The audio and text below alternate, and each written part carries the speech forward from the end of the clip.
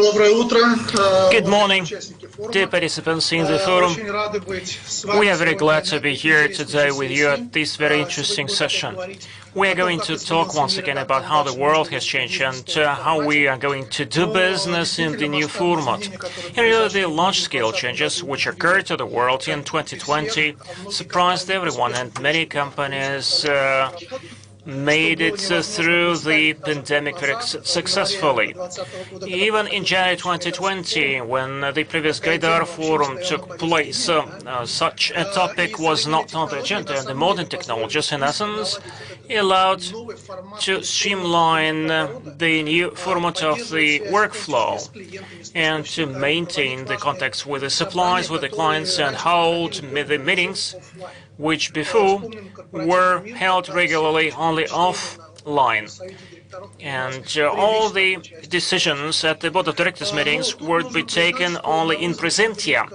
But it has to be admitted that the challenges of the COVID-19 were exacerbated by other factors. We see the standoff between different economies of the world, a trade war between the United States and China, permanent focus on the climate change, and the regulators now are studying more thoroughly the risks which are brought by the concentration of the data and digital in the hands of a few companies. Many indicators hit their historical highs, and following the results of the poll, 1/3 of the adults in the United States, 1/4 of the population of Canada, and 1/5 of the French adult population said that they feel anxiety after the start of the pandemic. Last year, our company published a geostrategical survey which shows how COVID-19 impacts the politics and doing business in many countries of the world. Dozens of countries, for instance, limited the export of PPEs and drugs in response to COVID-19. And they are doing their best in order to make sure that the products which is necessary to ensure the health of the countries is imported to the countries. India and some other countries stood up for the limitation and restriction of the copyright for the products which are most popular amid the pandemic.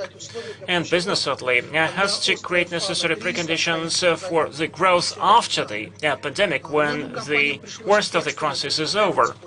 Many companies had to reshape their supply chain, and the automobile manufacturers, they have to buy 60% of the parts for their cars in China. When limitations and restrictions were imposed, dozens of automobile companies faced the risk of falling out of business just because of the shortage of parts and spare parts. Now they have to reshape the supply chain in order not to be dependent on one single supplier.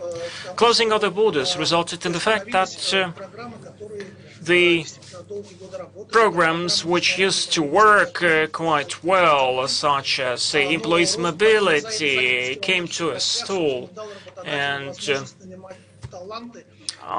the employers right now can hire the personnel anywhere of the world as far as they can work digitally, so it brings in some convenience. Because of the uncertainty, the companies find it more difficult to make their business plans and to draft the budgets for the years to come, and we expected that the process of planning would be more difficult in the upcoming 12 months, because unfortunately the situation is not changing for the better, at least at the pace we would like to see.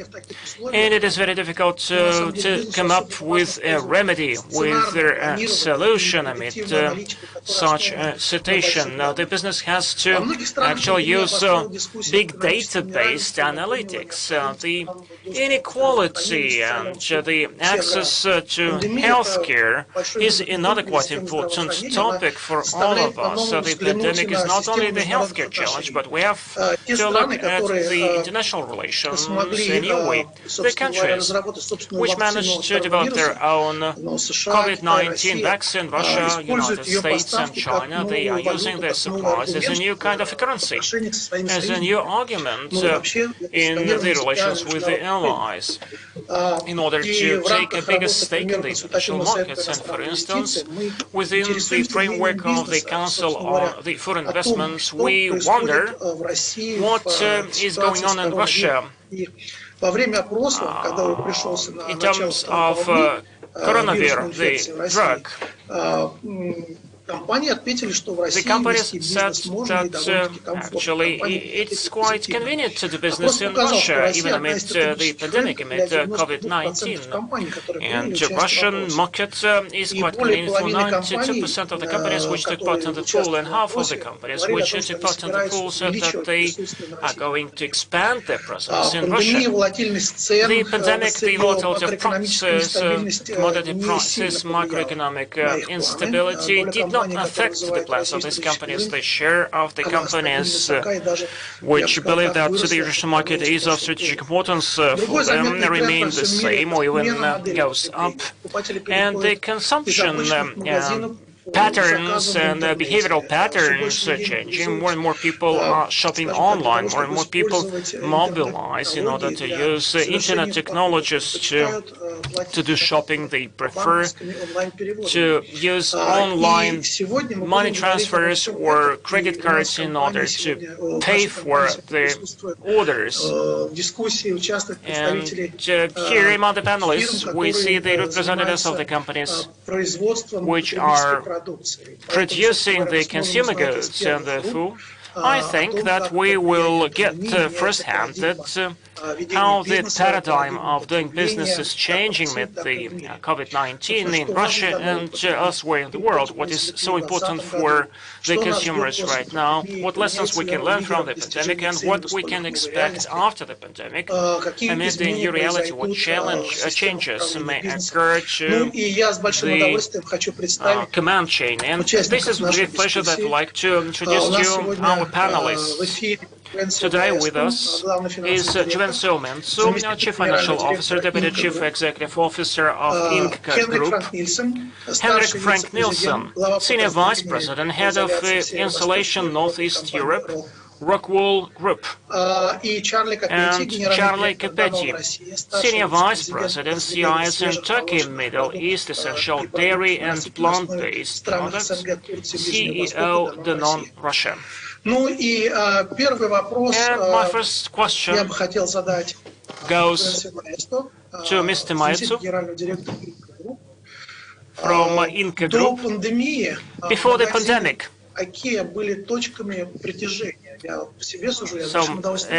this is with great pleasure that actually I went to IKEA to do some shopping. IKEA used to be a center of gravity for the consumers, and this is not just about the construction materials, but also some good food which you cannot buy anywhere else. So it means that the people go to IKEA for good service, for good, tasty and not very expensive food. But I think that the turnover reduced by 2.4% annualized, or actually the reduction is about 70 billion Russian rubles, if I'm not mistaken. And I do think that online shoppers do business much better, and we see that the retail grew 118% against the same period of 2019. People no longer go to offline shops in flocks and probably will not do that after the pandemic is over because they will have new habits. How did the pandemic change the retail and how will it affect IKEA business? Thank you, Alexander, and good morning and afternoon, everybody, and Happy New Year also in Russia. I hope you are all well. Exactly as you say, Alexander, things have changed at individual, at family, but also at society level. And before I share with you how things have changed for us in IKEA, I want to start by acknowledging how proud we feel of the results we have achieved the last year. Not only the result in itself, but also how we achieved that results. because despite of having more than 75% of the store closed for more than 2 months across all the 30 countries where we operate, we only sold 4% less in turnover, which is remarkable. And then our online grew by 60%. So we went from 11 to 18% in the share of online, offline. But also in the Inca Center business, where we operate center, the occupancy ratio was at 95%. And in Russia, for example, we ended up the year with a plus 3%, which is remarkable in these circumstances. But I say that it's not only the result, it's how we achieve the results. And this result was because we decided quite early to support coworkers, and we decided to protect employment and not to compromise employment. But also we decided to support communities. We put an additional 26 million euros fund to support community around us. But also we decided to support our tenants with holiday rent in all the shopping centers where we operate for the time they were closed. So at the end of the day, it's not only the result, it's how we achieve the result. And this is extremely important in Russia, because in Russia we operate 17 IKEA stores, we operate 14 mega shopping centers. We have big warehousing facilities like Esipovo, very modern installation, 4 factories for IKEA industry, but also purchasing organization working with 55 suppliers. So it's important the stability of the result to create a positive impact in the society. Then if I take your introduction, how things have changed, I would like to say that for us in Inca and in the IKEA business, it's not change for us, it's not a transformation of 180 degrees. It's not abandoning the past and embracing only the future. It's a both and approach. It's transformation from within, keeping the strength from the past and adding things for the future.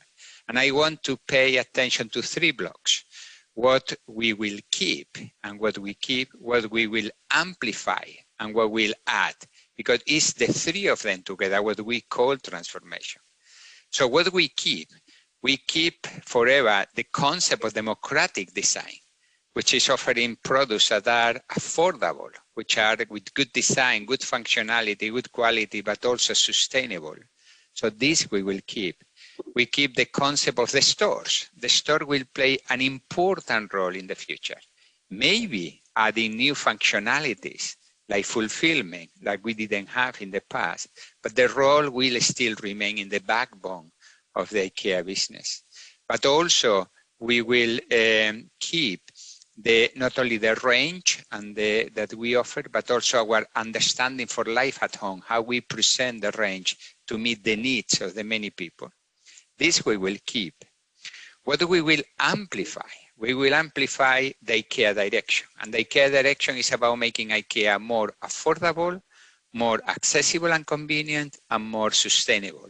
And these 3 things were important before, and it will be even more important in the future.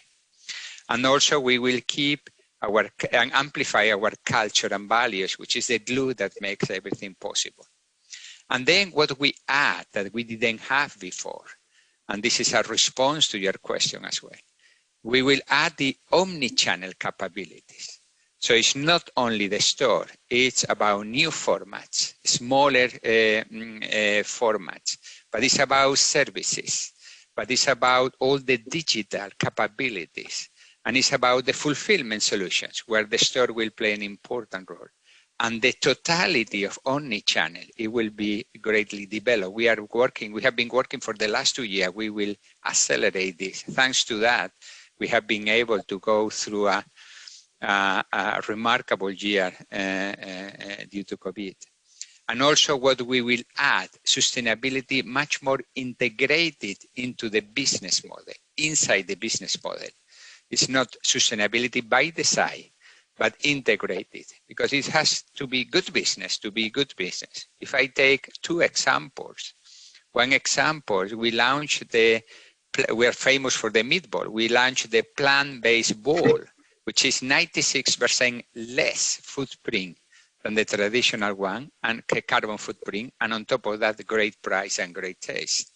So it's good for the customer, good for the planet, and good for the company. Or the launching of the home solar that we are operating in many countries now, where a customer can save up to 400 euros every year in the electricity bill. So it is the integration of sustainability in the business model that is extremely important. So what we keep, what we amplify, and what we add. And finally, I think it's important for us, but I think it's important for the entire society, that the times we're in, we have to be even more determined in our positive impact in society and the planet. So we didn't have to a compass, a map to navigate, but we had a strong compass based on values. And it's about creating value for the customer, but also for the people, but also for the planet, and also for the company. That's why for us in Russia, as it is in many other countries, it's extremely important to go full in renewable energy, to go with electrical vehicles and electrical last mile delivery before 2025. It's about recycling materials and sustainable materials in the production of furniture. It's a circular economy. And in Russia, we have great example, like converting waste into resources in our factory in Novgorod, but also the EV of the last mile. We need to do more in renewable energy in Russia as well. But at the end of the day, it's not only what we do, it's also how we do, because it is in this how and the value creation that companies will pave the future.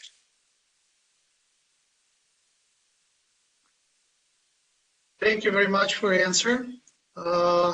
We like your meatballs very much. So this is the first food product I tried in IKEA when you came to Russia. Yeah, you should try the plum ball as well. Yeah, we'll do that.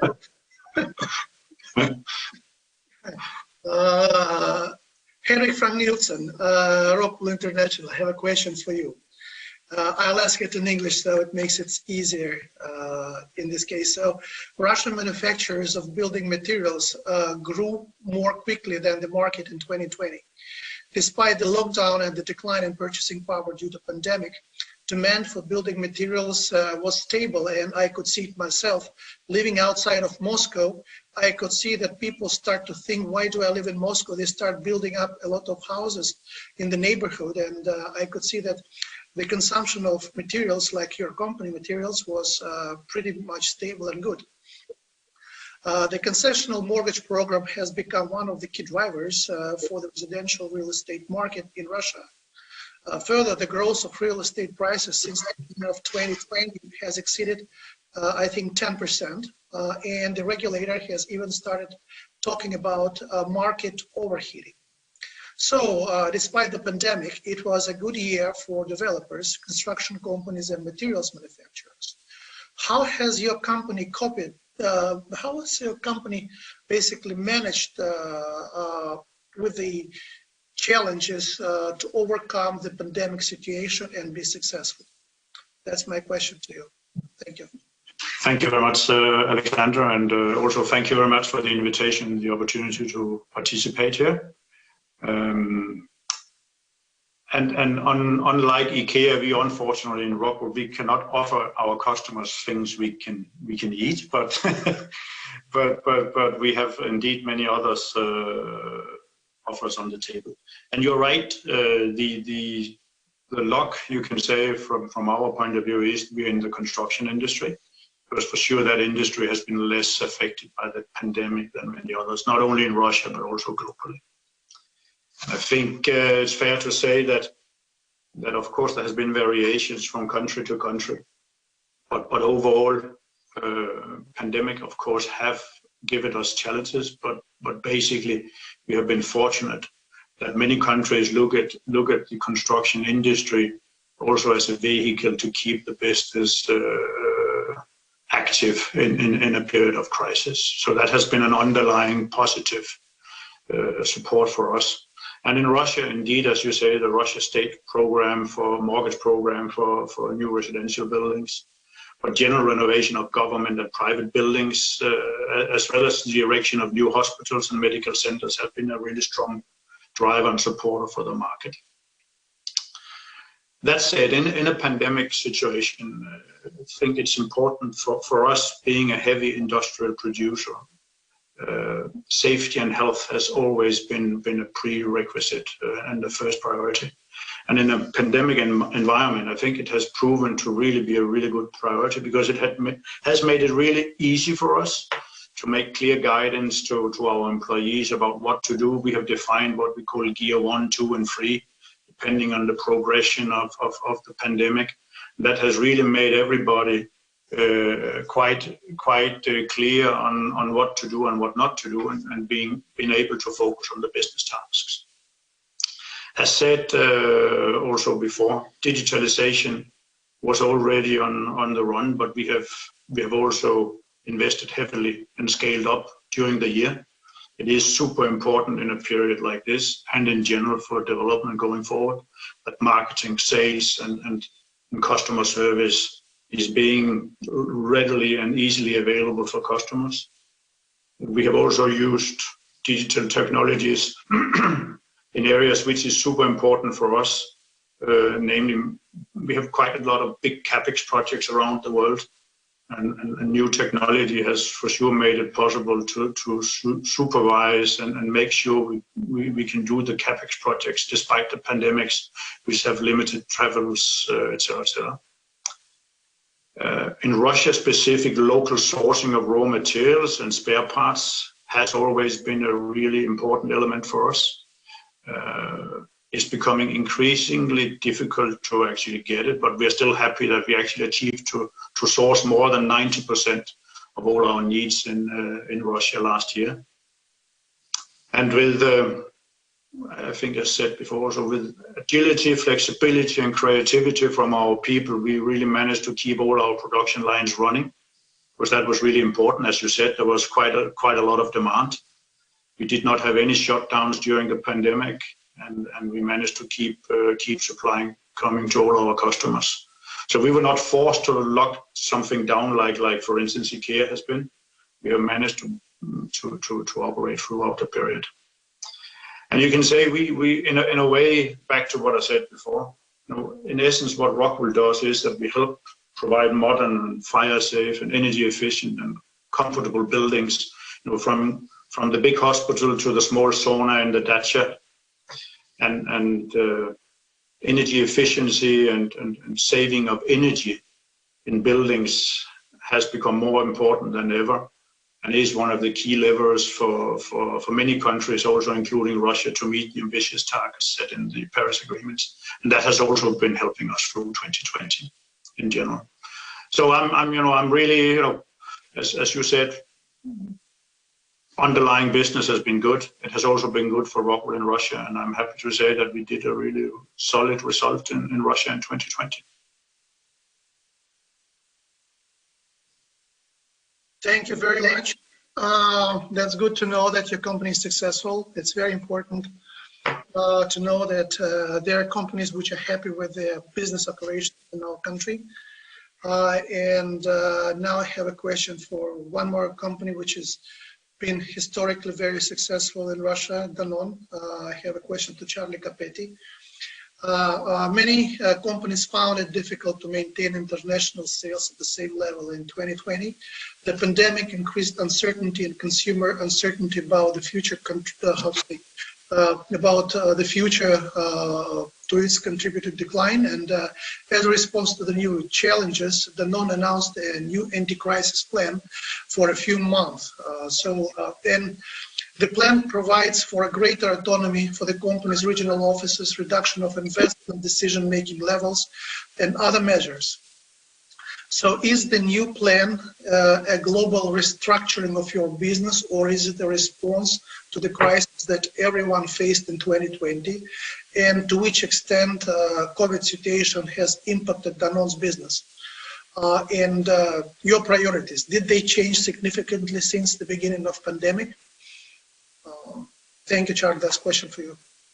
Thank you, Alexander. And good morning, everybody. Snoven Golem. Thank you for the invitation. The question, the introduction you put about our company is an interesting one. Maybe a few words of context, because Danone is operating worldwide in 3 categories. I think the most visible one and where we are the biggest is the dairy and plant-based, essential dairy and plant-based business. And we are present in Russia with brands like Prostokvashino, Activia, Alpro, Danone. But our second biggest activity is specialized nutrition. It's mainly infant milk nutrition and very specialized medical nutrition solutions. And our third business is the water business. We have brands like Evian and Badois. And so when you look at Danone globally, we are a global food company. And our mission is really to provide healthy food solutions to as many people as possible. And so if you talk about our performance before COVID and now in 2020, you could see that consumers were already changing their behaviors. We like to call it a food revolution.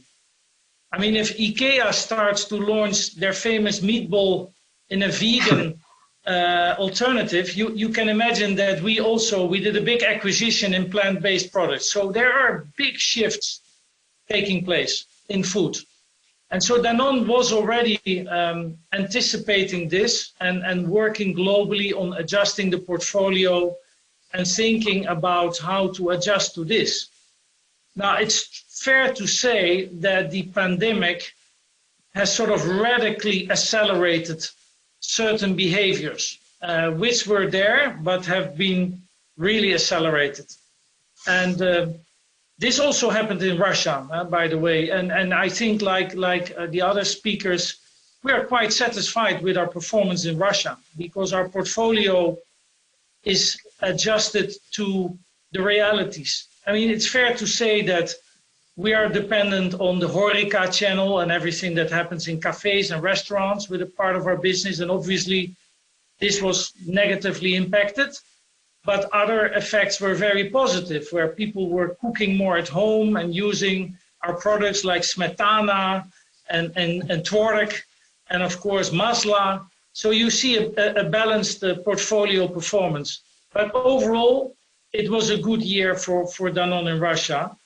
Now, and when Danone started to observe in 2020 all these changes, some decisions were basically accelerated. First, we already saw that consumers were appreciating more and more products produced locally. They want more transparency and they rely on strong brands for quality and heritage and authenticity. And this is something that we recognized and is accelerated. And secondly, I would say that healthcare systems are more and more now locally relevant. I mean, a big part of our business is done through healthcare systems, and this is another big trigger for changes. And so thirdly, with the ongoing pandemic, we also realized that we have to be more cost competitive and think about the way we are organized. And so, yes, in your introduction, you mentioned a big project that was announced to the market in Q4. It's a study that we call Local First. So Danone was historically organized by divisions, very strongly oriented on categories. And now we are going to transform the organization to a much more geography-led structure, where we are going to eliminate, let's say, old pyramidic structures and give more autonomy to our countries. And this is in the concept that we like to call ourselves not a multinational company, but a multi-local company. And so the foundations of this project, as you said, is basically based on 3 pillars. First one is really to empower our countries more. So we want to bring decision-making much closer to the markets, building on food that is deeply rooted in local culture and local habits. And so what it will mean is that in each country, we're going to one single entity with one single management team. So that's a big change in the Danone concept. Secondly, we will boost the agility and the flexibility of the organization and radically simplify our decision making. So we don't want more than 2 points of contact in decision making. This is a big change as well. And thirdly, the pandemic has demonstrated the acceleration of digital solutions in our ways of working. An example, we continue to invest in Russia and do projects in our factories, but where historically we had to fly in experts from all over the world, which we could no longer do, we used virtual reality solutions to accompany our local engineers to do those projects. I mean, we become much more virtual, and digital became a huge enabler to do business in this year. So we see this also as an opportunity, and that's the third pillar of our project, to become much more competitive in cost. So with this project, Danone has the confidence to become much more financially strong and go back to our profitable growth agenda. So COVID has sort of accelerated a lot of trends that were already there and encouraged Danone actually to go much faster in decision making.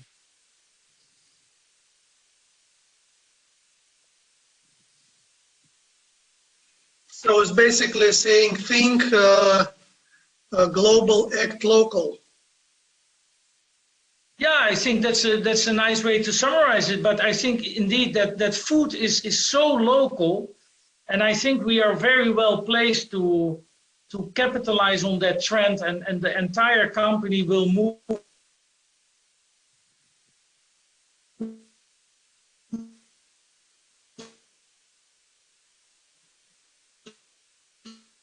to a more has become obsolete, and so we need to transform and go to a new governance, which brings back power and decision making to the markets where we operate.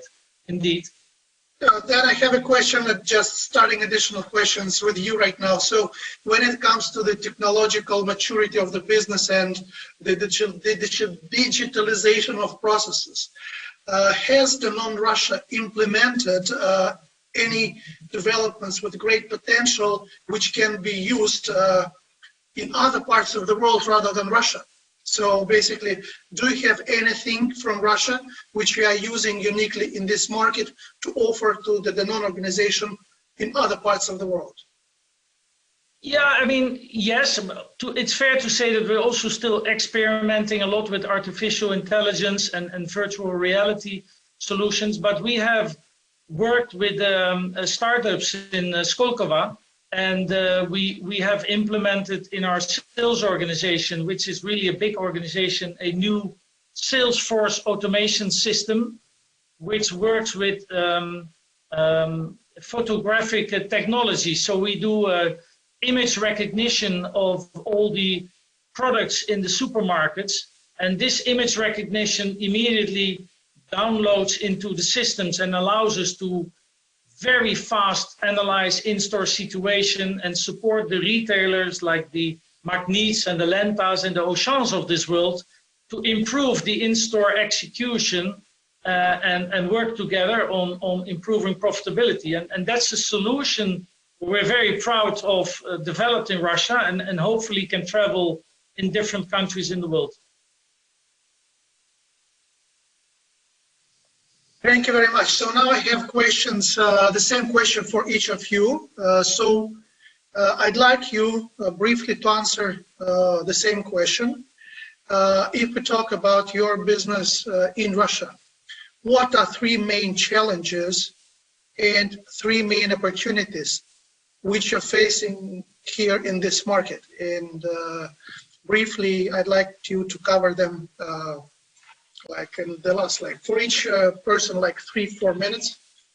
So I suggest we start with Jovencio, please. Thank you, Alexander. And I like the way you phrase the questions, how a challenge becomes an opportunity and how can we build a positive view of the future. And this is pretty much connected with our agenda in Russia, in other places as well. So how can we make IKEA more affordable? Because affordability, it was important before, is going to be more relevant in the future, more accessible and convenient, and more sustainable. And I'm happy to say that we have good example in Russia moving in that way. For example, how to make IKEA more accessible and convenient. We just opened a planning studio in St. Petersburg. We have opened in July and December a city store, not only the big IKEA store in the outskirts, but city stores. But also we are developing much more how important is life at home, because life at home is more relevant than before. Why do I say this? Because the dining table becomes the boardroom table, and the living room these days becomes a playground, and the kitchen becomes the canteen for the people. And it's in these circumstances where we have to be even more convenient and more relevant to the many people. So and then finally, the challenge into opportunities, as I said before, is the full agenda on climate positive. And then full respect for every situation in every country at different places. But it is true that we all have to work together in the society, collaborating with different partners to really move forward with the renewable agenda and the climate positive agenda. So challenge that is an opportunity is affordability, is convenience, and is sustainability. Thank you very much. So, Henry Frank Nielsen, what will be your comments? Yeah, thanks, Alexander. I'm not sure I have a very quick one, but I'll try anyway. Because part of what is challenges and opportunities can melt together, especially seen from a Rockwool perspective. We clearly see the whole global warming agenda as a big challenge, but also as at the same time a big opportunity. For both for society, but also for many businesses, including ourselves, where we mainly see it as, on one side for sure, also a big challenge, being a really heavy industrial, going deep, melting rock at 1500 degrees, using a lot of energy, and at the same time selling products which is preserving energy up to 100 times more than what has been used during the production of the materials. It's a two-phased opportunity and challenge we see here. So, environmental sustainability for us is a key element in the opportunity thinking. The world for sure needs to reduce global warming. We need to use less energy. We need to decarbonize our energy consumption.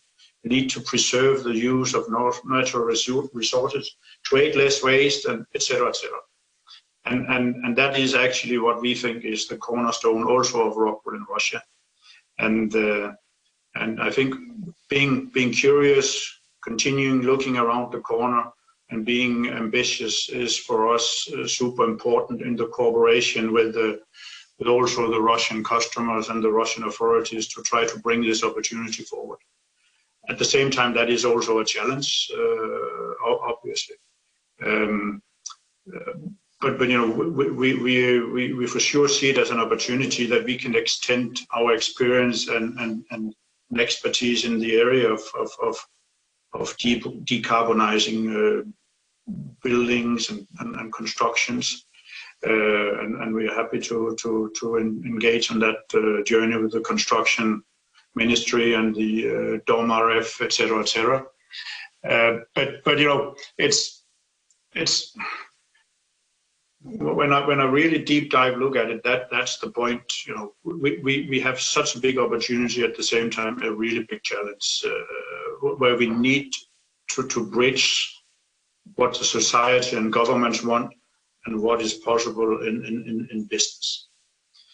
And I think we have a really strong local team in Russia. And before you asked about if there's something which can be taken out of Russia and use the success in other countries, and I'm not exaggerating if I say that at least in our group, the absolute best process people and the best and well-run factories we have in the globe are existing in Russia.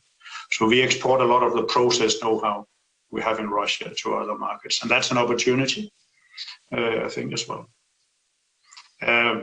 It's a little bit of a, it's not free clear ones and free opposite ones.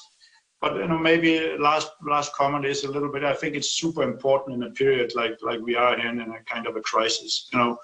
Let's remind ourselves that there are a lot of really good business cases which actually started in crisis period, and it starts with being curious and being ambitious and daring doing something and making risks.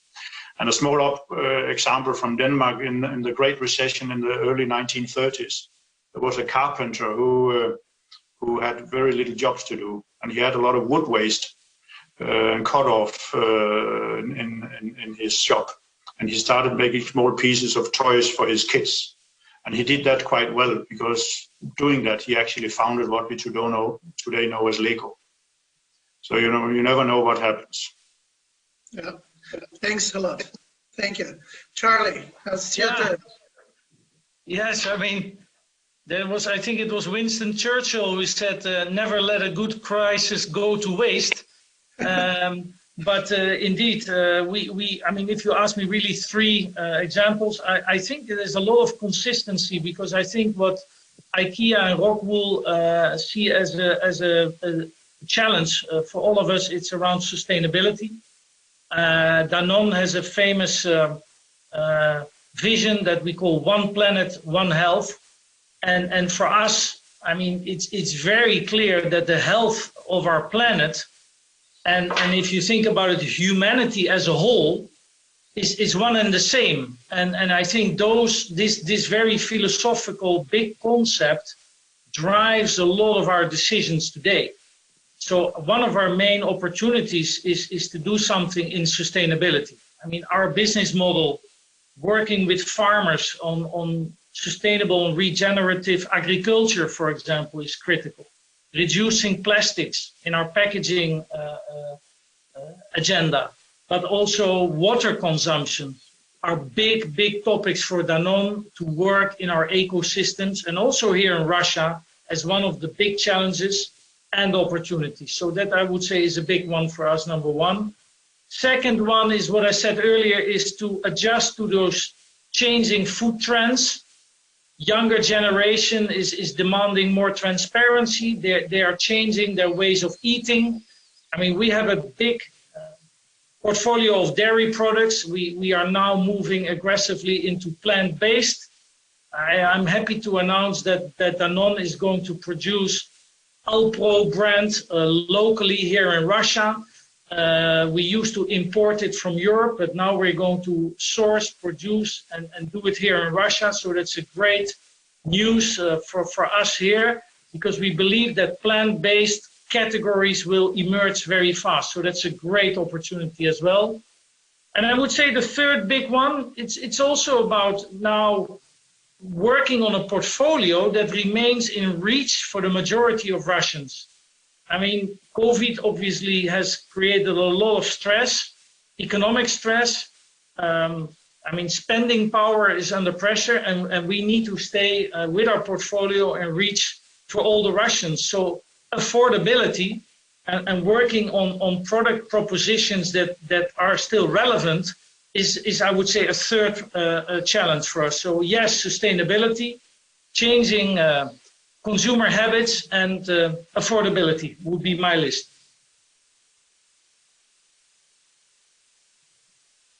Thank you very much. So it looks like our time is ending. We have 1 minute to go. I just want to say that we had very good audience. What shows to me that pandemic can give you some advantages. During Gaidar forum in the past, maximum in the room I had 250 people. I was told that now online we had around like 500 something visitors attending our session. So there are certain benefits in the new way we live and operate.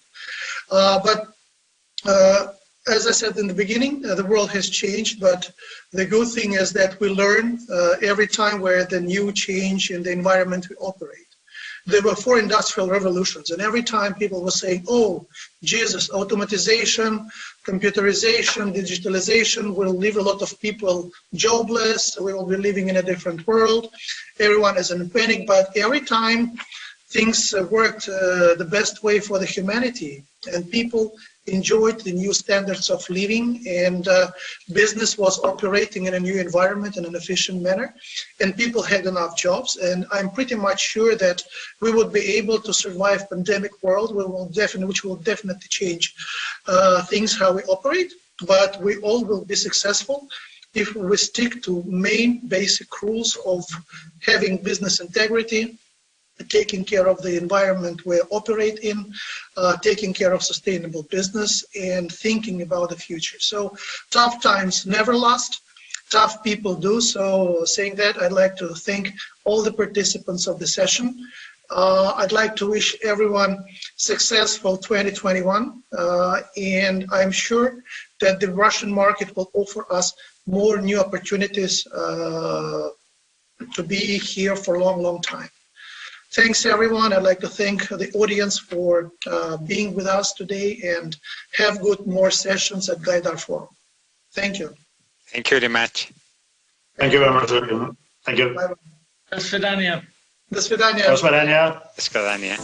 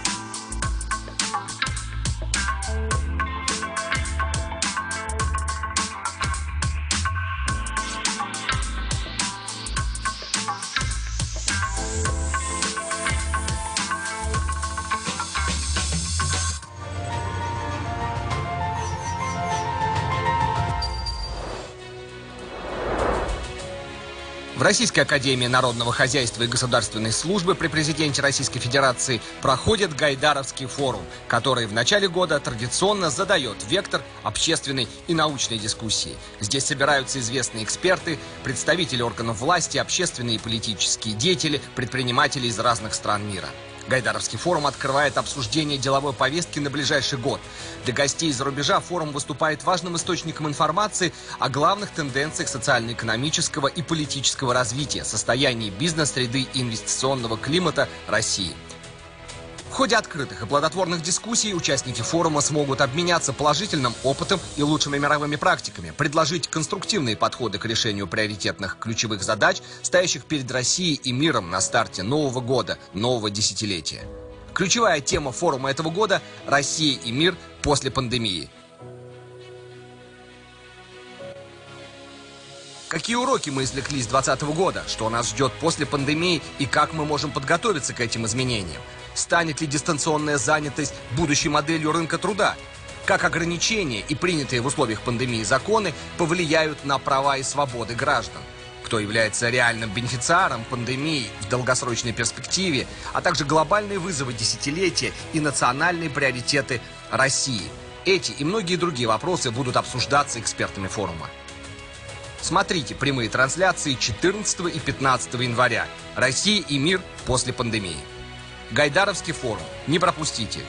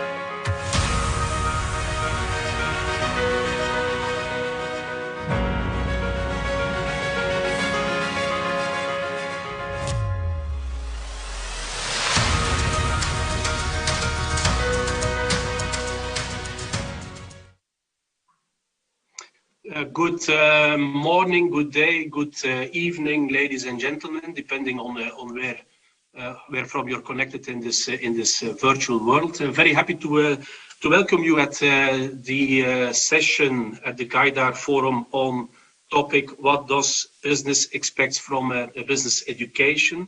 We hope it will be an interesting exchange of thoughts. Very glad, given the topic, business and education, that on the panel we also have a very interesting mix of business and education. The speakers on the panel will be Mr. Eric Lamarck, who is the Dean of the Sorbonne Graduate Business School, Mr. Michael Andronov, who is representing business side, President of Rusenergos BIT. We have as well Mr. Lin Zhu, who is the Dean of the Chinese University of Hong Kong, and virtually through a clip also Mr. McRae Banks from the Bryan School of Business is going to address the audience. Myself, my name is Johan van der Plaats. I am chairman of the Association of Russian Business, but my main job, I am president of Schneider Electric in Russia's CIS. So maybe let me start to open a bit, sharing my own thoughts on the topic. What does business expect from business education? And it reminds me, the topic reminded me of a Gallup study that took place 2014, some years ago, but still I think relevant, where a large number of business leaders, but also academic officers were inquired. And the results was that only 33% of business leaders agree that graduates have the knowledge that their business needs, while at the same time, 96% of the chief academic officers say that their institution is effective or rather effective at preparing students for business. So there is a gap between what many business people are saying or feeling, as opposed to the perception that seems to be living at the schools itself. And the divide is a huge one. The experience indeed demanded by employers, the outcome of studies desired by students has changed over the last years. And then we can also, of course, ask ourselves the question, how is digitization, which got accelerated through COVID, will further impact the needs from the business side. The basic question has always been the same. What does an employer need? And then we talk about, do we need hard skills? Do we need soft skills? Do we want theory versus practice? Do we want functional expertise versus more general management expertise? The answer is that it is not one element that is more important than the other. It's all about having the right mix. And here we feel that we still see a difference between first degree education, meaning students which do not have any prior work experience, and executive educations, students who got already a prior professional experience. For first degree educations, the schools, indeed, they tend to focus on the first quadrant, the hard skills, the theory, the functional expertise. I think business thinks it's a good thing. I mean, we have a huge demand in, for instance, what is called STEM education, engineers. But what we do see is that here we are lacking the second quadrant, soft skills, practice, general management, which in a way is logical. We talk about newcomers on the labor market and often soft skills, practice, general management is coming with age, is coming with experience. But in my own company still, knowing how important the other quadrant, the soft skills are, we are trying to address this through our own means, because the quicker a new employee is developing those kind of skills, the more performant, the quicker performant he will become. For instance, each summer we are enrolling over 60 students, graduate students, in our Russian organizations for over 2 months for an internship. They work on a project, they are involved with several kind of departments. It's a win-win for the students, it gives them a first professional experience. But for us as an employer, we also can really observe the students try to understand, are they quick learners? How well do they relate with the other Schneider employees? Can they work in a team? Once you become an employee of Schneider Electric, we continue to help them, developing them in those soft skills via a graduate program, which is a 6-month program where newcomers are rotating over different business units under a mentor shadowing, learning presentation skills, negotiation skills, learning our corporate culture, get exposure, and only then are they moving into their more permanent role.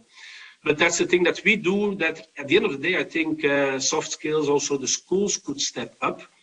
And interesting to observe that in Russia, we are having a number of startups, private startups, educational startups, which are already trying to bridge the gap between the technical graduates and the soft skills that is expected by the employers through short-term education programs, and allowing them also the graduates to become more competitive of the market. An example of a company is in Russia, for instance, is a company called Fine Start. We're working with that company. We're looking positively into that evolution, because those kind of companies are filling a gap that we feel traditional schools are not addressing properly. When I talk about the second quadrant, the hard skills, the theory, the functional expertise, also this is undergoing a change today. Obviously, a classical residential model whereby students are going to a aula every single day, bricks and mortars. That kind of a traditional training or education is being replaced by programs that are blending the classroom, blending online teaching, experimental learning, and on top of that, offer lifelong learning models which are supplementing the undergraduate degree. It's a digital disruption in a way that started in the consumer world, that moved into the business world. It's a digital disruption that is also hitting the educational system, and that is going to have its implications.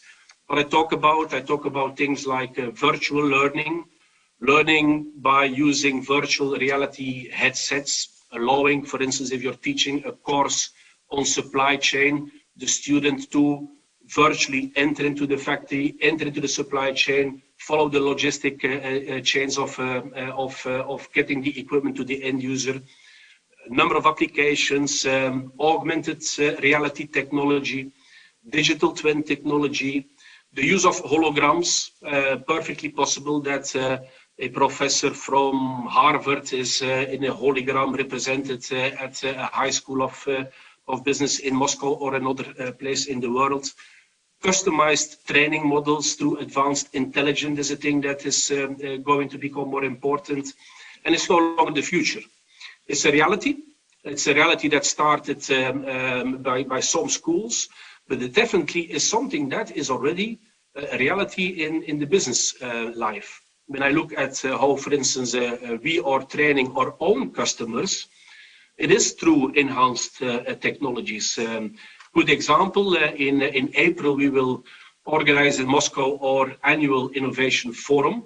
This time it's going to be a hybrid forum, but indeed we are going to have a very large virtual reality component, allowing our customers to virtually enter into our factories, to look into the equipment, to see the operations through all kinds of 3D simulations. We believe that also schools ought to use those kind of tools when they're preparing the students to enter into the business life, because they will be better prepared immediately to perform. So few doubt that the spread of the technologies of enhanced education will fundamentally change the provision of business education. We can ask ourselves the question, I'm sure it's going to be addressed today, how will this affect the business model of the business schools itself? Is the business school of the future going to be more a facilitator, bringing together a range of teaching content using technology platforms? Provocative question. Will this teaching content know at all still any physical territorial borders? Will we, in short, still have a situation where we're having pure national business schools national content, or will this all be shared freely across borders? We believe in business, we believe it should be, of course, the latter. And we believe that business schools should embrace a stronger and even stronger cooperation with other business schools, with private schools, public schools, with the corporate world as well. And it's happening in that respect. For instance, in Russia, we are working closely together with programs developed by the Antwerp Management School with IBS, EMBA. A lot of my management team, they got a graduate program from that particular school, but we are now also working more and more on modular sessions to make sure that this lifelong enhanced learning is a reality. Lifetime learning through kind of learning bricks is the future.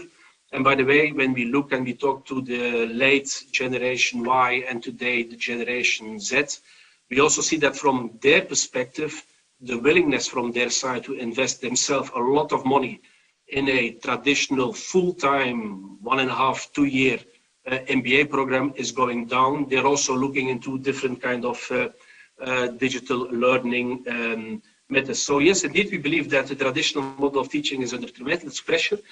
And I'm sure this is going to be addressed by the guest speakers. I'm very, very glad that I can pass the word to the first speaker, Mr. Eric Lamarque, Dean of the Sorbonne Graduate Business School, who is also going to talk about things like how better to balance public and private education, what kind of role can they play, how can they amplify each other.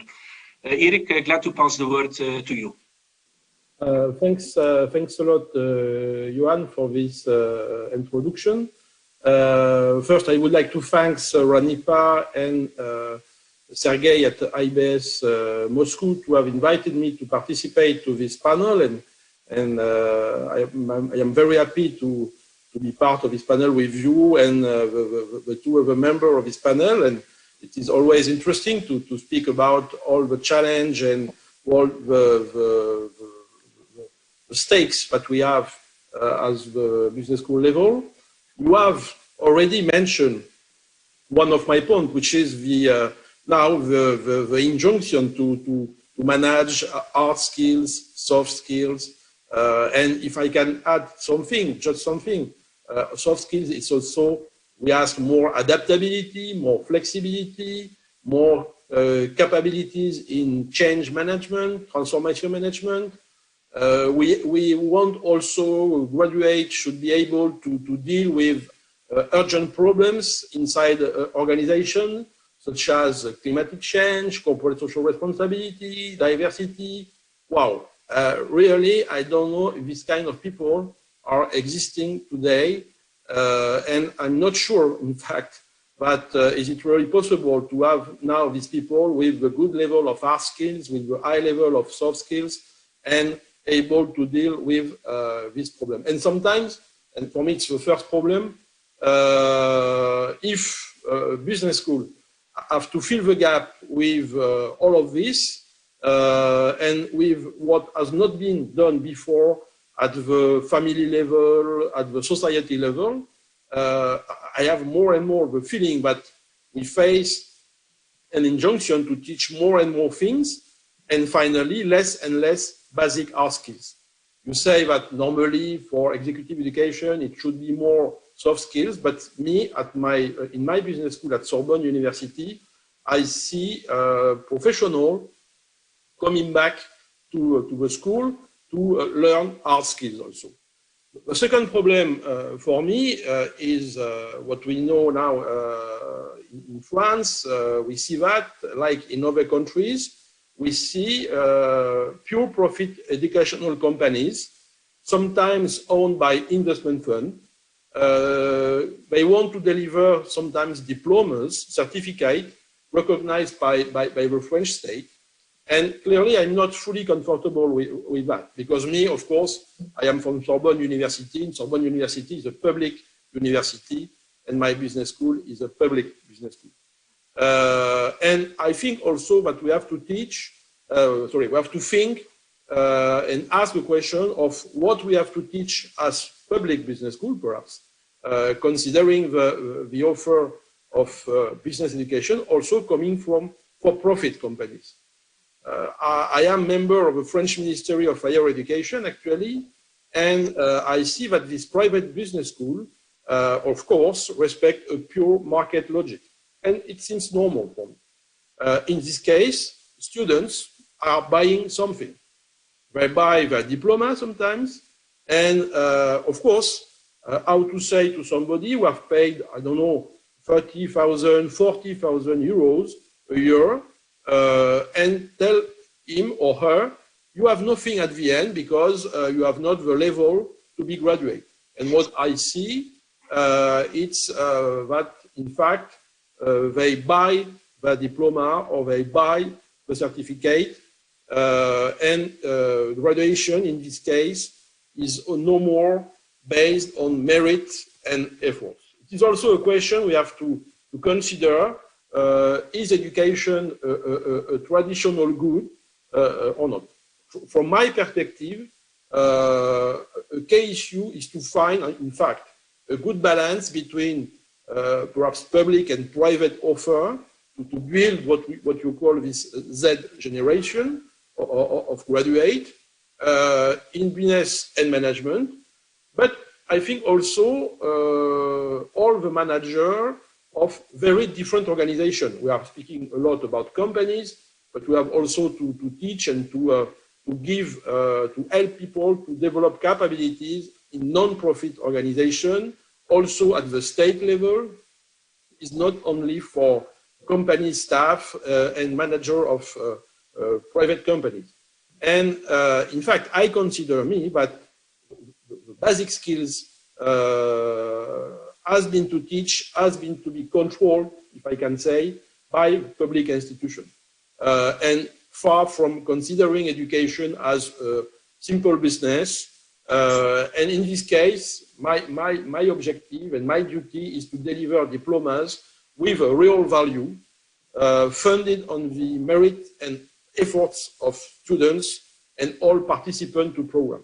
I think this is a major responsibility for the public sector, and students haven't to pay a high price and buy, in fact, the diploma from a certain point of view. My second idea, in fact, is to see, and my contribution here is from public institutions, as you say, all along life education. The education don't stop with an MBA at the business school. And I see, and I suppose it's true in other countries, we want to be educated, people want to be educated all along their professional life. And it's necessary if you want to continue to improve your position in the companies, to add new skills or to rediscover old skills, hard skills and soft skills.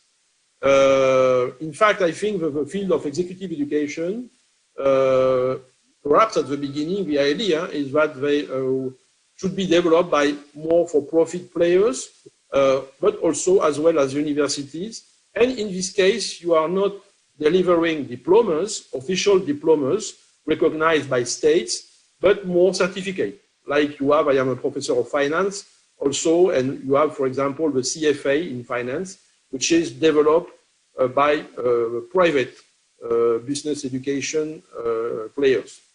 If you look at the offer of LinkedIn Learning, it's not a startup, of course, but it's clear it's a disruptive offer in the process of delivering it to students.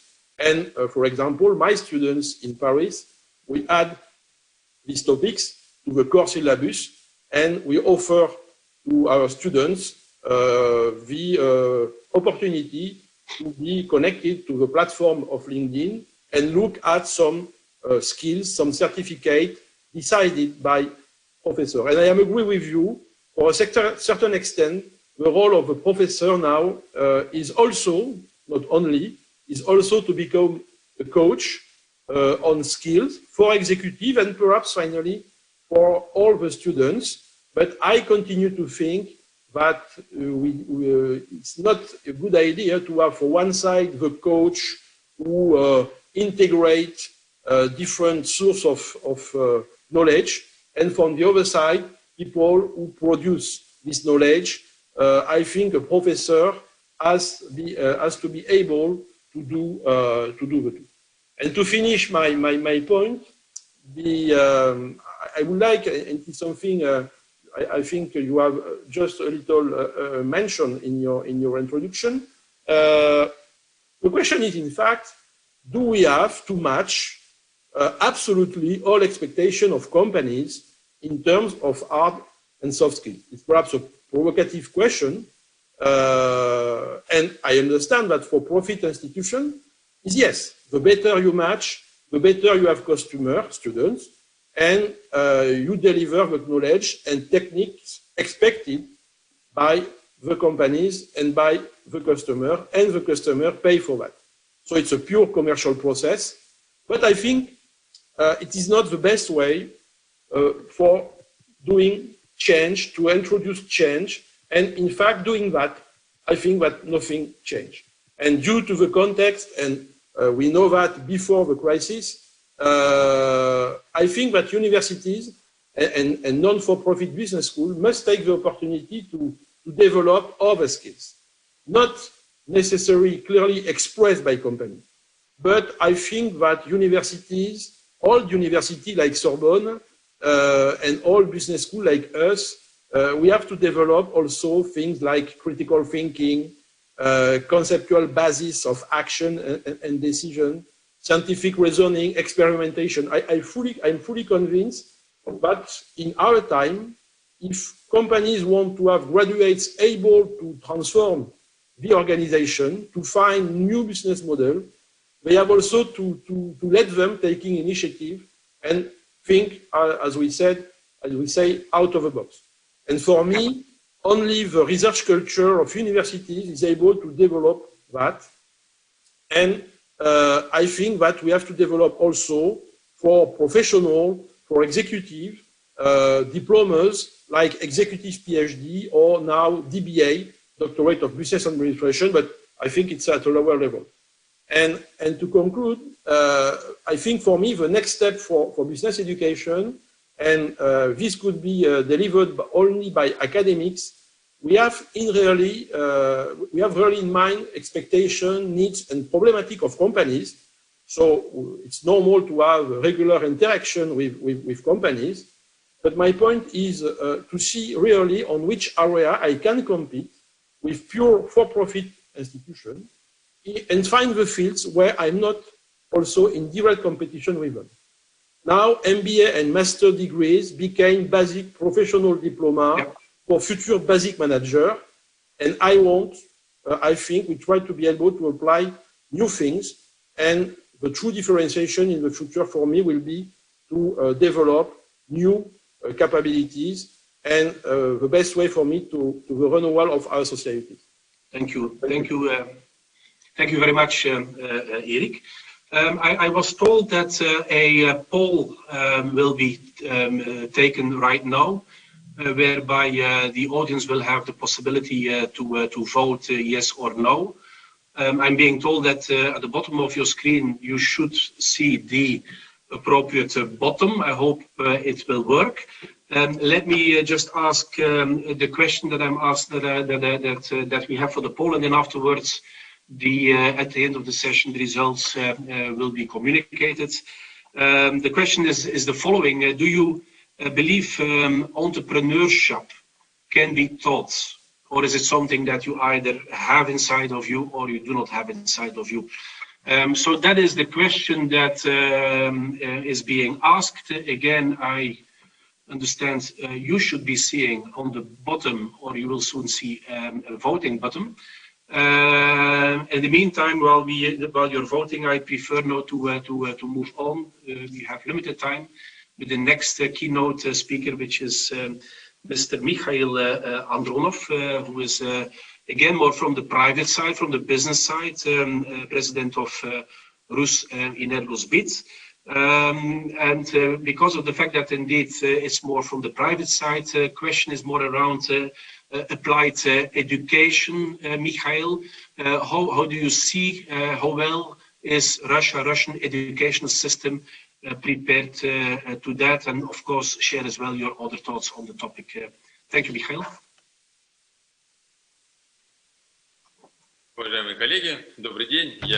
Dear colleagues, I shall be speaking Russian.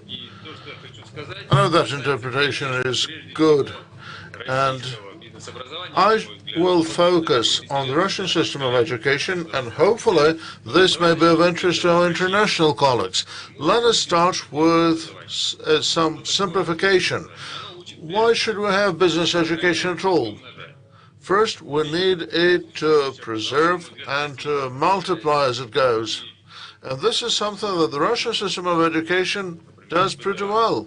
So there is the IBDA and RENEPA, and they offer training for business managers. And then they will come for classes for another 2 years or so. However, there is more than that. Business education should teach people to create something new.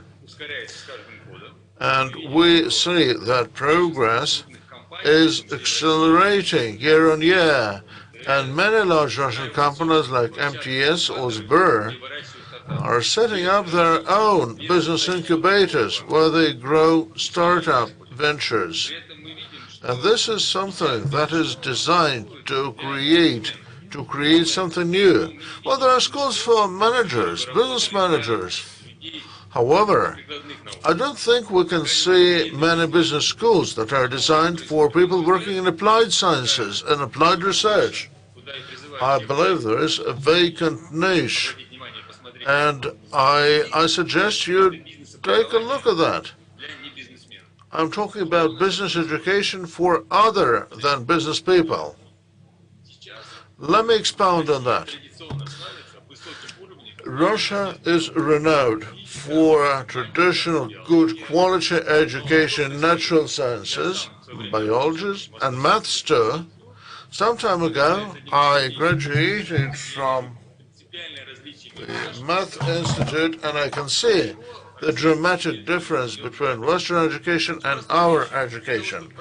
Why should we go to study at a school of higher learning just to verify data using an oscillographer dating back to 1960s and making use data sets dating back to 1980s? There is nothing bad about that, because fundamentally nothing has changed here. But what is the major difference between a Russian student and a Harvard student? A Harvard student will not go to a lab to verify their idea just like that. They would go to do that in order to launch a startup venture.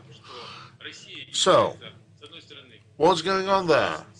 On the one hand, Russia is a major fundamental system of education. However, after they have received their fundamental education, Russian students will go elsewhere. They will go to pastures greener. They will go abroad just because they see many more opportunities out there. So I believe that we need to change things here. We need to design new programs to train people for the business world, for the business sector. I can anticipate an objection and say there are so many business people who had formal education as physicists or mathematicians or biologists. I believe that business education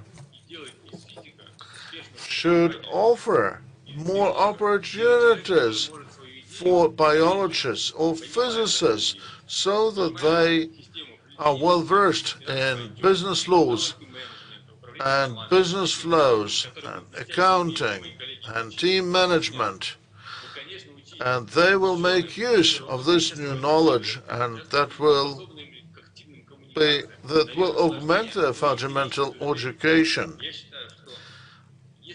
I think that if Russia has business schools that offer them new business opportunities, then go to IBS Moscow and become a billionaire at the age of 28. So if you are trained as a mathematician and if you have some bold or bright ideas, then you should know how to apply your knowledge and your skills to become a bright new entrepreneur. I believe it's a matter of opportunities offered to our students that are brilliant students. I looked up the graduation marks at my school, and I can see that their scores are 98, 100. They're very bright indeed. Let's give them an opportunity of obtaining business education after 3 or 4 years of fundamental schools.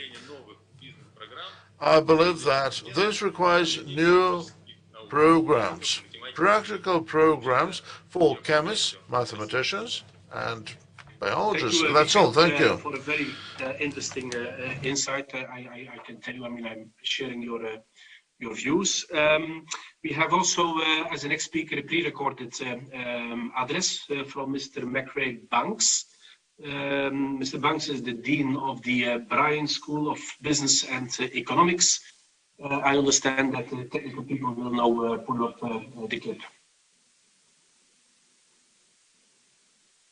I think that I'd like to take it from a more holistic perspective, because it's not just what we do in business schools. I think that's absolutely critical, but I think it's also critical to understand that if we want our society to become more entrepreneurial and more innovative, then we have to start educating the students when they are in the primary grades and in the secondary grades, and it has to be an ongoing process, and that means that we have to educate the teachers to do that as well, and we have to have support programs along the way.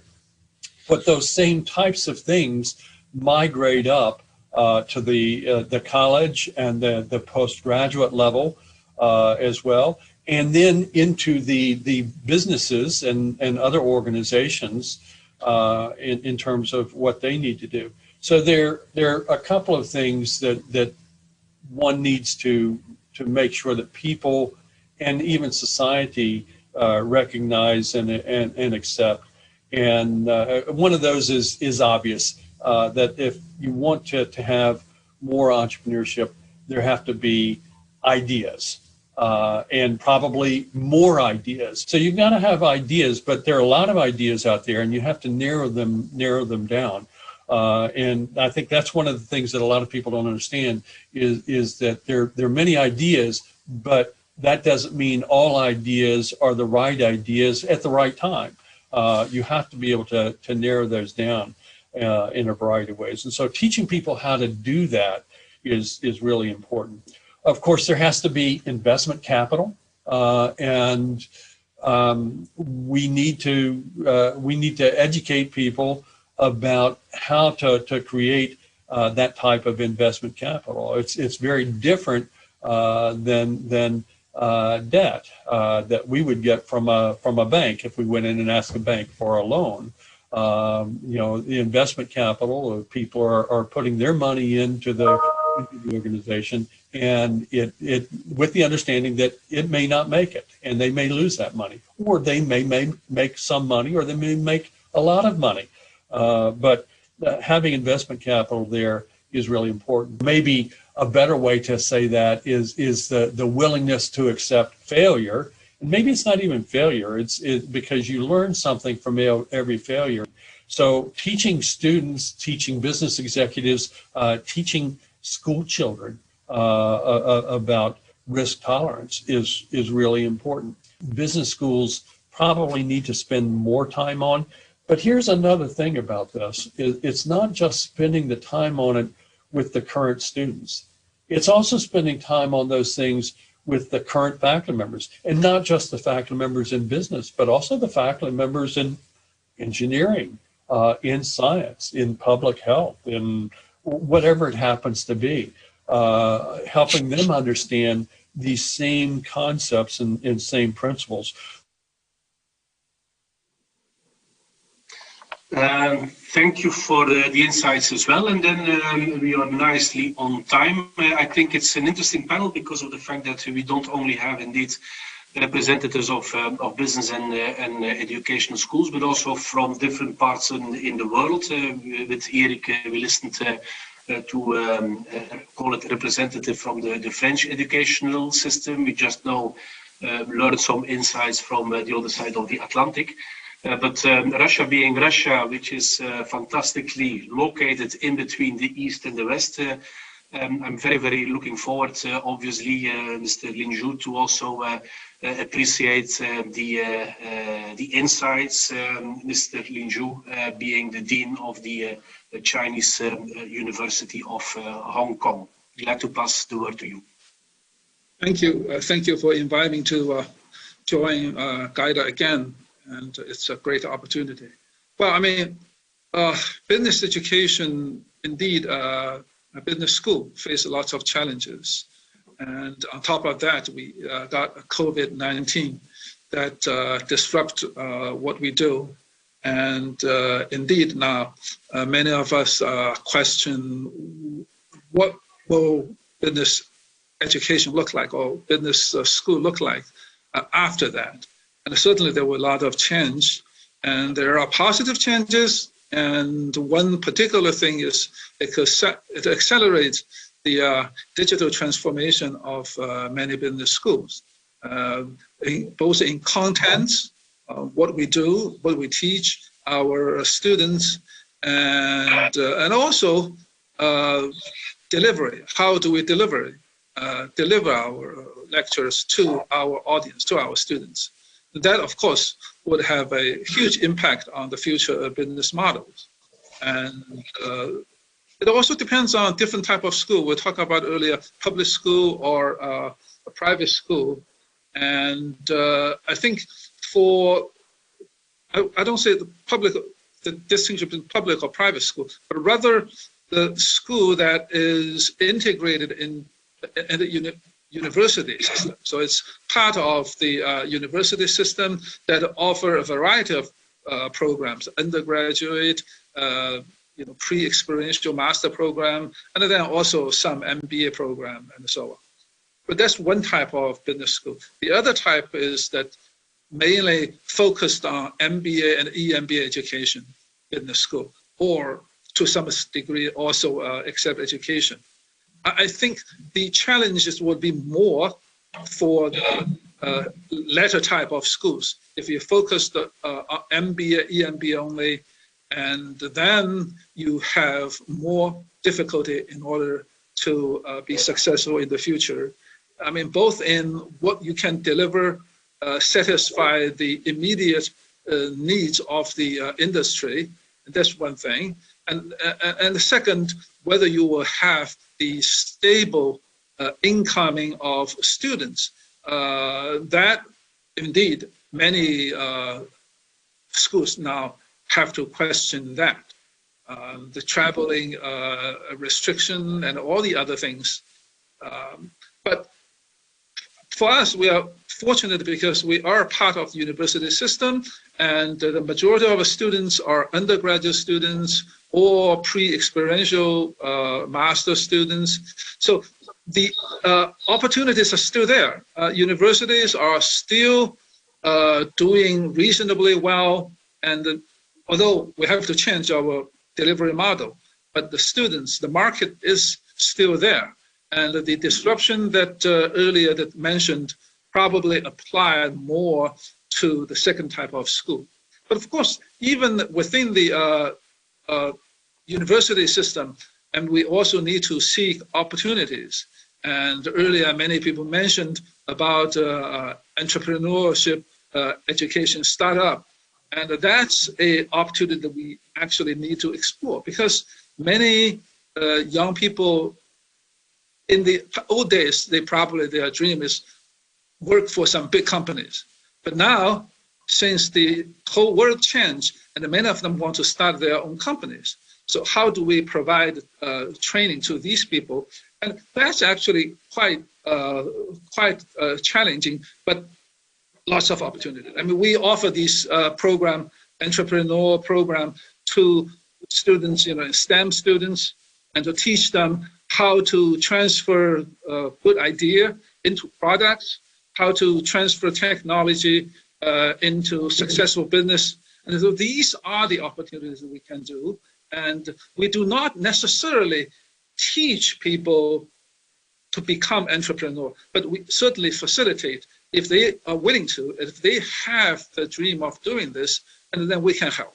So there are lots of things for us to do to teach not only business major students, but students at large. And of course, we can also launch joint program with different faculty, with engineering faculty, with science faculty, with medicine faculty, and so on. So there are quite lots of opportunities. We have to broaden the scope of business education within university system to include more interdisciplinary study, to also try to provide more education to students who majored in other fields. And that actually will allow us to prosper in the future. I think I only have 2 minutes and I leave for the rest of all. Yeah. Thank you very much to all the speakers. It's remarkable. Timing-wise, it's very close to 1:30 p.m. Moscow time. Thanks for the insights. Education will always be the core of the success of any business. Even from the times of Lenin, they said, učice, učice i еще раз učice. And it becomes, with lifetime education, even more relevant than ever before, be it that the way in which education will be offered to the students, to the employee workforce of the future, is obviously undergoing tremendous changes. I got the results in the meantime of the poll as well, which is the nice way to conclude the session. And I think we can conclude it in that respect on a positive note. I started by saying a discrepancy often in how business is looking towards education as opposed to how education is looking at it. But when we are asking the question, do you believe entrepreneurship can be taught? Reassuring 65% of you people said yes, it can. 16% say no, it cannot. 20% are not sure. So definitely the ones which are not sure, we will have to convince to get to an 85% or even higher majority, because I do believe indeed that entrepreneurship can be taught thanks to the efforts of the educational organizations, and thanks as well to the efforts of the schools which were represented at today's session. It's sharp on time. Stay healthy, stay safe, and I hope in the real world as well to be able to connect soon to all of you. Thank you very much. Thank you. Okay. Bye-bye.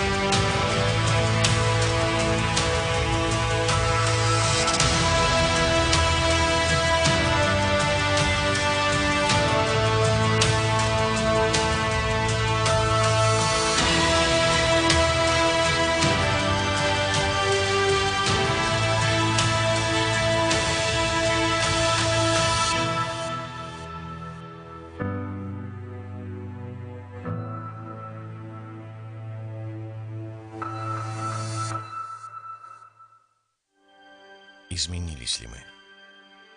Стали другими или остались собой? Принимая время, место, обстоятельства. Главное не остановиться сегодня, чтобы стать сильнее завтра. И знать, мы вместе. И это все меняет.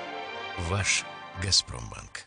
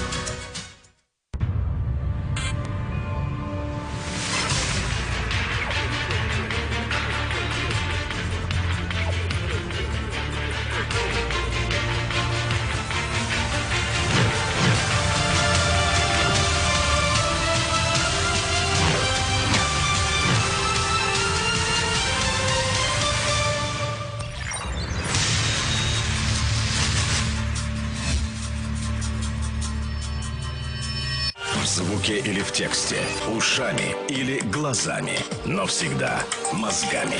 Только по делу. Главное в политике, главное в бизнесе, главное о личных деньгах. Со скоростью звука, со скоростью света. Услышать и увидеть. Один бренд, два адреса. Бизнес FM и bfm.ru. Не на словах, а на деле.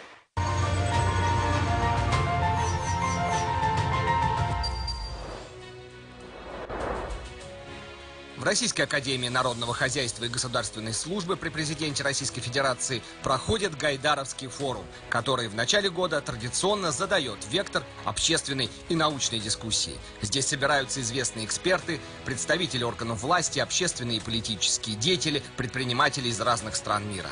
Гайдаровский форум открывает обсуждение деловой повестки на ближайший год. Для гостей из-за рубежа форум выступает важным источником информации о главных тенденциях социально-экономического и политического развития, состоянии бизнес-среды и инвестиционного климата России.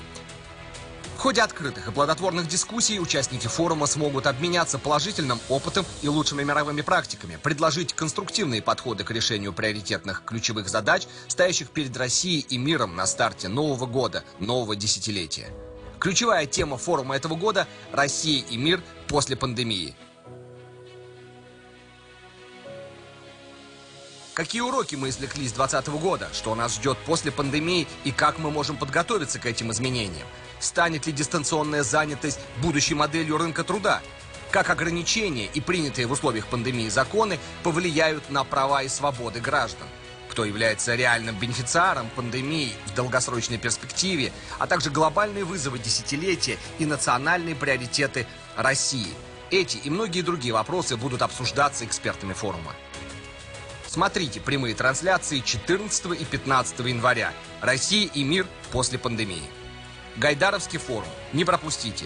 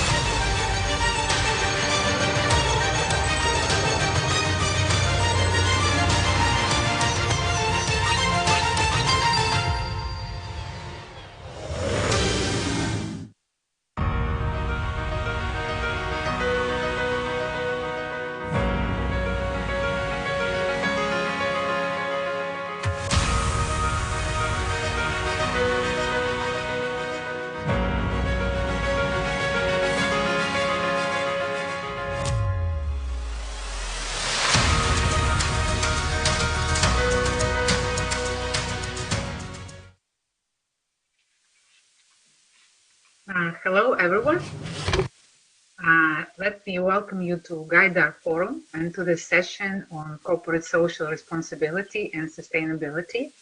I would like to say that this is the 5th time that we are discussing those issues during the Gaidar Forum, but it is the first time that the forum is held in a virtual format, and let's hope that the technology will not fail us. I would like to very briefly introduce our panel of speakers and of course to thank them all for agreeing to be with us today. We have a very impressive panel. First, I will introduce Professor Mette Morsing. She will be our first speaker. She is head of the Principles of Responsible Management Education of the United Nations Global Compact. Then we have Professor Alan Emerson, who is joining us from the United States of America. It's very early there. He's actually as Mette as well, sorry. And Professor Emerson is Dean of the Parker College of Business at the Georgia Southern University. Our next speaker will be Mr. Andrew Wilson. He is Chief Executive of the Association of MBAs and the Business Graduate Association. And finally, and of course, Professor Danica Puk. She's president of the Black School of Management and president of CMAN, and that's the International Association for Management Development in Dynamic Societies. And Danica has been a speaker for our sessions on ethics and responsibility many, many times. So I invite everyone on the panel to comment on the questions that we discuss after each speaker, and mind the time limit, please. So let's move on then, and I will give the floor to Professor Mette Morsing first. Thank you very much, Eugenia Paskevich. Thank you very much. It's a true honor and a privilege to be invited here today to the Gaidar Forum and to this session to discuss social responsibility and sustainability with a particular focus on how we educate and how we research at our schools and business schools and at our universities. And I'm of course very pleased to be here today with some of the very good friends and colleagues who have been crucial for the establishment of PRIME, Principles for Responsible Management Education, since its very beginning, namely Danica Puk and Andrew Wilson. I have been a head of PRIME for the past 8 months, and I will say it has been a true privilege to meet the very engaged business schools, faculty and deans, and not least the students all over the world. Today, PRIME is through, you could say, its first decade, a little more than a first decade of existence. And we've sort of taken stock about where are we today. And I have to say that I'm proud to lead an organization that has truly landed with both feet on the grounds. Today, we are more than 850 schools, signatory business schools and universities all around the world. And we have divided ourselves into 12 regional chapters where business schools engage in research, education, and partnerships on sustainable development. And you, Eugenia Paskevich, you are yourself very active, take an active leading role in the Central Eastern European chapter and also in the champion programship of PRIME. So we are very pleased for all the support that you and Ranipa is providing to the work of PRIME. I'm also proud to say that together with the 850 schools all around the world, we actually have access to a network of over 3 million students globally and near 200,000 faculty. I'm not saying we're reaching all of these students with educational programs or with engagement in research on sustainable development, but we do have that potential. And this is a huge potential that we will work with into the decade of action, into the next decade. So to do that, we have set along a lot of initiatives and a lot of work to strengthen our regional chapters with the faculty. So I think in particular, we will work on three different levels of stakeholders. We will work, and we are working with the faculty at our schools. We are working with the deans at our schools, and we are working, and I think this is very exciting, we're working with the students at our schools.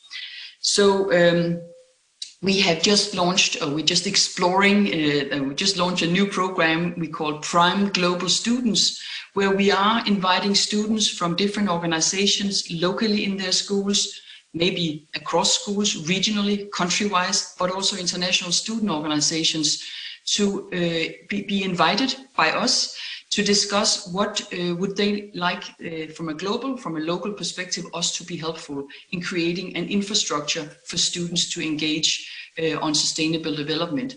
Because if there's one thing that has happened over the past, I think it's fair to say just 2 years, 3 years maybe, is we see a new push from students to engage much more in sustainable development, in socially responsible development.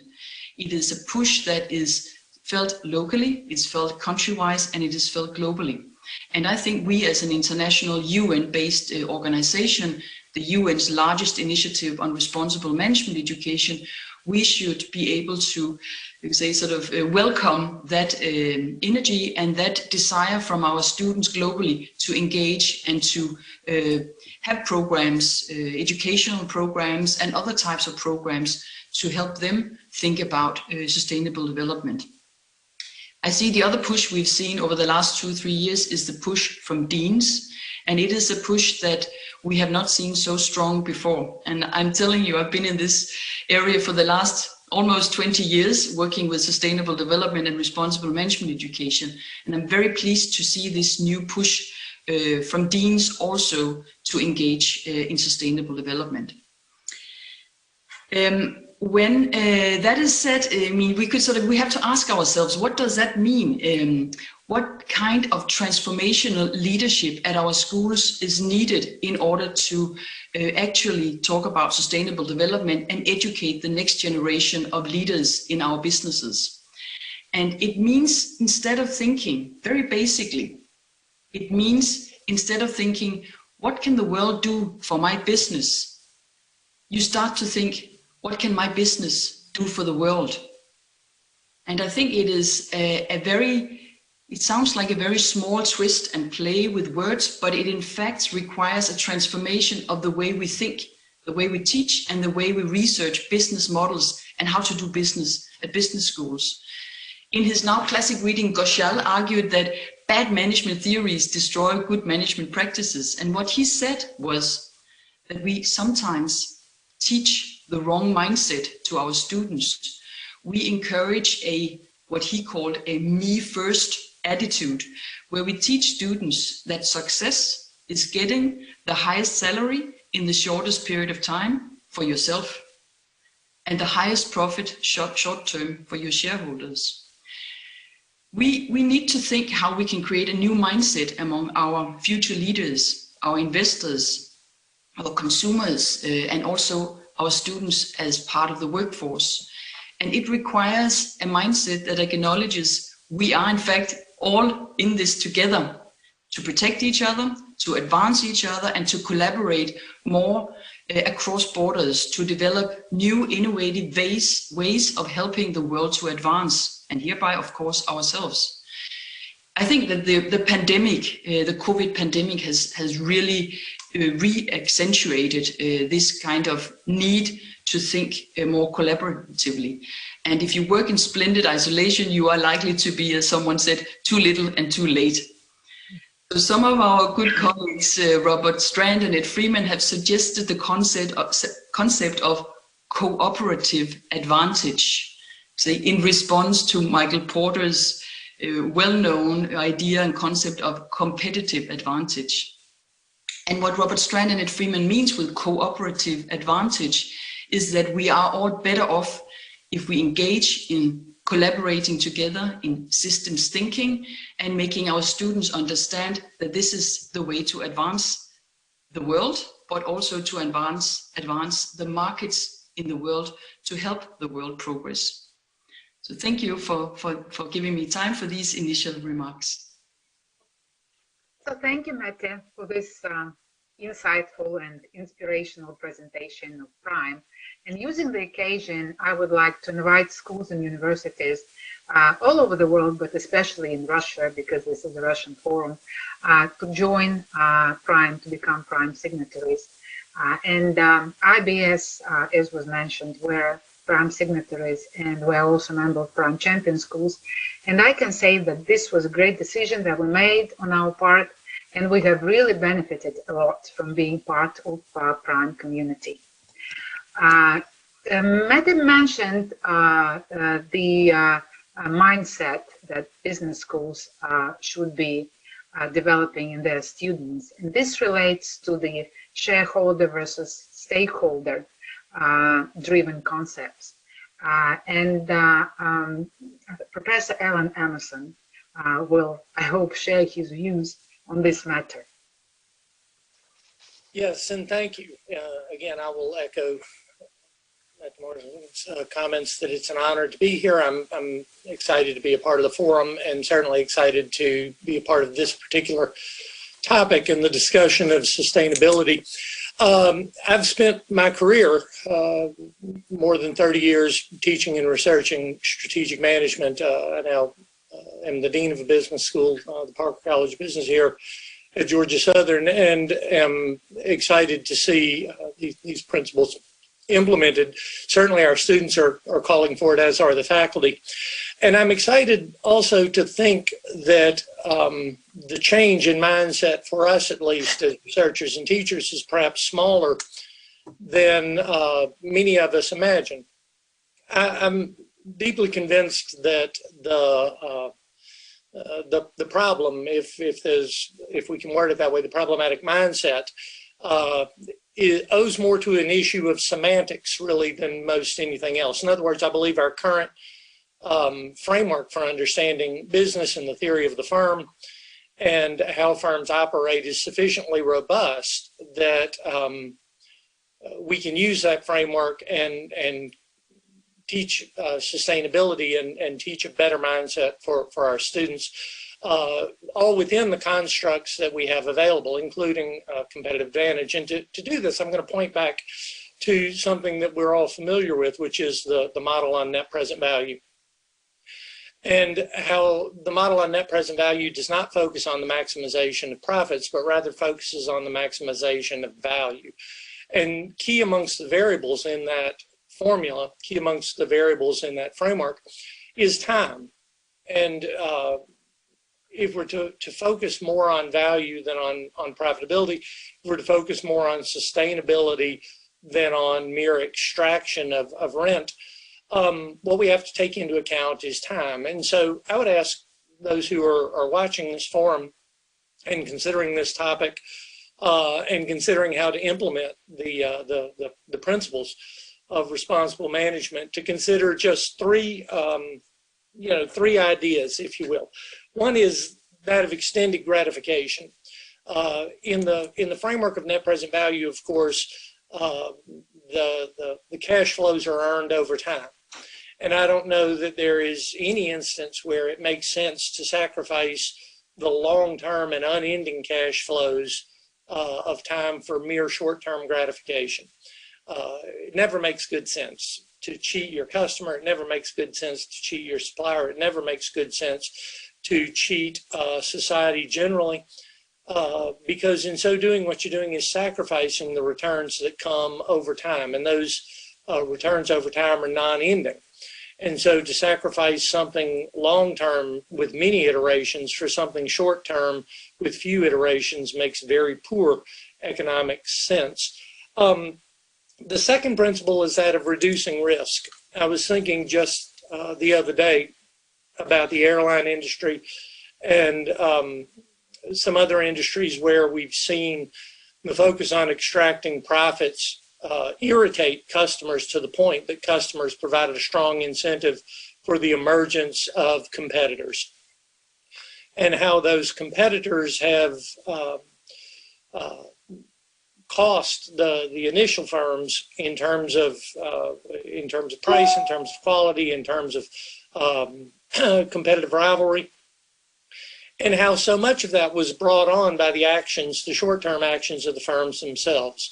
How much better had a firm taken better care of its customers, better care of its suppliers, better care of its community, and in so doing, given those customers and suppliers reason to continue doing business with the firm rather than reason to seek out alternative suppliers.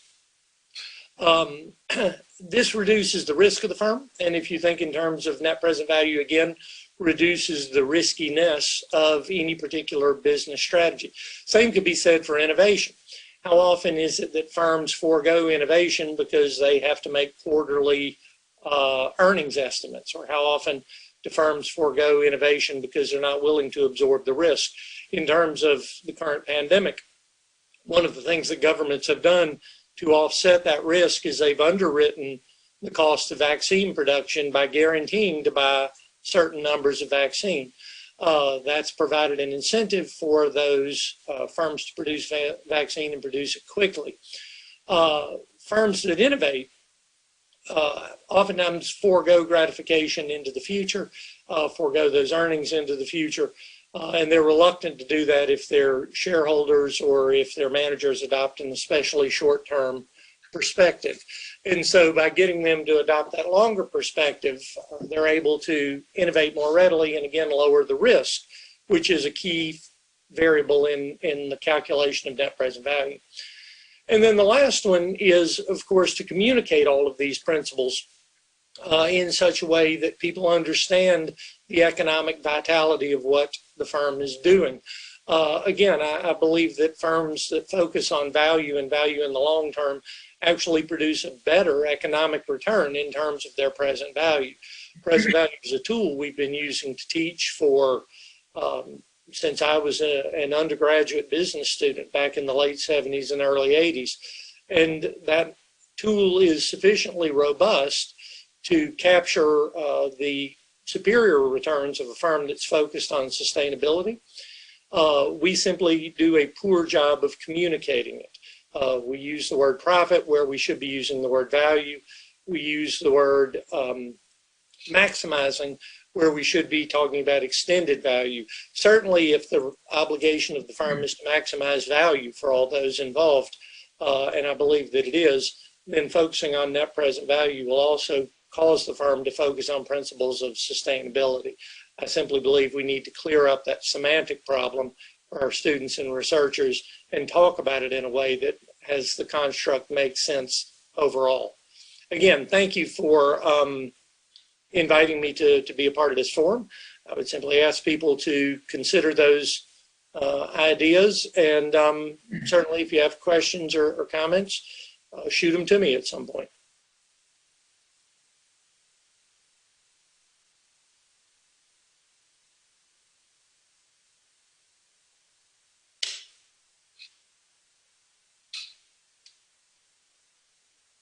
I'm sorry. So again, Ellen, thank you very much for presenting your views on this matter, and this was great. I think this is a very good example of the kind of views that business school should instill in their students. I personally like the semantics aspect very much also in what you said, because I think it sometimes is underestimated, but really it's very important what we call things. It really has a big impact on what people think and how people understand certain concepts and ideas. I think if any of you have any comments or questions right now, you can go ahead and ask them and comment right away. So anyone? Okay, so maybe we'll leave that to the end of the session.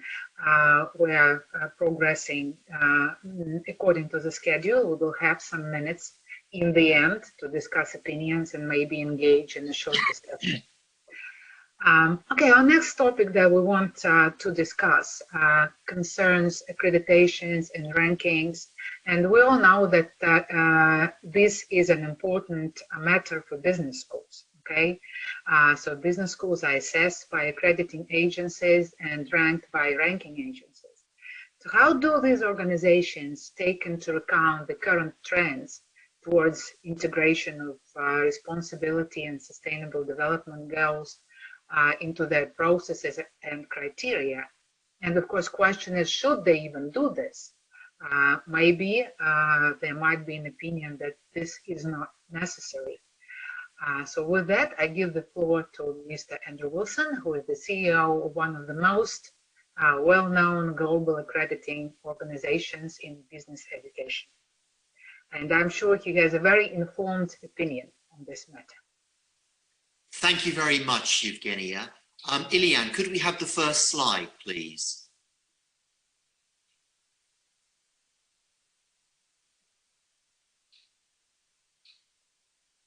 Great, thank you. So I've been involved with Prime for 7 years in total now, including 2.5 years as chair of the steering committee. So I'm a passionate supporter, and I would like to echo Meta's view that Prime has done extremely well to get to over 800 schools in these first few years.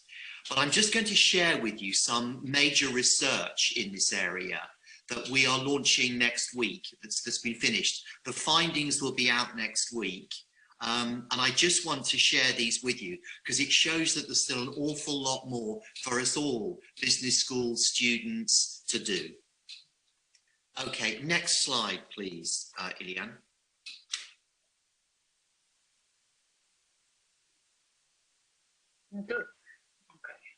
Okay, that's great. So sorry, just that's the first one, that's fine. So this research is a huge piece of research amongst 600 business school leaders, over half of whom were deans, and 3,000 business school students and graduates from the Amber and Beachy networks all over the world. And it particularly focuses on probably the biggest area of social responsibility of them all, which is climate change. And if you look at the 17 Sustainable Development Goals, from my perspective, 13 of them are heavily influenced by climate change. So let's just have a look at, thank you, let's keep this slide there. At the overall position, asking business school leaders and students and graduates, how would you describe the current environmental condition of our planet? And if you could look at it, this shows the importance of what we're discussing and the importance of Prime, because the position is a very concerning one. Only 19% of students, 16% of graduates, and just 14% of business school leaders have a positive view on the current environmental condition of our planet. And 2/3 of students, graduates, and business school leaders say the environmental condition is either terrible, very poor, or fairly poor. So it shows that this, for me, now, for business schools and students, is one of the two big issues. One being sustainability, but the other, we mustn't forget, being employability. And I'll come to that in a minute. Next slide, please, Ilian. So we asked the business school leaders what they felt were the 5 biggest issues affecting businesses. I mean, the customers for the students who are graduating. And the good news is that 2 of the top 5 are absolutely responsible and socially responsible issues. So the #1 issue facing businesses, in the views of deans, is becoming more sustainable. 42% said that. But we mustn't forget that the second issue is becoming more innovative. So ensuring that business school graduates are commercially fit for purpose is still very important. The third issue, embracing more environmentally friendly technology, again, is a responsible management and sustainability issue. And then the last 2 of the top 5 are related to IT, which shows how we mustn't forget that the education in AI and digital technology is also crucial. Next slide, please, Ilian.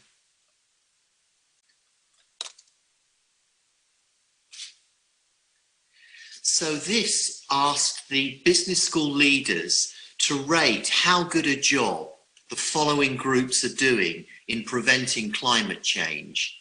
And this is really quite sobering. As you would expect, business school leaders are positive about climate change scientists. If they felt they weren't doing a good job, we've all got a problem. but only 65% of senior business school leaders felt their business school was doing a fairly good, very good, or excellent job. And only half of them felt that their students were doing their bit in responsible and socially responsible management to impact climate change. And the figure's even more negative, at the worst of all, for the world's G8 governments. Only 1 in 5 business school leaders feels that G8 governments are doing a good job with climate change. So there is clearly a lot of work to be done together between students, graduates, business schools, business and governments. Final slide, please, Ilian.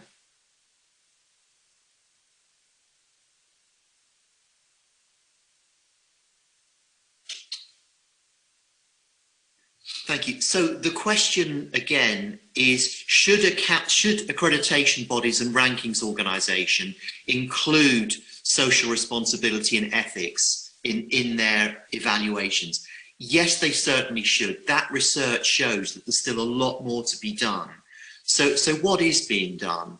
Well, at the Business Graduates Association, our accreditation actually requires evidence, a continuous impact model that gives a live demonstration of what schools are actually doing to support the 17 SDGs. And schools won't be accredited unless they have got strong evidence here that they are doing and delivering results and impact for social responsibility. Then secondly, for AMBER, we are going to tighten our accreditation criteria this year to make a responsible and socially responsible environment issues a much bigger part of our accreditation. And those will be launched in September. So we're going through that, discussing it with our business schools at the moment. But my final comment would be, is that we've got to do 2 things in unison. Deliver on sustainability teaching across all programs, but particularly in this COVID climate, deliver on employability, because employability still remains crucial. Every student looking at a business school this year or next year is asking, will I get a better salary in my current job? Or will I get a better job if I want to move jobs in return for the time I'm dedicating and the money I'm paying for this business school?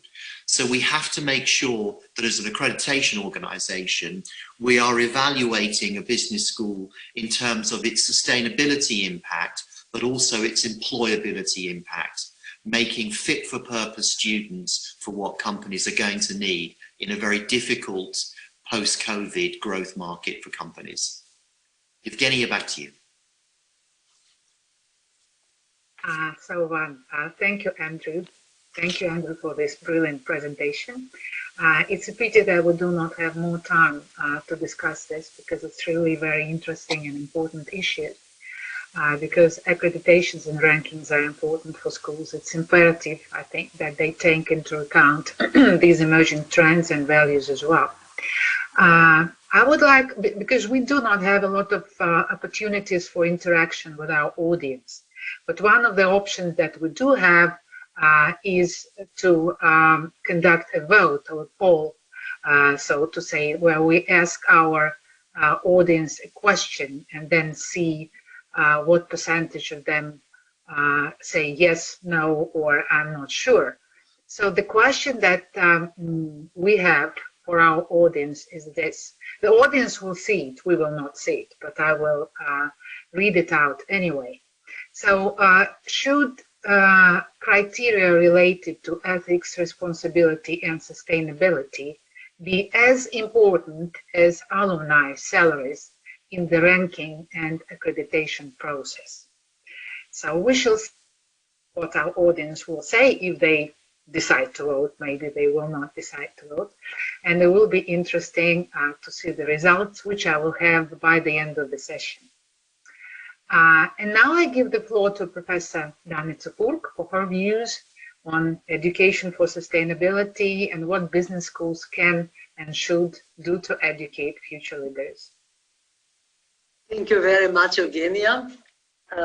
Best regards to all my Russian friends, especially the ones who are participating in the forum which I really like, and I try to explain in the West that this is another Forum Davos, this one in Moscow, and that they really should participate and contribute whatever they can, you know, on whichever way they can.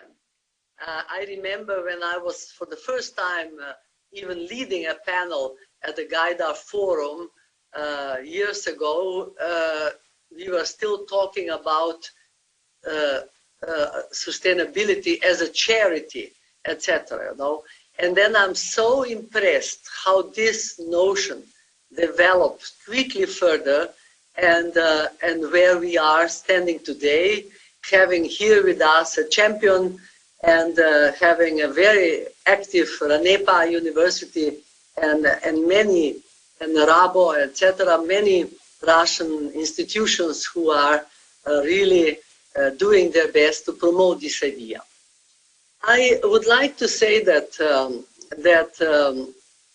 I would like to continue the discussion where Andrew was, you know, which Andrew started, and in fact all of us here and all of you here, and that is what is the role of management school?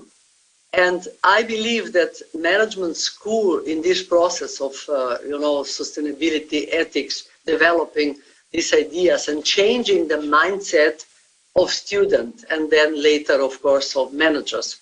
I think that they have to, that the schools have to change the mindset, the leadership of the schools and the feature of the schools has to change. And this COVID situation now, and this COVID crisis is a good opportunity. In our school, we were really starting to think very much and had many meetings how to change the programs, how to change radically our, you know, our attitudes and our seminars. And one of the best things we did was just on sustainability. We made a seminar which is even not called seminar, but it is called think tank on sustainability, composed by different modules, and we even said we are creating. So it is what is the first time, or I would like to say, in these modules you have, firstly, you know, how to promote sustainability among the managers and leaders and companies, organizations, but then also how to inspire everybody for sustainable, to follow sustainable practices and to invent the new ones, and to connect with people supporting the sustainable values. And for that connection, we were in, and so we said collaborative think tank is a dynamic education space that invites you to never ending adventure. And then, you know, in this, we also create, through this seminar, a complex seminar, we also create the community, sustainability community, to support managers and leaders on their way to make organization sustainable. And this is, you know, development, support, and of course, co-sharing, which is very important. So, since this is in the beginning, you know, and we wrote the stories, like participants were telling the stories already, and we published this on website to attract the special attention of the participants. So I shall be able to, at the next forum, you know, explain how it works. But it looks terribly exciting and very, very, very exciting and very promising topic.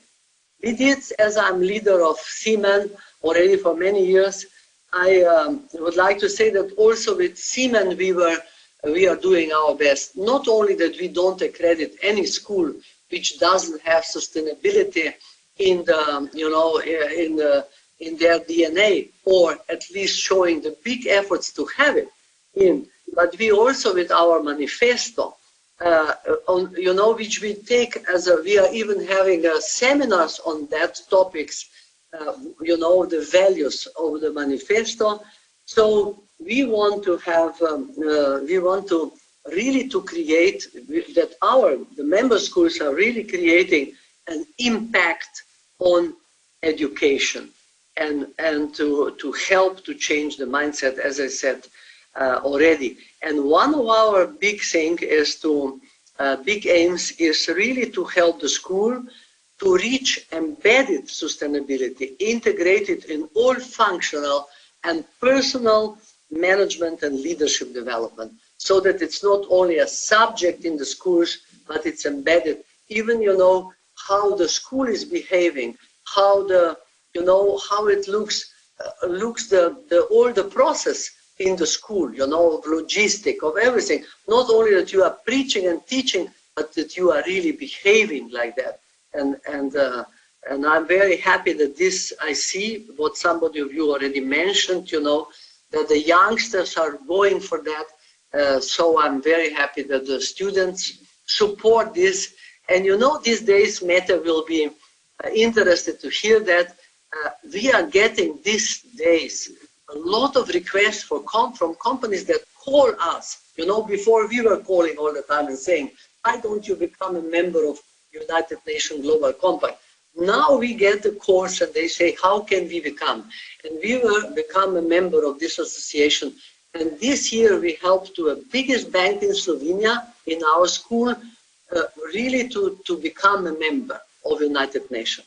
We were finding an Austrian bank who has a great experience in that. We were connecting them with the ethical banks in the association that exists in Switzerland, etc., etc. So it's great to see, and I'm finishing now, it's great to see the impact, that you can feel it, you can see it, and I am sure that with new leadership of Prime, with Meta Morsing, and I'm very happy you were succeeding to get her here in this panel, that this Prime will create also as an overhead, not overhead, overall organization in the world, will stimulate all of our associations and schools to do more in this respect. Thank you very much.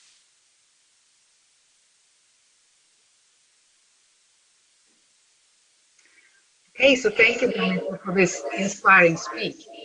And I wanted to add also that you personally and Simon have always been one of the driving forces for the ethics, responsibility and sustainability agenda. I have got results for our poll and the voting. And these are very interesting results that I will share with you in a second. But before that, I wanted to say that the way I phrased this question was a little bit tricky, because it implied that not only should accreditation agencies take into account responsibility, sustainability, and ethics, but actually give those aspects as much weight as alumni salary. So this probably was taking it a bit too far, okay? But still, the result that I have received is that 60% of the people who answered the poll think that, yes, this should be done. So sustainability and responsibility aspects are as important as graduate salaries. And this is, for me, an unexpectedly high result. Only 4% of respondents said no, so they don't think it should be done.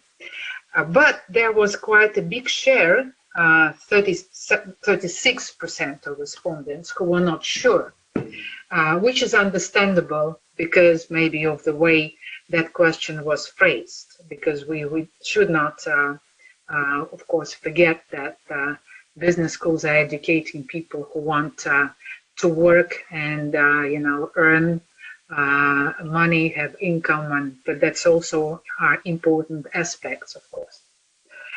So we have a few minutes left. So first, are there any comments, anything that any of you would like to say to use this opportunity now, those few precious minutes that we have left?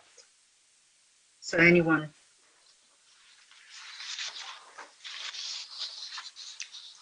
Maybe I would just say, you know, thank you for these truly inspiring speeches, and also the push from the schools, Denise Puk, where you're sort of saying, well, telling us what you're actually doing, and also how you are pushing your own school and yourself to do more. I think this is very, very big inspiration for other schools and for the rest of us.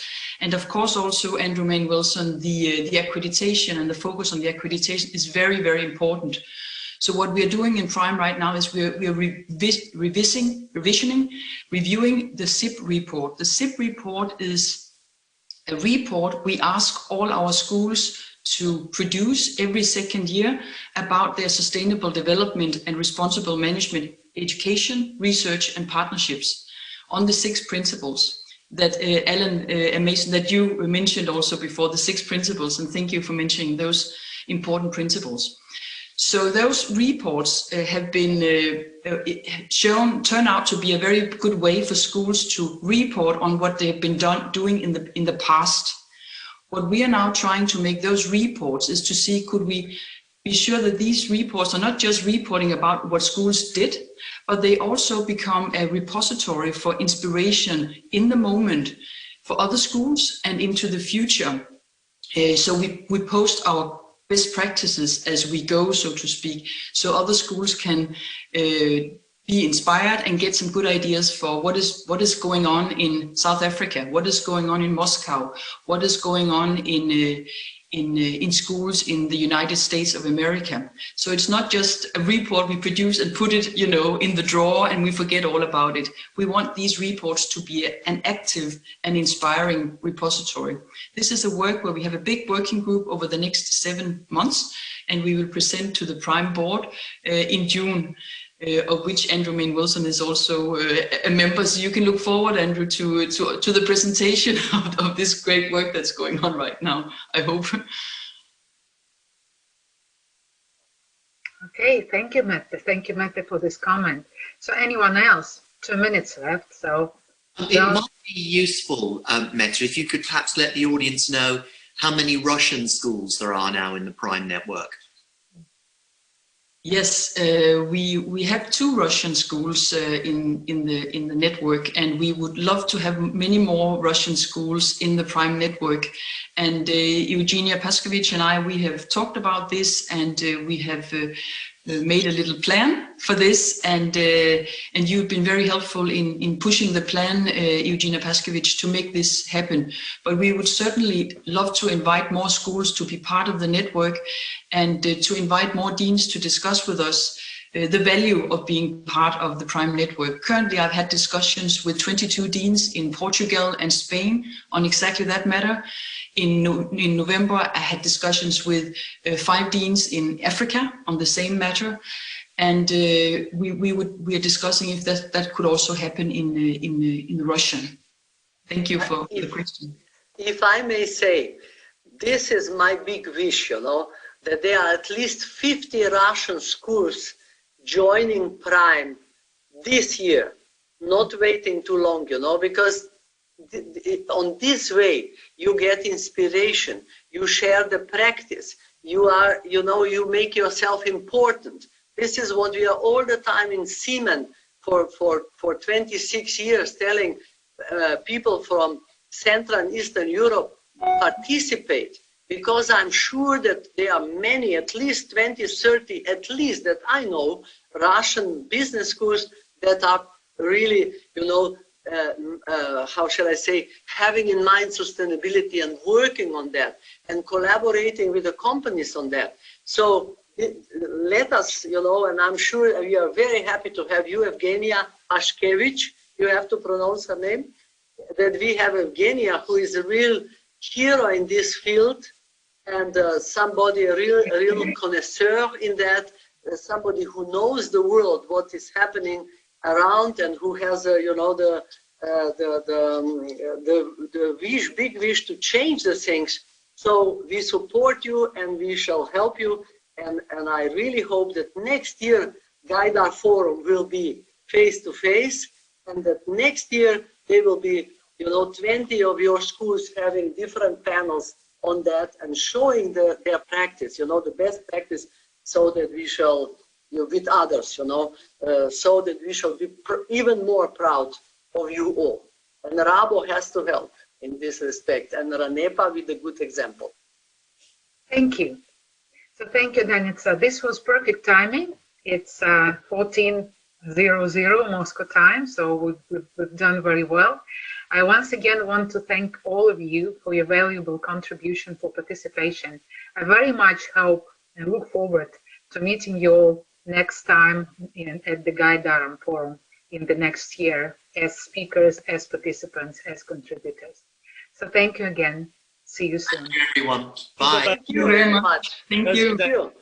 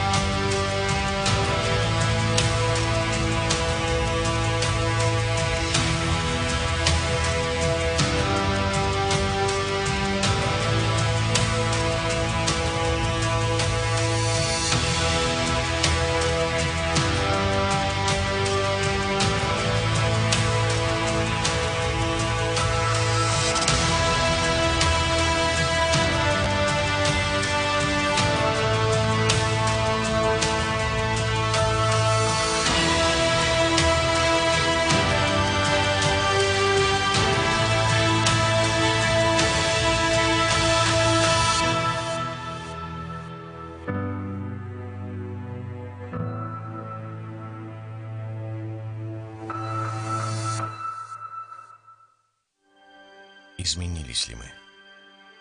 Стали другими или остались собой?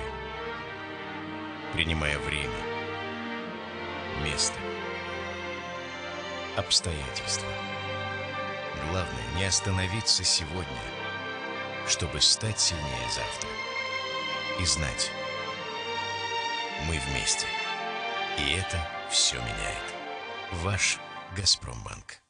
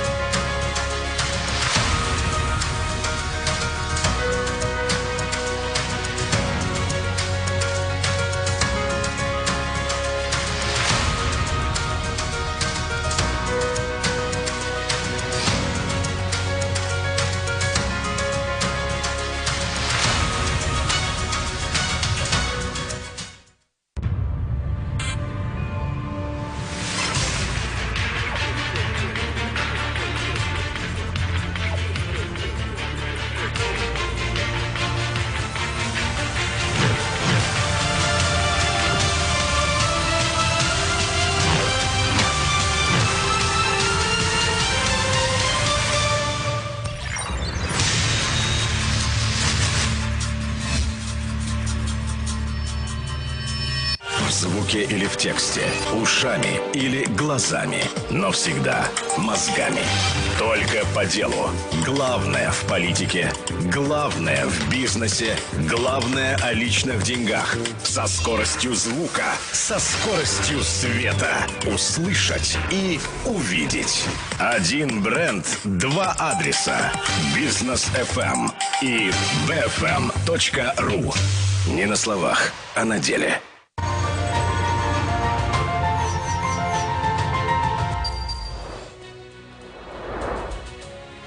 В Российской академии народного хозяйства и государственной службы при президенте Российской Федерации проходит Гайдаровский форум, который в начале года традиционно задает вектор общественной и научной дискуссии. Здесь собираются известные эксперты, представители органов власти, общественные и политические деятели, предприниматели из разных стран мира. Гайдаровский форум открывает обсуждение деловой повестки на ближайший год. Для гостей из-за рубежа форум выступает важным источником информации о главных тенденциях социально-экономического и политического развития, состоянии бизнес-среды и инвестиционного климата России.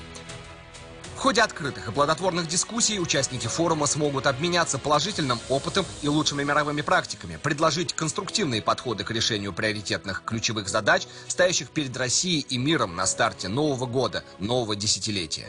Ключевая тема форума этого года – «Россия и мир после пандемии». Какие уроки мы извлекли с 2020 года? Что нас ждет после пандемии и как мы можем подготовиться к этим изменениям? Станет ли дистанционная занятость будущей моделью рынка труда? Как ограничения и принятые в условиях пандемии законы повлияют на права и свободы граждан? Кто является реальным бенефициаром пандемии в долгосрочной перспективе, а также глобальные вызовы десятилетия и национальные приоритеты России? Эти и многие другие вопросы будут обсуждаться экспертами форума. Смотрите прямые трансляции 14 и 15 января. Россия и мир после пандемии. Гайдаровский форум. Не пропустите.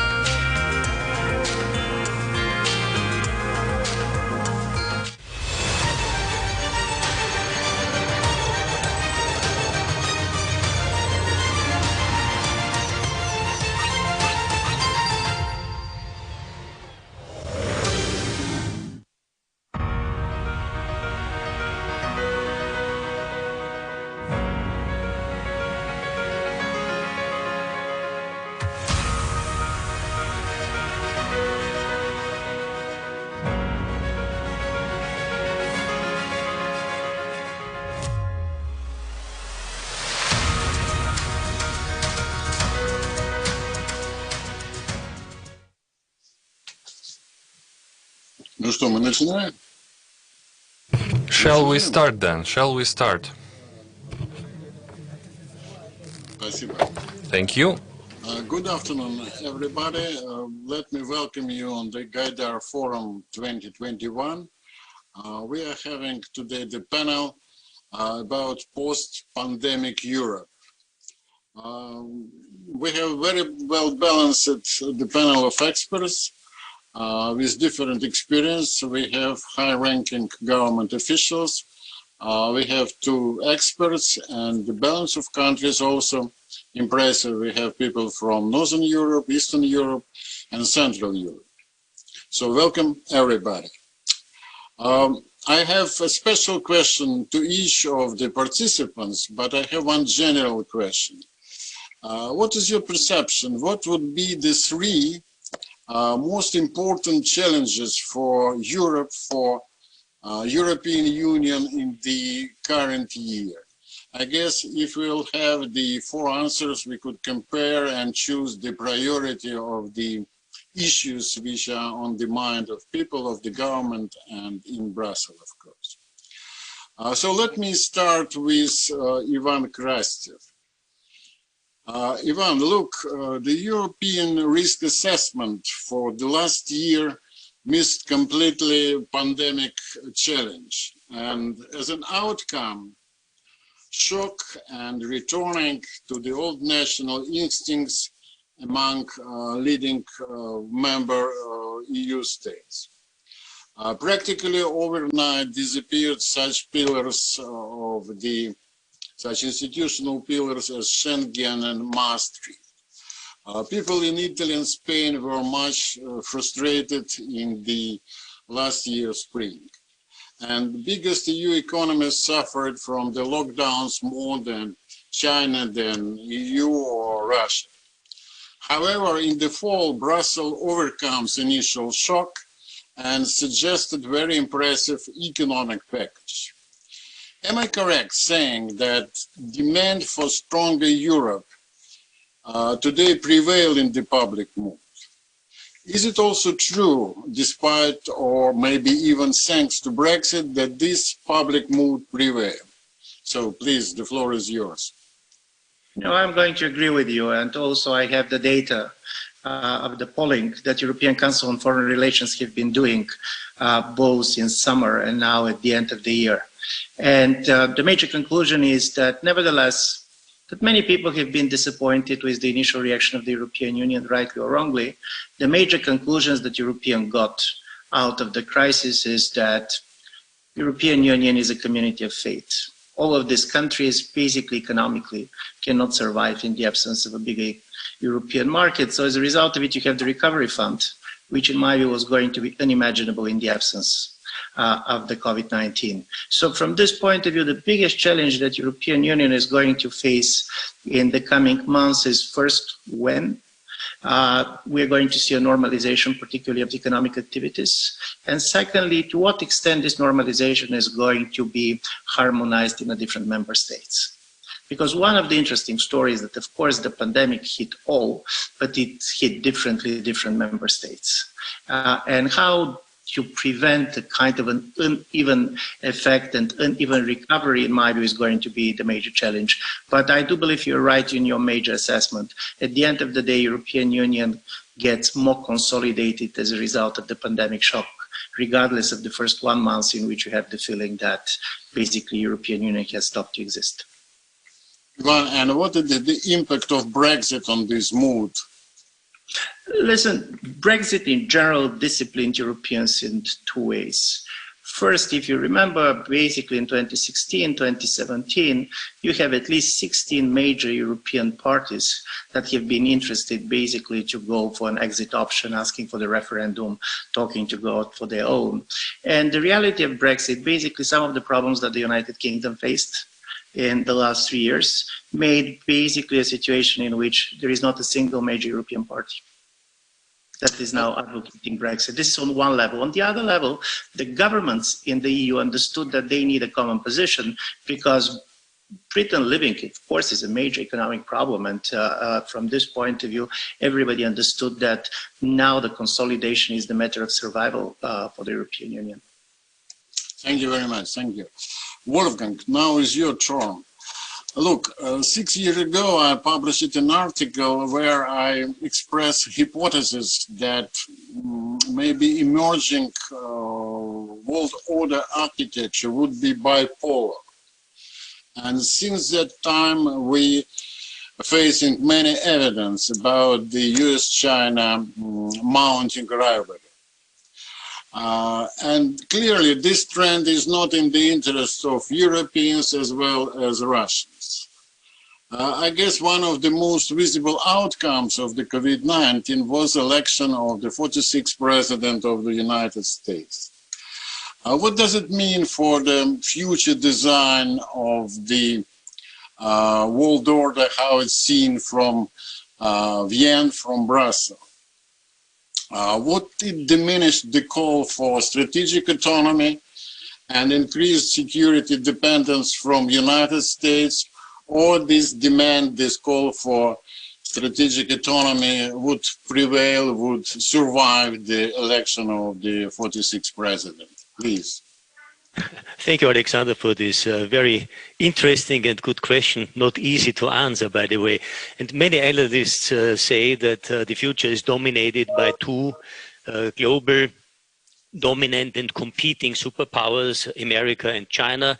In the rest of the world, middle powers like Russia, India, Japan, or Europe, European Union, cannot really play a significant role. I strongly disagree, by the way. I strongly disagree, because I think no superpower today can act alone. They need followers, they need partners, they need a friendly environment.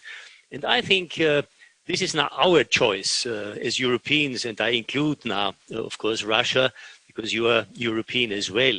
I think we should not only think in Europe as EU 27, but Europe means much more. It includes the EFTA countries, Norway, Switzerland, UK, even after Brexit.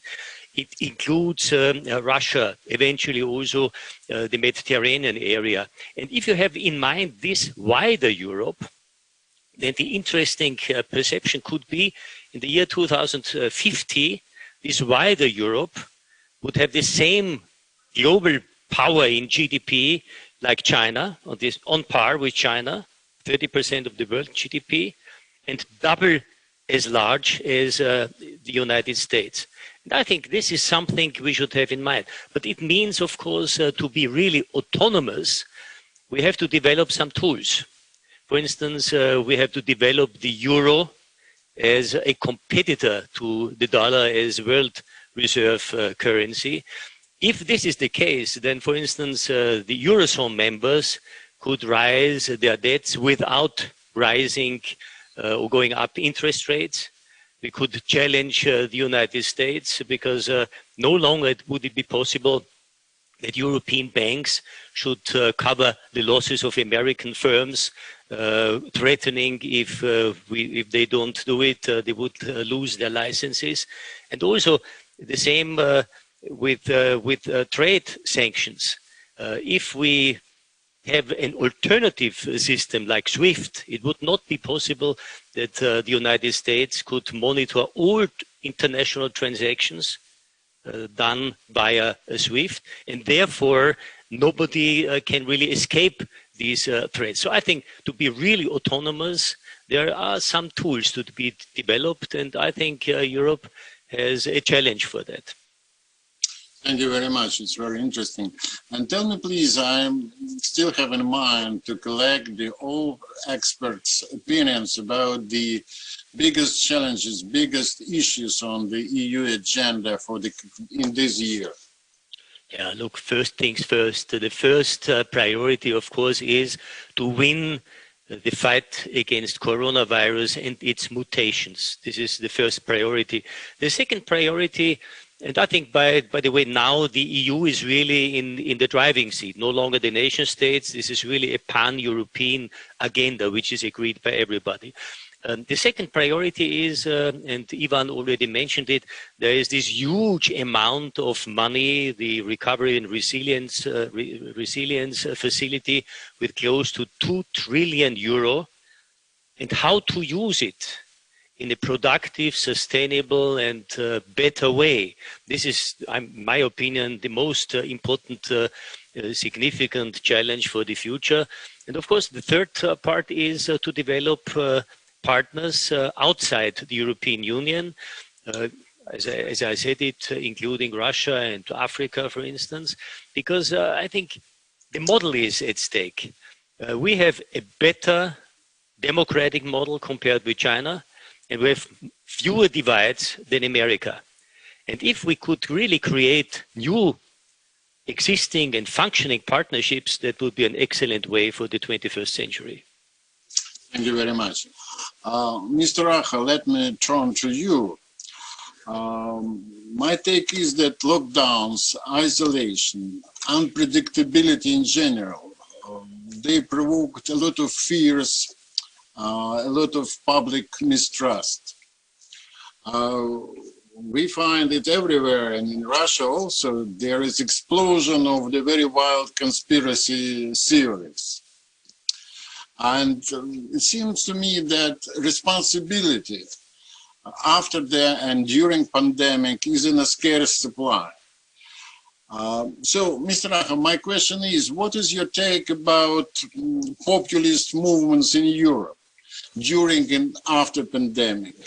Is it environment favorable for them?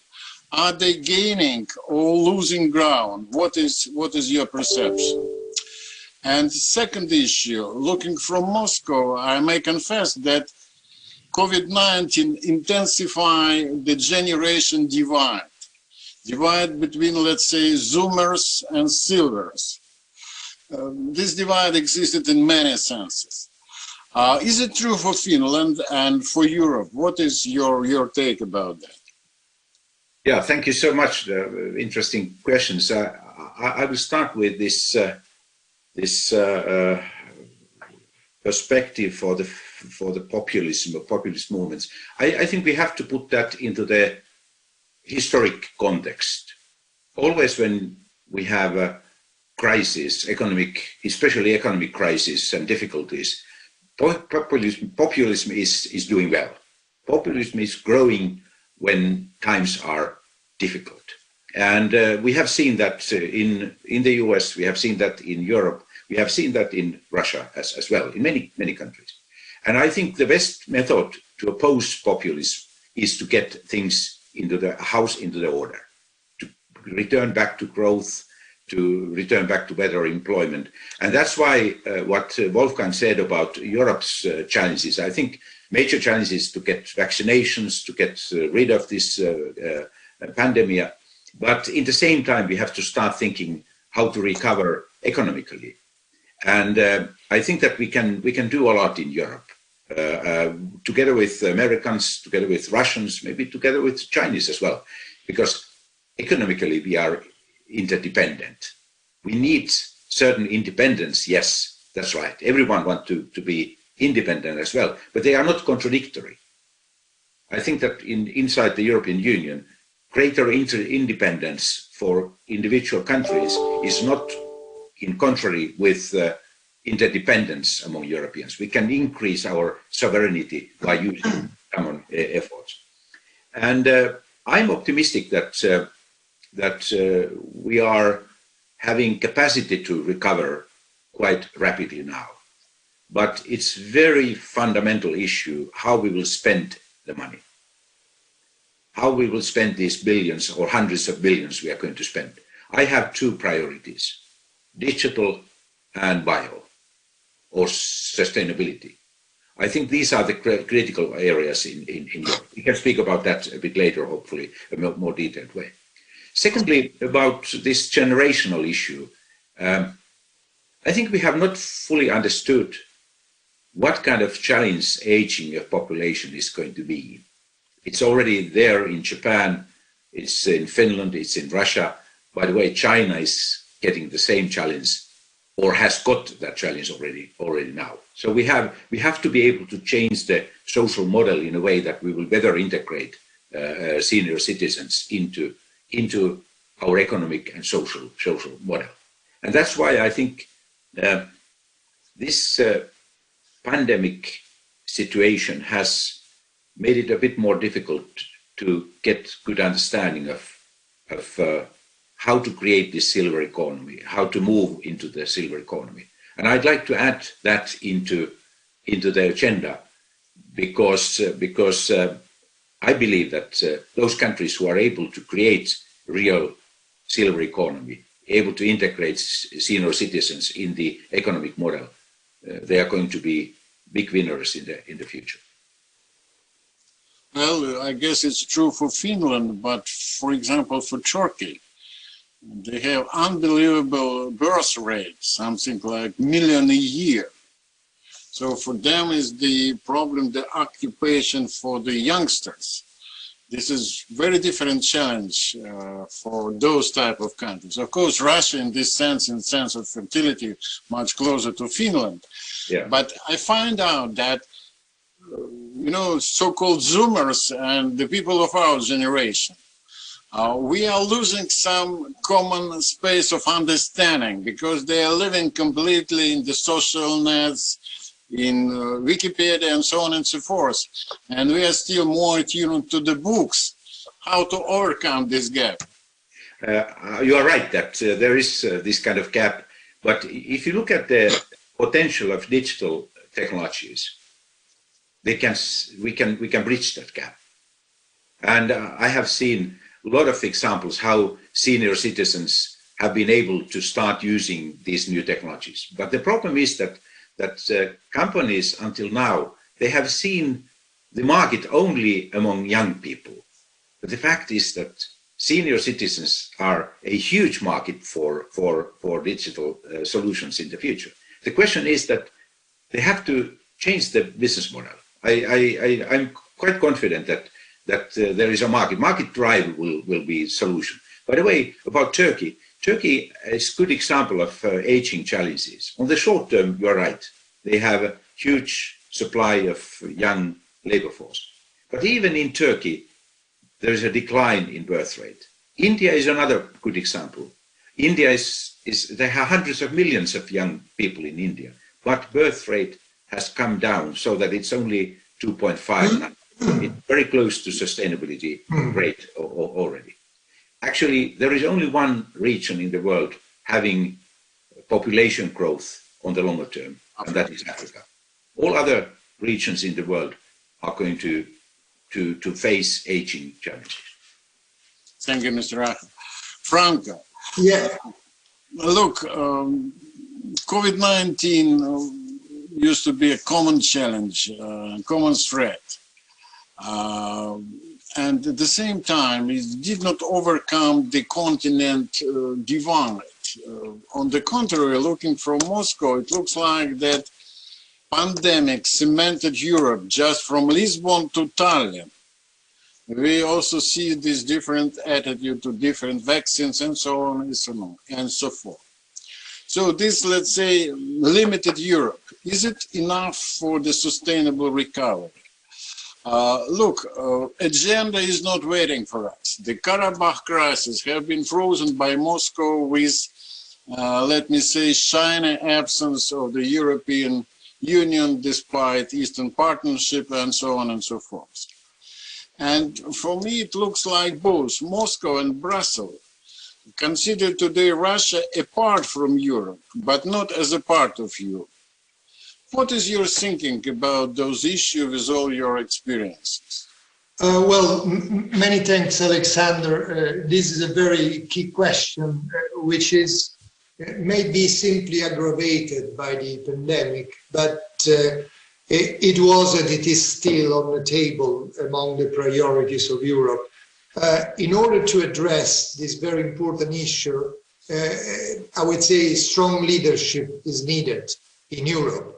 And frankly speaking, except Germany leadership, I don't see a real commonality of positions and intent about that, particularly while dealing with Russia, while dealing with the difficult situation in the Middle East, what is happening with the Abraham Pact, what will be happen with the new president of the United States. Unfortunately, I see still some divisions. So in my view, priorities for Europe in the near future are at least three.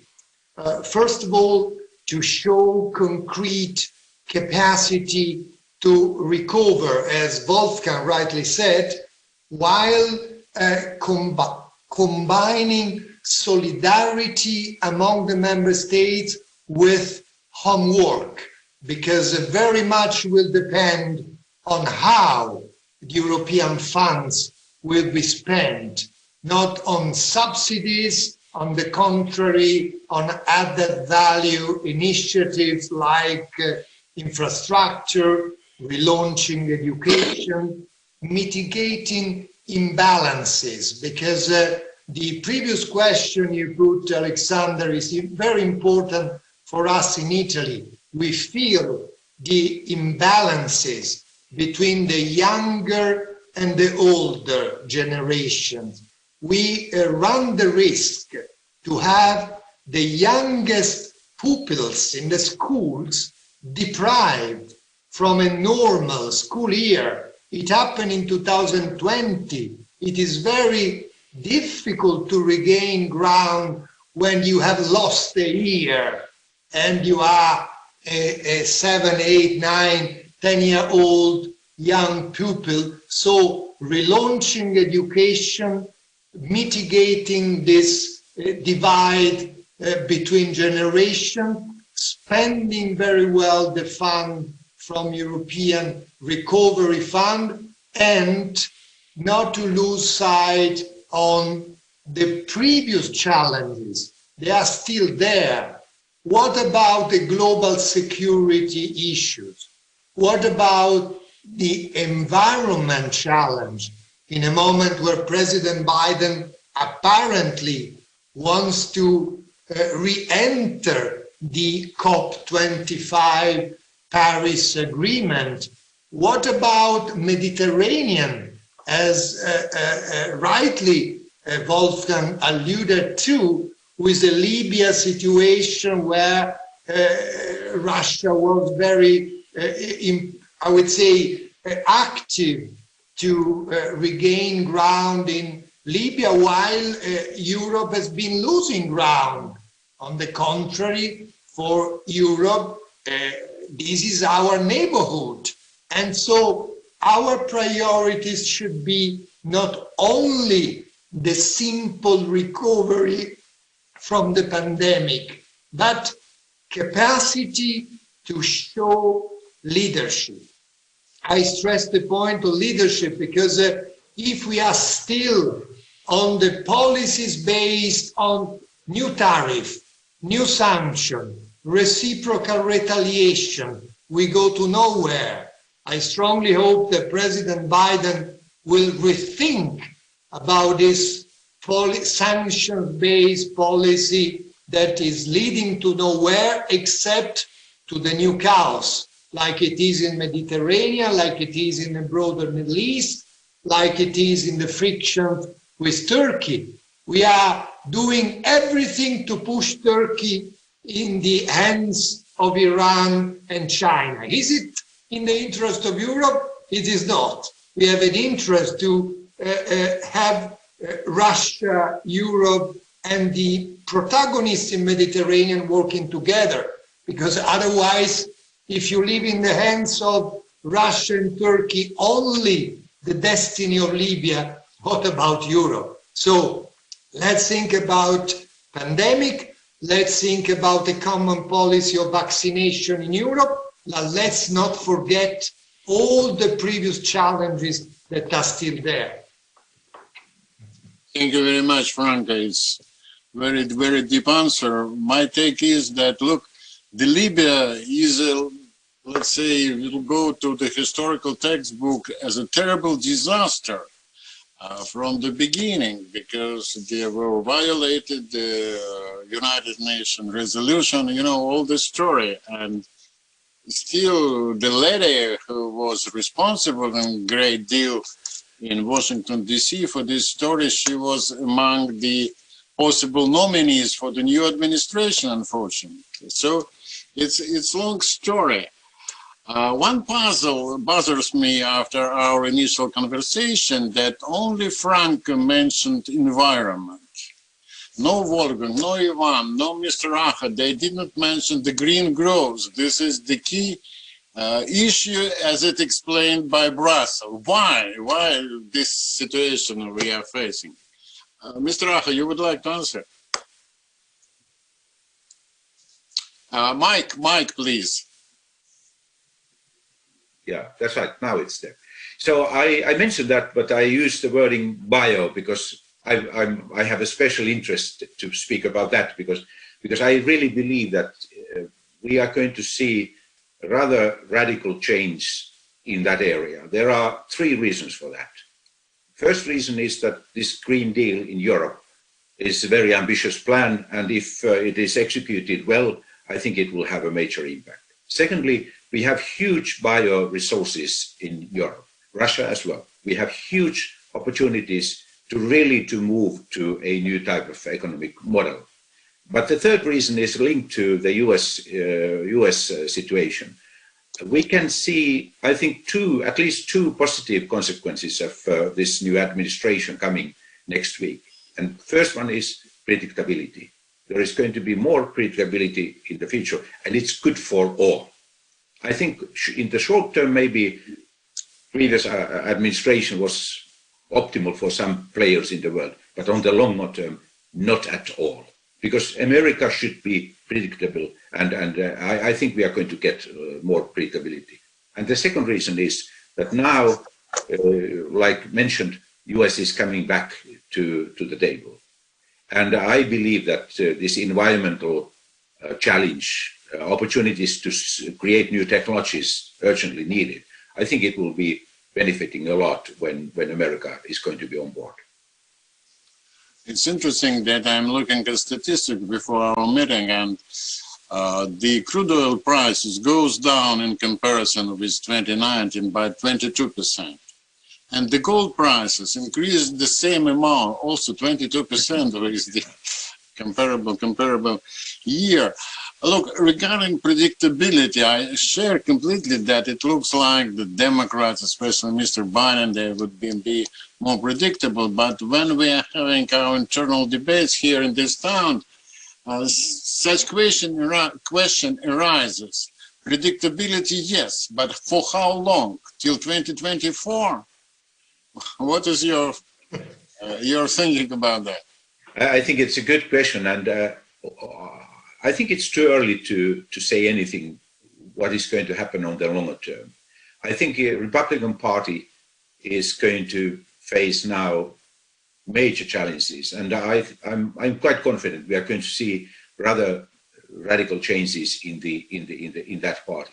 I really hope that there is going to be some kind of collaboration between moderate Democrats and moderate Republicans. That is what would be best for not for America only, but for us as well, if there is going to be that kind of future development. Is it going to happen?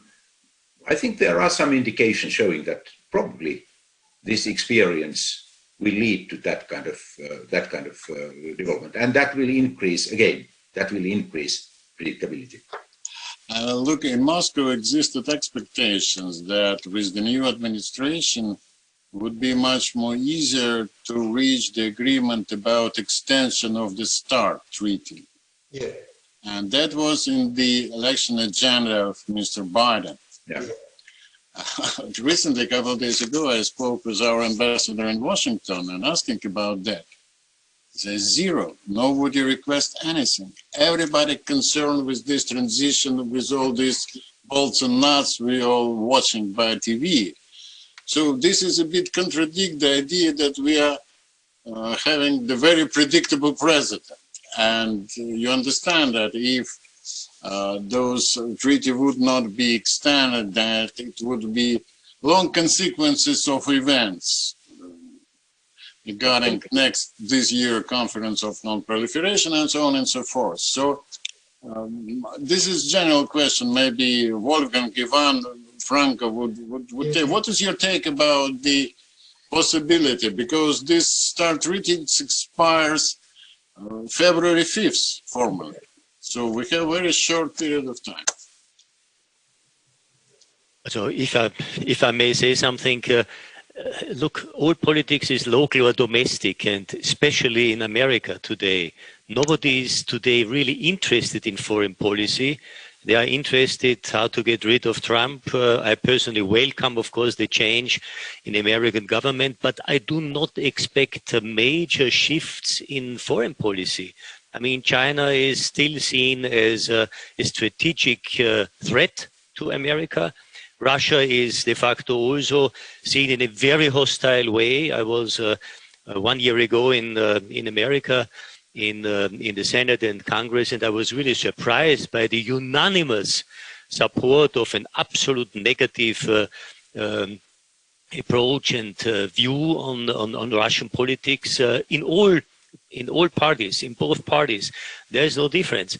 And also this America first, this sanction-oriented policy, this keeping their own interests in the forefront economically, this will not change. So I think what we should do is really what Franco and also Ivan and Esko said, we should really stick to our own priorities. One is to cover and to fight the pandemic crisis, to recover our economy, and to create new partnerships.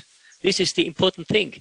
And you mentioned the decarbonization and the climate agreement. Look, I think this is, by the way, one of the most fascinating and promising areas of an EU-Russian cooperation. Because, look, I just recently, a few minutes ago, I listened to Prime Minister Mishustin's statement in the Ranepa conference, and he said it. So Russia is part of the climate agreement. It means commitment to reduce emissions. Yeah. Mishustin said Russia will change, not only being dependent on fossil fuels, but also in petrochemical industry, renewables, etc. And Europe could add a lot to that. We have an enormous expertise in the Nordic countries, in Germany, about renewables in this transaction and this transmission shift towards a more sustainable energy system. Russia has an enormous potential, for instance, in hydrogen strategy, green hydrogen, blue hydrogen with gas, turquoise hydrogen, yellow hydrogen. The same with carbon storage utilization and all this CCUS strategy. We cannot do it in our countries, but Russia has the expertise, the knowledge and the possibilities. And by the way, also the compensation measures, forestation. We can't do it in Europe, in Central Europe.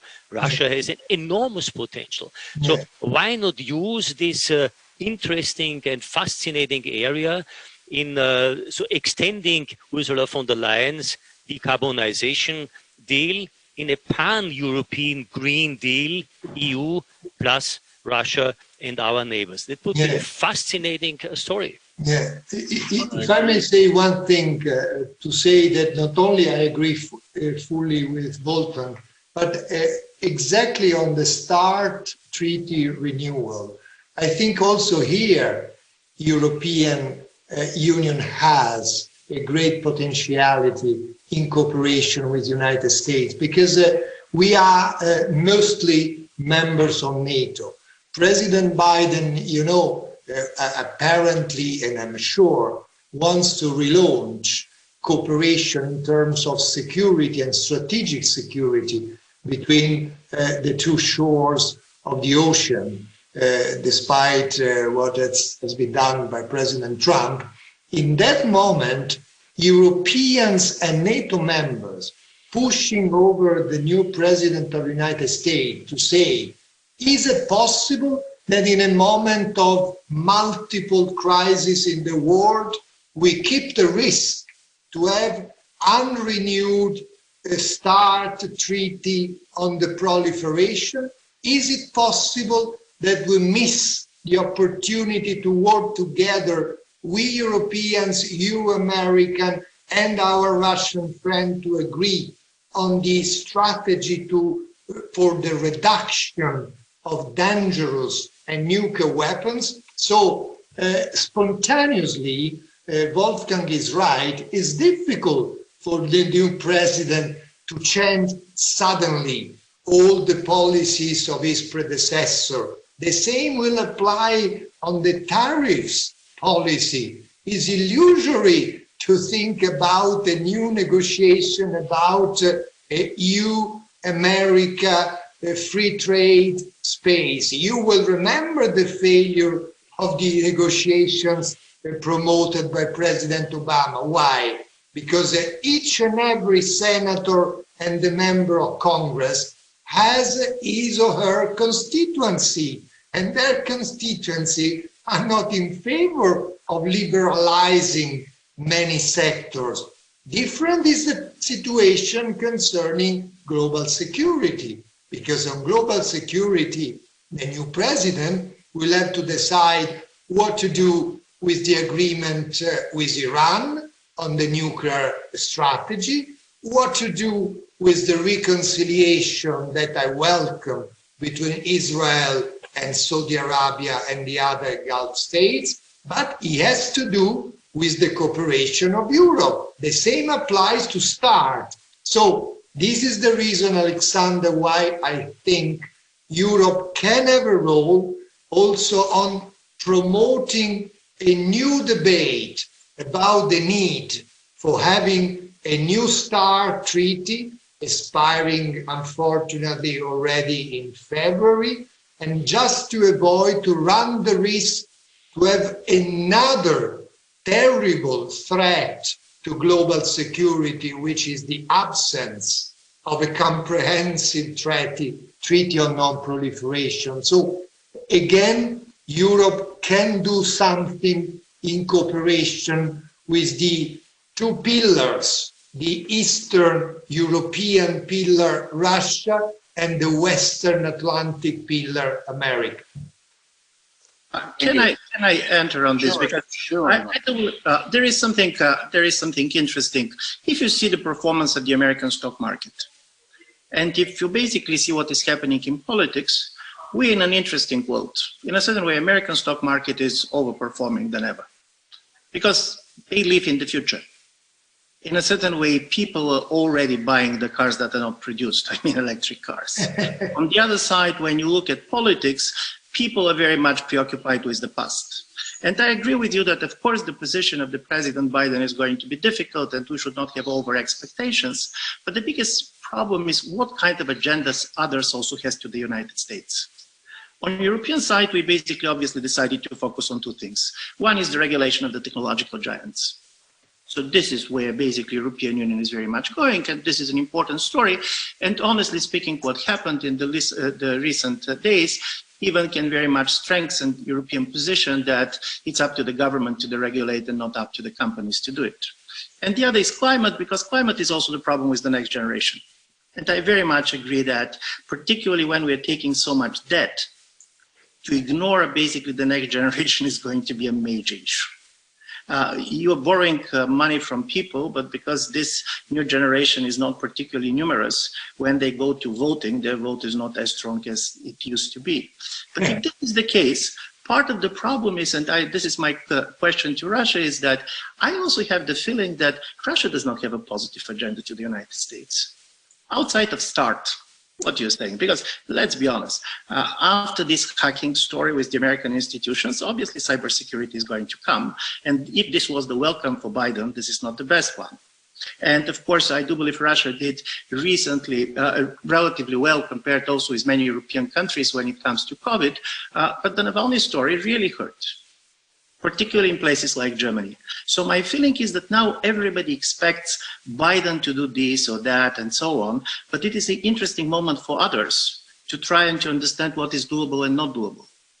On European side, I don't believe, by the way, that Europe is going to decouple from the United States and turn to Russia and Turkey for many reasons, and one of them is also technology. There is a certain type of a technological dependence which is there, but Europe, of course, is going to be very much interested to facilitate any normalization of the relations between the United States and Russia, for sure. This is European strategic interest. But my question to you, Alexander, is I know that many people in Moscow have a very hostile view of the Biden administration, but listen, being hostile could be a full-time job, could be a part-time job. Is there a positive agenda outside of the START treaty when it comes how Russia sees its relations with the United States? Look, my take is that, of course, I could not represent the whole Moscow opinions. I guess, and my hope is that we'll go back with our relations with the United States to the old normality, not the new, but to the old. When we have some negotiations, some agreements, some disagreements in the sphere of strategic stability, in the field of security, and of course it would be continuing competition in all other areas. But at the same time, look, currently United States, the trade with United States is growing. For the last year, 2019, it grew up by 5%, and despite all these bolts and nuts, and currently United States is the 5th trade partner for Russia. So I guess that, you know, there are plenty of different type of relations. Some are completely negative, but some people-to-people relations still remains. The key issue, of course, the strategic issue, because if we did not manage to extend this treaty, it opens the Pandora box. We could count the next in line for proliferation, you know all these names. So this, let's say, open this Pandora box would be a very bad recipe, I guess, for the future of the globe. But I agree, and Franco said that leadership is the key word. But look, in September, there would be the elections in Germany. Yeah. So in the sense of leadership, what does it mean? The next year would be election in France. So I guess that leadership is in a scarce supply. And maybe we have not to expect the leadership. It have to be something new in the, let's say, expression of the European common perception and common demand for both to United States and to Russia. Mr. Racha, I see you would like to take the floor. I have one comment on leadership. I understand, I agree that it's important to have strong leaders who are ready to take decisions. But I think in the European Union, the fundamental issue is that we have not fully understood what is the foundation of power. Foundation of power is not political will. Foundation of power is not political infrastructure. The foundation of power is scientific, technological, and innovative capacity of the country. And by the way, the United States is still the strongest country in the world. In spite of all what has happened in recent days, we have to remember that that is the case still today. China is close, but America is still having that potential. Europe has made fundamental mistakes since 1990s, not investing enough in this potential. Hopefully now, when we have this 750 billion to be used, hopefully they will be used in a way that our potential will grow. Yeah. Well, I agree, because these technological giants of United States, if we combine their capitalization and compare with Chinese technological giants, the score would be 5-1. And they use this, let's say, advantage. And of course, you remember that the left wing of Democratic Party, they suggested the divide of these gigantic companies. And it's not easy story, because I look back to the history and find out that dividing of the Standard Oil, it took something like 14-15 years. in the beginning of the 20th century. And the influence of those companies much bigger, much wider, much deeper than the influence of Standard Oil with the simple technology. Five companies having 25% of the market cap of stock market company. Yeah, 25%. But Alexander, may I say something? Sure. Because I don't want to miss what Ivan Krastev tried to bring into the debate. I think it's not. We are always looking to the others, but the same goes for Russia. Russia has to develop her own strategy. So it's easy to blame somebody. Not? Of course, the Americans are hostile, the Europeans are skeptical, etc.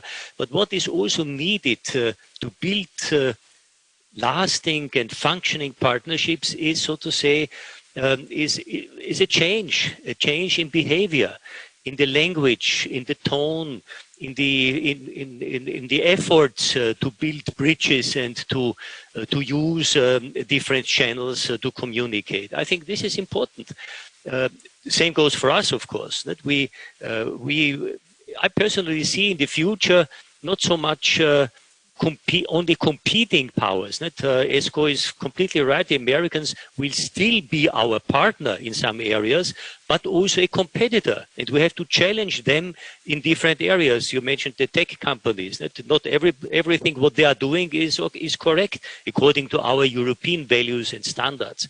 And the same is in Russia. The same is in China. So what is necessary in the future is changing and lasting bridges, partnerships in different areas.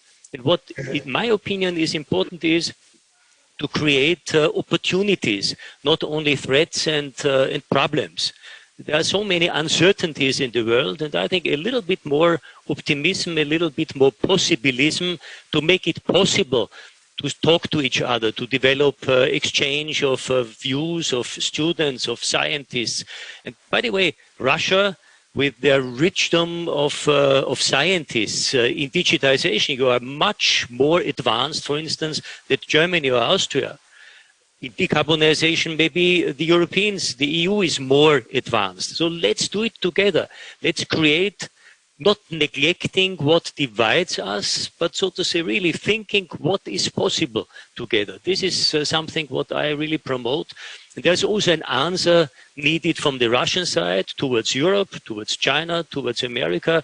And I think a kind of an open society, an open, tolerant and productive society in the 21st century should obviously include all players on the global scene. Wolfgang, I agree absolutely. And as you know, I'm also trying to promote as much as I can the same attitude. But look, what is the mood prevailing currently in this town? That this mood sometimes reminds me of the behavior of the former wife.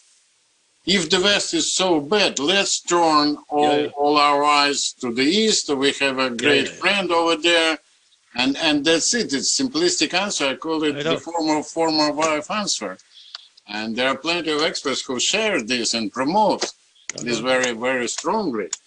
I don't know how many times we still have. I enjoying the comfort, the communication, the exchanging with you, because it's very scary opportunity, as you know, to have such a possibility. So if we look, let's say, in 2030,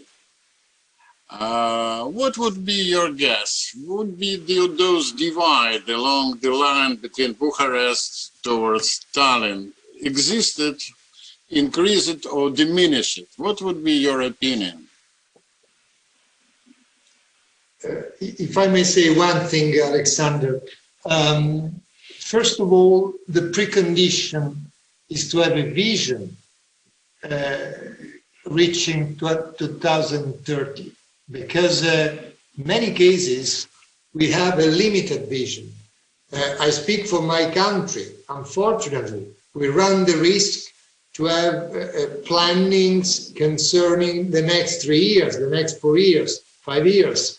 If you think about the Chinese vision can serve the next 35 years, 40 years. So we have first of all to change our mental approach.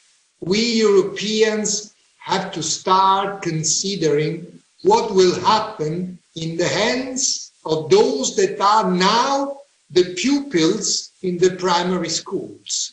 If not, if we don't invest in the younger generations, if we run the risk to lose a generation of students because of all what has been said about this divide between the older and the younger, we run the risk to fail on elaborating a vision. My idea is, provided that there is a vision that I see only in the field of environment, because the Paris Agreement is a visionary agreement, well extended in the temporary range, but except on that, for example, on internal market, I continue was Wolfgang started to say, we don't have European champions. We don't have companies that are formed by European, national member states industry going together, capable to compete with Chinese or Russian or American champions. So completing our European common market is one of the elements to look at the next 20 years. And the other precondition is Europe has to decide if Europe wants to be autonomous in pursuing its interests or simply following one of the two sides, in the East or in the West. I was very critical vis-à-vis the sanctions imposed by President Obama that Europe followed critically without a political discussion. I hope that there will be the possibility to regain ground in terms of autonomous role of Europe helping America, not simply following America in the relation with Russia as well as with China. Europe and America together can create a common position vis-à-vis China, much better than fight against China. But if you are divided and Europe alone signs a bilateral Europe-China agreement, embarrassing President Biden, who didn't know about that before the signature, we are about, I would say, making a mistake. So my vision in 2030 is a Europe stronger politically, but also capable to have, I would say, an economic role, not simply by following one side one time, another side another time. Having our choices. That could be, it's not just a dream, it's a possibility, but provided that we invest now on the younger generation. Otherwise, we will come to 2030 not prepared. I see. Ivan, you would like to take the floor? Listen, I do believe that paradoxically pandemic also can help in certain type of restructuring that we talked about. I'm just going to give you two examples. One is because of what happened, you see quite a lot of people moving out of the big cities and going to the rural areas. If you see politically, the major divide in Europe, by the way, is not between East and West. The major political divide in Europe is between the rural areas and the major metropolitan centers. Secondly, when I see at Central and Eastern Europe, as a result of the pandemics, you have the return of a lot of basically people who wanted to work in the West. For example, around 200,000 Bulgarians came back. And we're talking about countries which have a huge problem on their labor markets, a lot of tensions on the labor markets. And thirdly, in a certain way, digitalization was a trend, but this trend, when it comes to the pandemic, it's like moving from a normal train to a speed train. Everything went very much digitalized. So from this point of view, now we see much more the problems that the pandemic has created. But even this kind of a generational divide, it's good that we see it. Because my problem was that before we even not seeing it, we're trying not to recognize it. We're not recognizing that one of the biggest problems, and I will end on this, of the aging societies is that they're becoming risk averse. And this is a problem for Europe. Because we're democratic countries, you go as far as your population is going to allow you to go. For Europe, the biggest challenge these days, in fact, is not to go here and there. If you listen to our leaders, the idea of the European sovereignty is that we want to play a much more active role. Reading the opinion polls, to be honest, for many Europeans, the talk about European sovereignty is that applying for early retirement from power politics. We want to be left alone. We don't want to be part of this. We don't want to be part of that. This is the major problem for the aging societies, is how to get re-energized. We should fall in love with the future, because unfortunately my feeling is that we fear the future too much in order to be successful. It's much easier to say than to implement. Look at Japan. Japan is... But Europeans traditionally, we are famous for falling in love, so probably we can do it better than the Japanese. But Alexander, I have a good example from Finland that aging and innovativeness are not opposing each other's. We have a so-called Slash event here in Finland. It's one of the biggest, maybe the biggest startup event in the world. Unfortunately, it was not able to be organized last November, December. It's a huge event, and we have a startup boom in this country, and we are suffering from aging. So this is one of the first countries in Europe to meet the challenge of aging. So I don't believe that it's contradictory, but we have to have a right kind of model. And I'd like to use the same wording like Wolfgang. There are three options. You can be optimist, pessimist, or possibilist. I think we have to become possibilists. And unfortunately, we have seen now a lot of difficulties for possibilism in the world. Everyone has tried to America first, Russia first, China first, India first, Turkey first, and so on. We have this type of agenda actually almost in every corner of the world. And I think we have to understand better what is the interaction between independence and interdependence. We need both. And finally, I think what we have seen with this pandemic is how important, and also when looking at the US events, rule-based systems are surviving. If the system is rule-based, it will survive. And I think that is one asset in Europe which we have to start using much more than what we have done. We have still rule-based societies, and I think it's a great asset for the future. So I'm not pessimist or optimist about 2030, but I'm possibilist, and I can see a lot of positive things to come if we are clever enough to take that. Alexander, may I add something? Sure. I fully agree with Esko, of course, but also on the question of leadership, we should not look back to the old days where strong leaders like Churchill or whoever run, so to say, the show.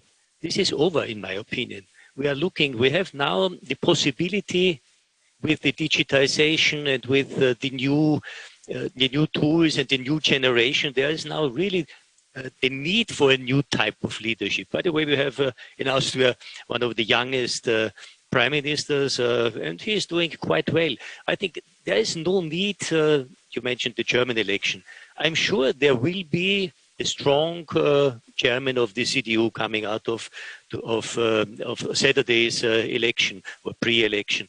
But I think a new type of leaders is necessary, not looking back to the old days of confrontation, but really a more fluid way of cooperation, not confrontation, but cooperation, not head to head, but hand in hand cooperation.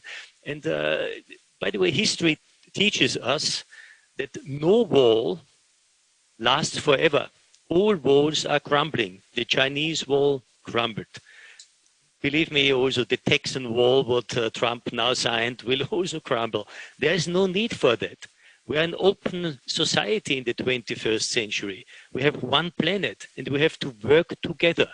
And by the way, we should also look for the neighborhood, not Brussels or Berlin and Rome and Helsinki and Vienna is much closer to Moscow than Beijing, by the way, or Washington. So I think we should really use the closeness and the neighborhood to create not walls, but bridges to each other. This is my proposal, and this is also my vision as a possibilist like ESCO. Yeah, you know, speaking about possibilities, I learned the day before yesterday that Finnair opened the flights from Helsinki to St. Petersburg. Yeah.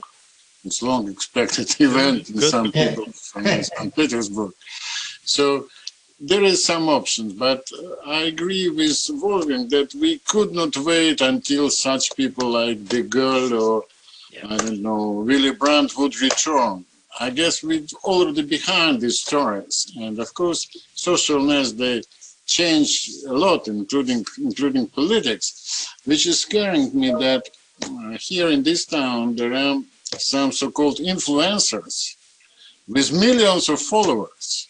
And the values they, let's say, disseminate is pretty far from what Wolfgang saying, Franco or Ivan. So this is also, let's say, negative side of these social nets. So I have a signal from our organizers that we are too talkative, and this is the time to say goodbye. I appreciate all of you. It's a great pleasure to see all of you on the screen. I hope to see you in person, and we are going to have, if nothing happens, we are going to have Primakov's reading 8-9 June, and you are most welcome to participate. Thanks a lot, good luck, and be healthy. Thank you. Thank you. Bye-bye. Thank you very much. Bye.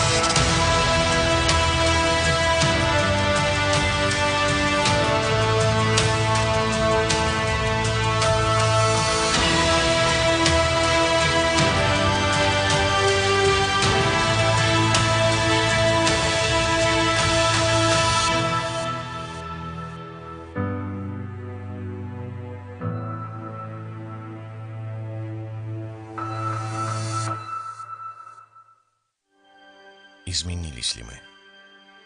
Стали другими или остались собой? Принимая время, место, обстоятельства. Главное не остановиться сегодня, чтобы стать сильнее завтра. И знать, мы вместе. И это все меняет. Ваш Газпромбанк.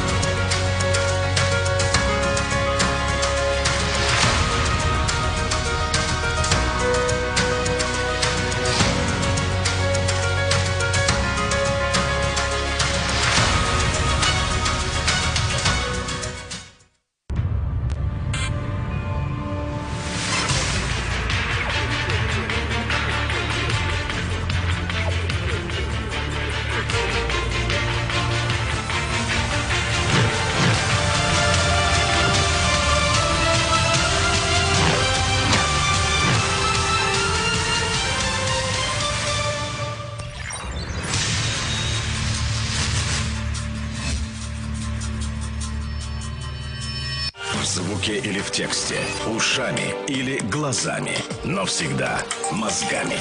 Только по делу. Главное в политике, главное в бизнесе, главное о личных деньгах. Со скоростью звука, со скоростью света. Услышать и увидеть. Один бренд, два адреса. Бизнес FM и bfm.ru. Не на словах, а на деле.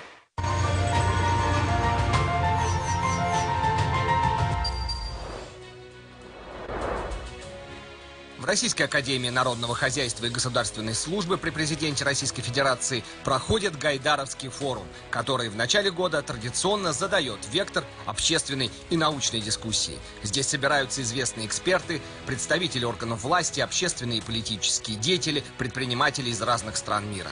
Гайдаровский форум открывает обсуждение деловой повестки на ближайший год. Для гостей из-за рубежа форум выступает важным источником информации о главных тенденциях социально-экономического и политического развития, состоянии бизнес-среды и инвестиционного климата России. В ходе открытых и плодотворных дискуссий участники форума смогут обменяться положительным опытом и лучшими мировыми практиками, предложить конструктивные подходы к решению приоритетных ключевых задач, стоящих перед Россией и миром на старте нового года, нового десятилетия. Ключевая тема форума этого года – «Россия и мир после пандемии». Какие уроки мы извлекли с 2020 года, что нас ждет после пандемии и как мы можем подготовиться к этим изменениям? Станет ли дистанционная занятость будущей моделью рынка труда? Как ограничения и принятые в условиях пандемии законы повлияют на права и свободы граждан? кто является реальным бенефициаром пандемии в долгосрочной перспективе, а также глобальные вызовы десятилетия и национальные приоритеты России. Эти и многие другие вопросы будут обсуждаться экспертами форума.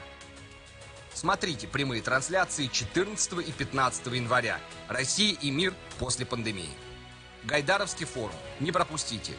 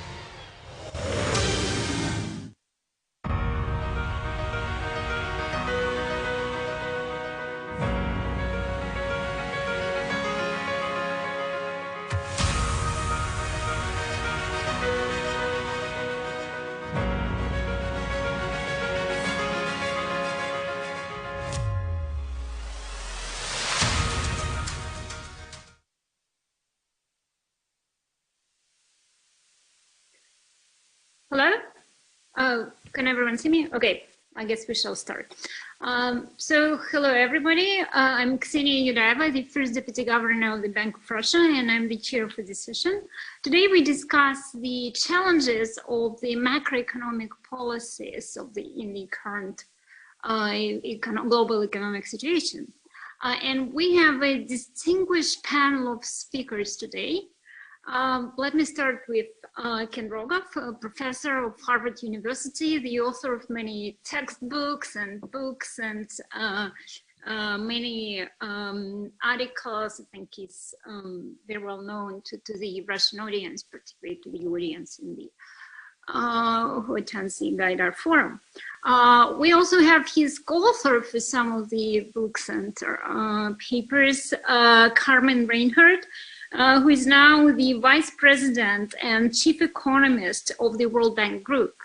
And the third speaker is Richard Portes, Professor of Economics at London Business School.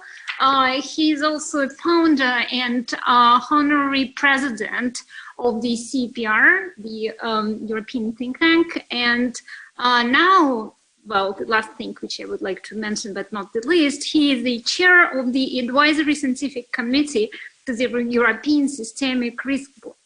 So, hello to everybody, and well, let's start our discussion. I think some of you have already attended Gaidar Forum before, but the others maybe should know that Gaidar Forum, it takes place every year at the beginning of the year. It's sort of the big event which starts the year with discussions on economic policy, set the framework for discussion for at least the beginning of the year, maybe for the year ahead in Russia. And it happens right after long New Year holidays in Russia. And well, during the holidays this year, you know, people usually didn't go that far. So I also stayed at home and I watched some television. And we just discussed some of the Netflix movies which some of us watched, but I also watched the fourth season of The Crown. And the fourth season of The Crown is about two ladies. The first one is, of course, Lady Di, Princess Diana, but the other one is the Iron Lady, Margaret Thatcher. And I realized that it is quite ironic that Netflix released the series about Margaret Thatcher nowadays at the time of the pandemic, because the world we live in now and the policy issues which we discuss now seems to be totally the opposite from what were the policy issues at the time of Margaret Thatcher, because she discussed that the government is too big, so we need to have smaller government, we need to open space for people initiative, we need to cut social benefits, etc. And now, even before the pandemic, we discussed things like universal income, more social spendings. Now we discussed higher budget deficit, higher debt, easy monetary policy, and so on. So the world has become quite different. Challenges has become quite different. So let's discuss what are the challenges today, why they're so different, and maybe where we are heading, how this set of challenges will be changing as time goes by, and what are the challenges of just temporary related to pandemic, which ones are going to stay with us, and what are the differences between different countries in terms of these challenges. And let's start first with maybe fiscal policy. And again, Ken and Carmen wrote that famous book, This Time is Different, already quite a few years ago. And that book was about dangers of debt. But now it looks like countries are accumulating debt and there is not that much danger in that. So why this is so, and how do you see challenges for fiscal policy? So let me first start with Ken. Ken, please.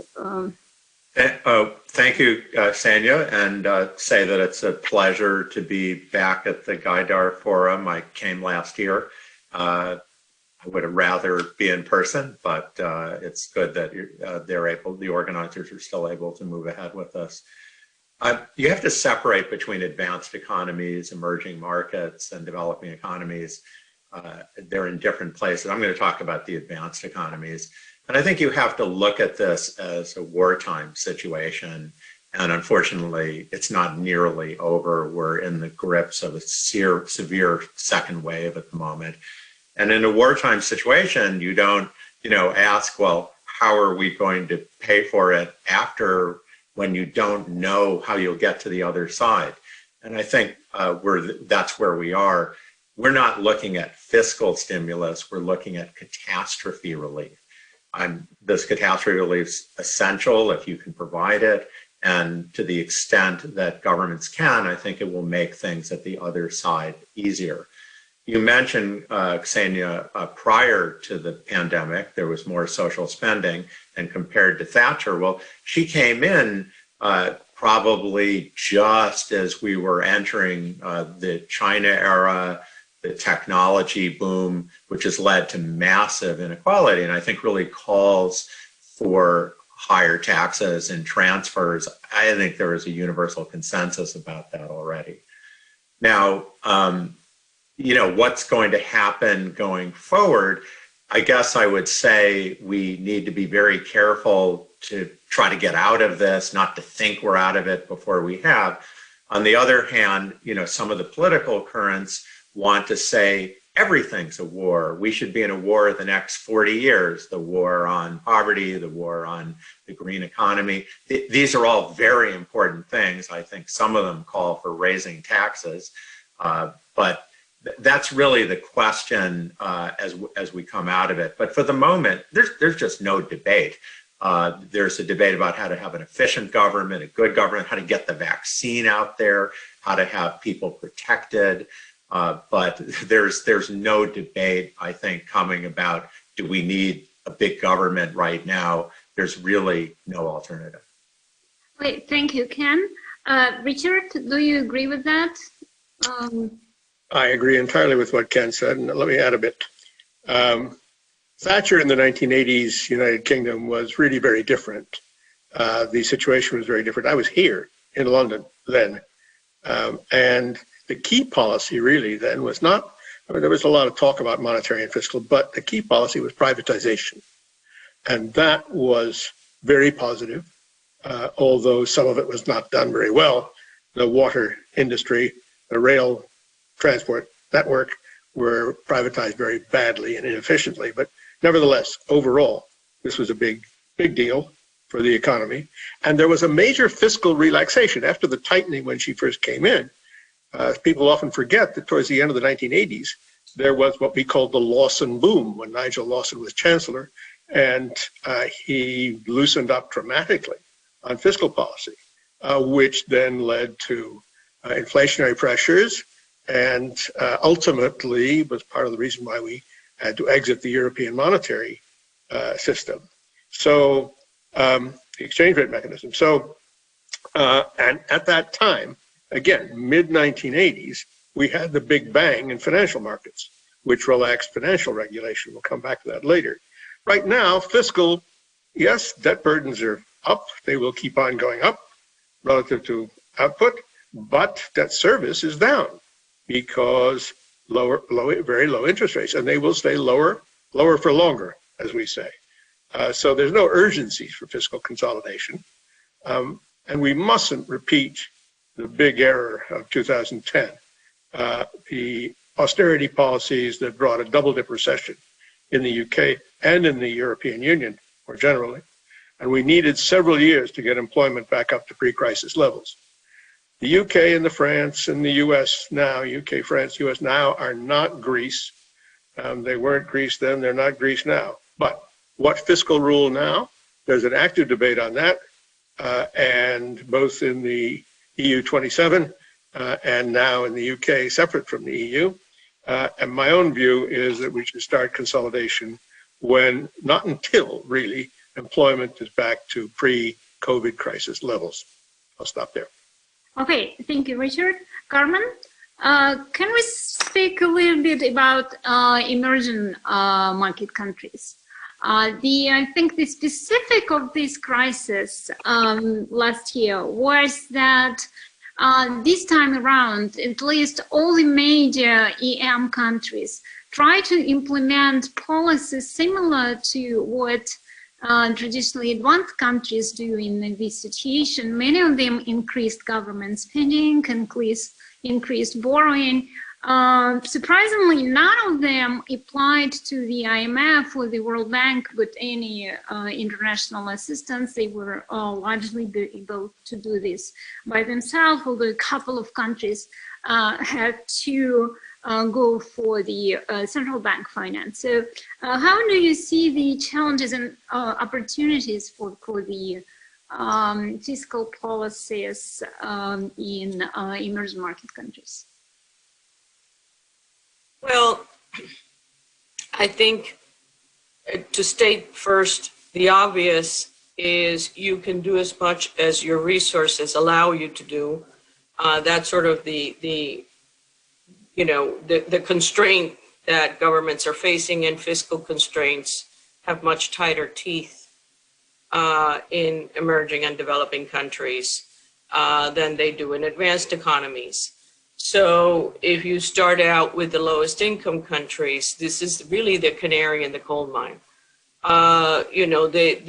Many of these countries were already facing debt distress when we came into 2020, and the COVID pandemic hit them very hard. Not so much initially, I would say, in infection rates, but the shutdown in economic activity.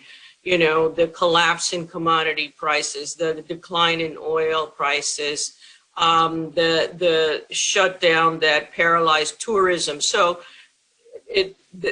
what we've seen is a major contraction in revenues, and debt servicing difficulties have emerged in, as I said, some of the poorest. What Richard said about advanced economies doesn't apply in full force. It applies in different degrees to EMs. Nigeria, in the first quarter of this year, almost 100% of its revenues went to debt servicing. Of course, Nigeria's revenues are below 7% of GDP, so it's a very different type of constraint. Let me conclude by saying that without the exceptional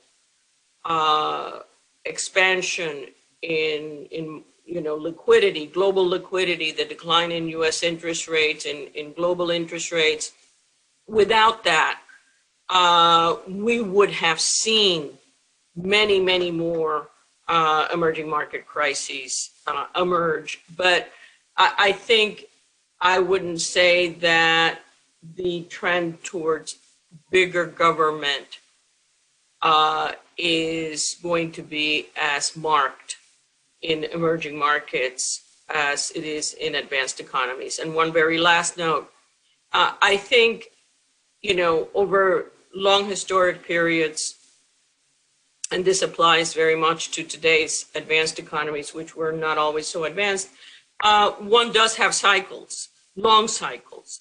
And the Thatcher period that you referred to wasn't just about the idea of smaller government, but also the idea of more globalization, more independent monetary policy, and all of that, which was, much of that cycle is swung to the other side at the moment. Let me stop there.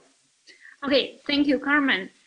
So one thing which you said is that the world now became much more dependent on monetary policy of the major central banks. Let me put it this way. Maybe you said something not as blind, but I think this is one of the conclusions. So it's this tremendous QEs which the central banks implemented, which helped many countries to survive the situation, and some people say that many governments as well.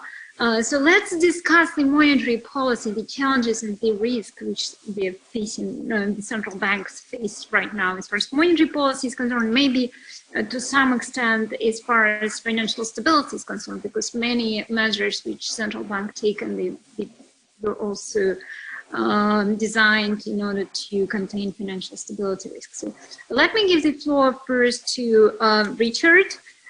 So how would you interpret the challenges for monetary policy, and also do you see the risk between this kind of maybe indirect but still connection between fiscal policy, monetary policy, risks of fiscal dominance, risks for central bank independence, please? Thanks. I think in the UK and the EU 27 both, monetary and fiscal policy have been effectively mutually supportive, shall I say, in the pandemic crisis without any formal coordination. In the EU, of course, formal coordination isn't possible because there's no central fiscal authority. In monetary policy, we've seen effectiveness in easing bank lending, and that's been supported by fiscal guarantee programs for bank lending. Again, no formal coordination there. The central bank asset purchases may give the impression of fiscal dominance, but I think that's wrong. I think in effect, what we're seeing is yield, what we might call, what others have called, yield curve control. And that's the policy that's in operation, and it's working. And in the Eurozone, there's also a supplementary intention of narrowing the sovereign spreads across countries, justified in the name of monetary policy transmission to the entire euro area. I don't think there's any danger to central bank independence. In the Eurozone, you have the Maastricht Treaty, which is a formal obligation for central bank independence, and the ECB sets its own inflation target. In the UK, the government would face huge opposition to any unilateral change in the inflation target or encroachment on central bank independence. So I don't think there's a major problem there. There are dangers from low interest rates, for sure. The search for yield and consequent risk-taking, asset price bubbles, threats to the business models of banks and pension funds and insurers. And for all that, we need macroprudential policy, but we're going to come to that next time. Next segment. Okay, thank you very much, Richard. Ken, do you agree with this description that there is no risks, at least in the advanced countries world? And what about emerging markets, which also implemented a number of non-standard policies, copied some to implement some policies also to confront that. But this time around, again, some major central banks were able to ease policy despite capital outflow, right? That's a big difference from tapering, for instance, which happened in 2015. And then some of them also had to go for asset purchases, maybe more for financial stability reasons, or also longer term interest rate controls or targeting. Do you think this policy works? What are the limits to them, and what are the risks in the short term and in the long term? Let me give the floor to Ken once again, and then maybe to Carmen. I'll be very brief and pass this on to Carmen.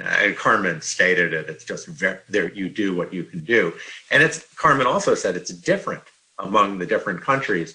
Russia, for example, is an entirely different position than it was in 2015, when oil prices had collapsed and the country seemed in trouble, at least according to the IMF. And from what I see, it's built a much stronger fiscal position.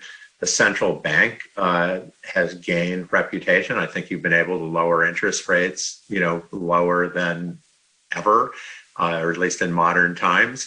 But on the other hand, there are countries which are on the precipice, who are facing, look at their long-term interest rates that they have to pay. Kenya, Nigeria, South Africa, they're much more constrained in what they can do. So yes, thank you for correcting me that I can't just talk about advanced economies. Thank you very much, Carmen.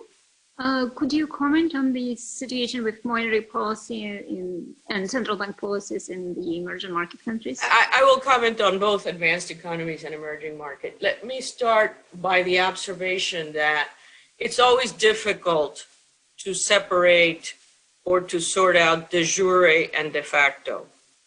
I very much agree with Richard and Ken that de jure, there is very little danger that we will see central bank independence be eroded. Now, de facto, I think, yes, because, and it's not about independence in the sense that the Treasury is going to come in and say, you know, dictate monetary policy. I'm not talking about that. But I'm talking about in periods of very high debt, central banks have to be mindful in a way that they were at the end of World War II. You know, the issue of yield curve control is not new. When the central bank, when the BOJ, it put ceilings on long-term rates, you know, the financial press went out and said, oh, unprecedented. No, not so. Both the US and the UK had interest rate ceilings on long bonds during World War II and were kept in place through part of the 50s. So I do think that by necessity, we will see, whether one calls it much more coordination, cooperation, but, you know, I think an erosion of the type of central bank independence that we came to know in the post-Paul Volcker era.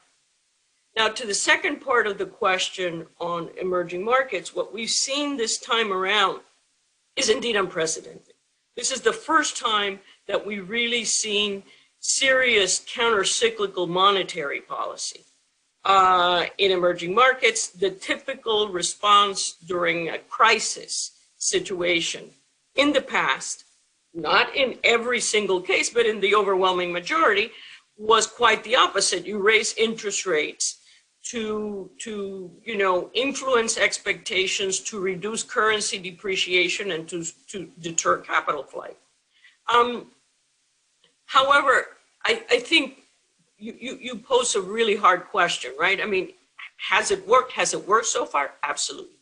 It's made so far, okay? You know, I think it's made governments have been able to rely more on domestic debt finance because, you know, remember in March and April, international markets did freeze. So the lower, more accommodative quantitative easing has facilitated the domestic financing of, you know, the very substantive fiscal needs. No question, it's been in that dimension very helpful. I think, is this a situation that is replicable in the future? That remains to be seen, right? Because this is a very particular crisis where if you look at the World Economic Outlook, 94% of the countries in the wheel have had an output that is lower in 2020 than in 2019. So, you know, with that very global shock, the exceptionally low for long policies in advanced economies, I think EMs have had a window. But let me pose one concern over the medium term. You take countries like, for example, Brazil. Brazil had a policy of very high real interest rates for a very long time. What did the real interest rates do? Well, you know, investors in the search for yield went into Brazil because despite the fact that exchange rates had become much more, you know, not, I wouldn't say volatile, but much more flexible. You always had, and you were buying as an investor, local currency debt. You had the safeguard that, well, look, you still had this very high ex post, you know, real return because real interest rates were quite high. Now, now we have a scenario where many countries, most notably in this case, Brazil, but also this applies in varying degrees also to Russia and other large EMs, where you still have quite a bit of exchange rate volatility, but now low rates of return. I would note that foreign participation in domestic credit markets has gone down significantly in a number of large emerging markets, Brazil included. So the jury is still out whether over the medium term, the quantitative easing efforts are sustainable. But my answer to the first part is yes, they've been successful to deal with a shock. Big question mark on how sustainable that is. Okay, thank you very much, Carmen, for this answer. As a central bank, I should also say that inflation started to pick up. We still attributed to temporary factors, but already in Russia, we try to pay more attention to that than in the middle of the year when we mostly expected this inflation rate hit. Okay, so let's move to a related topic, which is the situation in the financial sector and financial stability risks. And I think there are two issues here. One of them is the situation in the banking sector after the reforms of the 2010s, Basel III, etc. Banking sector seems to be stronger right now than it used to be before. But on the other hand, how much capacity still have to go through the crisis, which is not yet over? So this is one part of the question. And the second part of the question, although banking sector is stronger, lots of activities moved into non-banking financial sector. And that one seems to be very fragile. Many policies which central banks introduced, they were introduced because this sector sort of collapsed at the beginning of the crisis. It stopped financing the economy. So what will be done in the medium term in order to fix the situation? And can we do anything to do that? So let's discuss this issue. And I actually would like to first give the floor to Richard Portes. I know that you work on these issues in the European Systemic Risk Board. So can you comment on them, please? Sure. My own view is that financial liberalization, whatever its advantages, went too far in the 1980s and the 1990s, and that created the environment that led to the 2008 crisis. We had the Big Bang in this country, Thatcher's Big Bang, in 1986, regulation of various kinds. We had the U.S. deregulation that culminated in the Larry Summers's famous Commodity Futures Modernization Act of 2000 that eliminated any restrictions on derivatives markets. I think that those created the conditions that led to the 2008 crisis. I think macroprudential policies are indeed now very important. And I think we do have a good framework for this in the European Systemic Risk Board, which is the financial stability arm of the European Union. We responded very quickly and very comprehensively to the crisis in the late spring. We developed EU-wide measures on bank dividend and buyback restraints, central counterparties, financial stability effects of fiscal guarantees, responses to corporate bond downgrades, and market illiquidity, as in the March Madness episode that Carmen referred to before, the market instability that required central bank intervention as market makers of last resort. Now, that leaves us with lots of issues about market structure. To what extent does the structure of financial markets contribute to that market instability in March? Market liquidity questions. We thought we had liquidity in those markets, and then as soon as the crisis came, it turned out liquidity evaporated. Do we expect to see illiquidity under stress in the future? What can we do about that? Do we need all these what we would call central bank puts as market makers of last resort underpinning the markets? Or should they be confined to stabilizing the government bond markets? Those are the central ones. Why should the central banks be propping up corporate bond markets? I can think of some arguments, but I think that's worth arguing about. And should liquidity provision be extended to those non-bank financial institutions you were talking about, Ksenia? The whole range of what we used to call shadow banks. We're not allowed to do that anymore. We call them non-bank financial intermediaries. They may need liquidity support in various contexts. We have open-ended funds, real estate funds in particular, with very illiquid long-term maturity assets, which I think are rather dangerous, and some of which had to close their gates in the spring. And we had recourse yet again, to the central bank swap lines that were a major stabilizing factor in 2009. And in fact, the drawings on those swap lines were much quicker and more, going straight up in the March-April period of last year. So there's a lot going on out there that the macroprudential authorities have to worry about, and I believe take measures regarding over the next couple of years. Thank you. Thank you very much. Carmen, you mentioned that in the emerging market countries, domestic banks and domestic financial institutions were able to finance this increased government debt to a large extent. So is it the sign of strength of the domestic markets that they became stronger recently? And what is the capacity still there, or it's already used to a large extent? So this is one issue. And the second issue is capital flows. As Richard has just said, the problem of capital flow volatility this time around was largely solved with swap lines. And this is to some extent what I meant when I said that the world becomes more and more dependent on major countries' central bank, and not so much even on the global financial institutions such as IMF and the World Bank.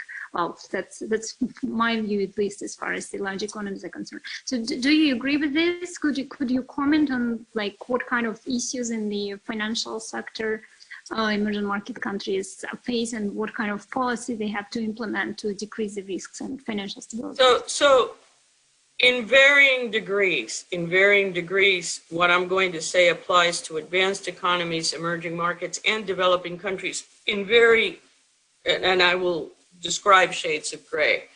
But I am actually very concerned about fragilities in the banking sector emerging as a legacy of COVID for the following three reasons. Number one, even though for the most part, countries, certainly many of the advanced economies and many of the emerging markets went into this with pretty solid banking sector.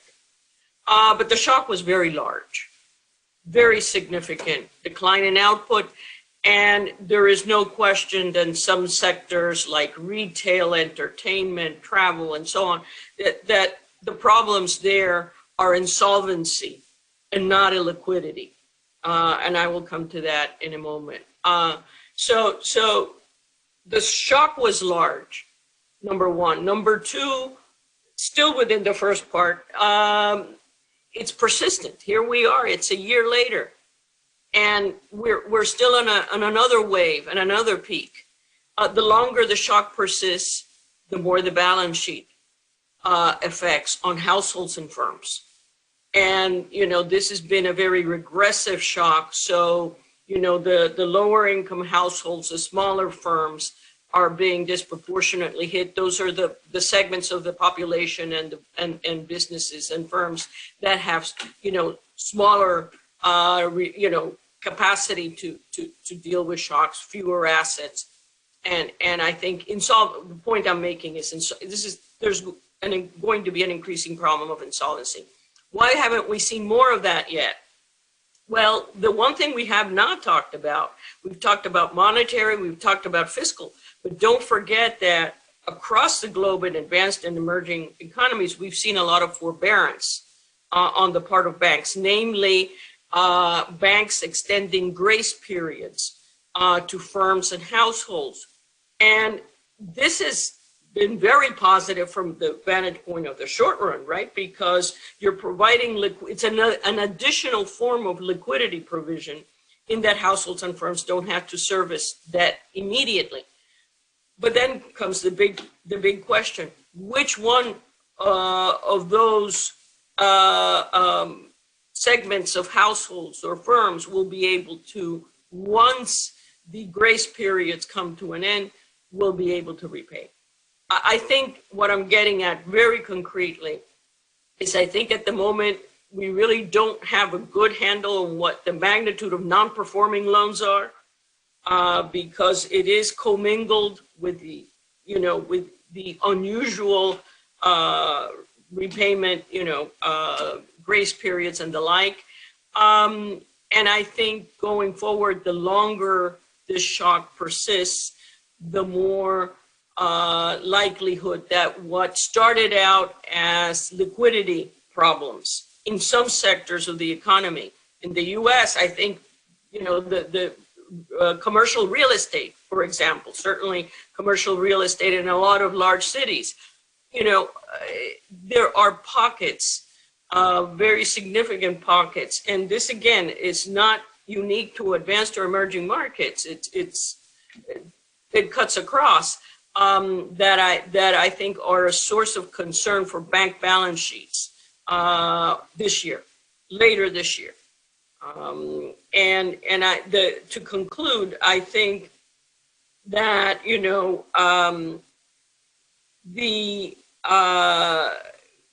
the idea that for a banking crisis you need a Lehman moment, that it's a big bang, it's a lot of drama. You can get pretty big, substantive banking problems much more quietly, through this kind of steady erosion in asset quality. And that's I think, the kind of banking concerns that I have, not your big bang and drama of 2008, 2009, but, a steady deterioration in asset quality. Thank you very much, Carmen.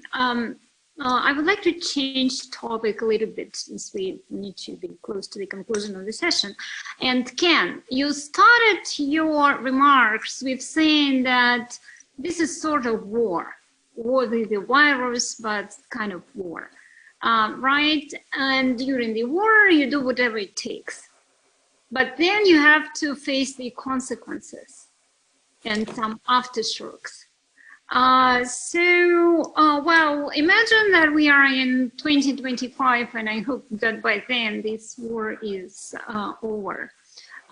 So what kind of aftershocks we may see by then, and what kind of policy we maybe already should start thinking about in order to limit the risks which we may face then as a result of what we see and do right now, please. Okay, let me just make a few quick points. First, obviously, it depends on how long this lingers. And I think one of the things about choosing the right policy now is what's going to happen with the virus. And I think it's very easy to say what was the right policy, the wrong policy with hindsight, but that is a huge source of uncertainty, and both Richard and Carmen underlined that. The second point is inequality. A lot of the policies now really aren't getting at the people who most need it. This is a very unusual recession and hitting at the service sector, not the manufacturing sector, and hitting so disproportionately at lower income. I mean, you can say booms aren't good for lower income, recessions are bad for lower. This is uniquely difficult. And for example, having $2,000 checks mailed out to everyone in the spring, a lot of the middle income families saved that. They didn't need it as desperately. Having interest rates be very low helps Amazon a lot. It makes Tesla, a giant company with perhaps profits way in the future. It makes Bitcoin worth a lot. It's not directly getting at people who are somewhat not in the bond market, not with access to loans. So I think those are going to create challenges that we'll feel in 2025. let me finish on an optimistic note. You mentioned The Crown, the Netflix series. I hope your Russian audience also sees The Queen's Gambit, which is about chess. And I think one area where there's some optimism in the future is the way that this pandemic has sort of made people interact differently. Chess has done very well by it, but I think it'll affect our lives tremendously. Thank you. Okay, thank you very much. So since we are almost out of time, let me just ask this question to our other speakers. Are you optimists for the future or pessimists? So Richard, please. Well, I'm constitutionally optimist. I think somehow we'll manage some normalization of interest rates, although it's going to be difficult with secular stagnation, keeping the natural rate down. I think private demand can be brought back, but it's got to be brought back to the point where it will sustain full employment so that fiscal support can be cut back. I think we can get there in 5 years, so I'm optimistic on that. But we'll need some fiscal rules by then, serious fiscal rules. And then I'm fairly optimistic that the central banks will be able to rise to the challenge of dealing with fintech, big tech, digital currencies and all that.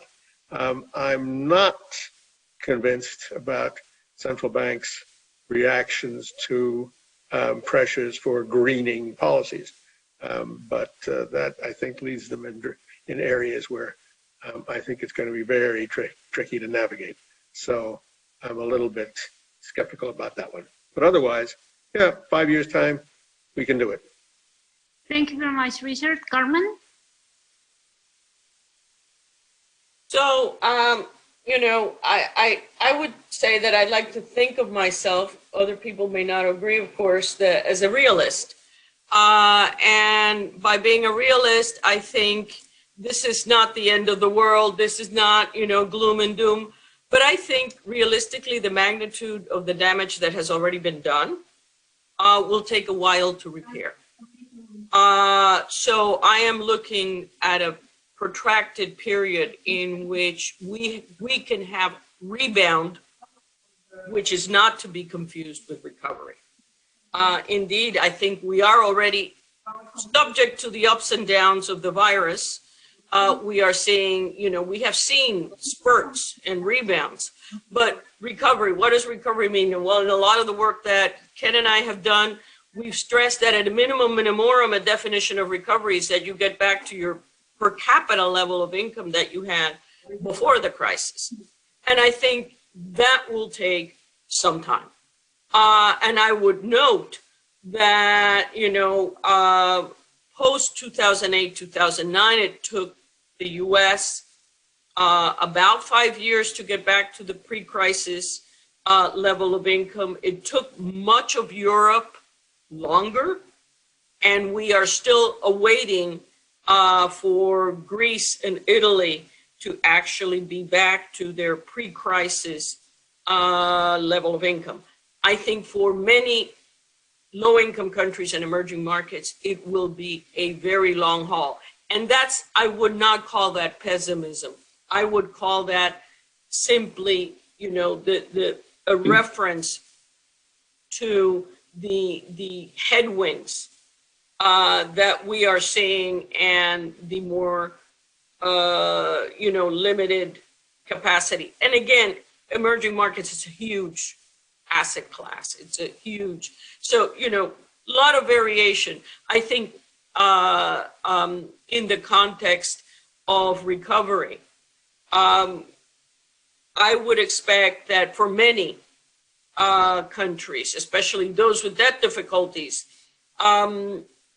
it's longer than 5 years. It's longer than 5 years. In 1990, and I'll conclude here, in 1990, 68% of developing countries and emerging markets, you still had per capita incomes lower than in 1980. I'm not suggesting a replay of that, but you know, it's a big risk.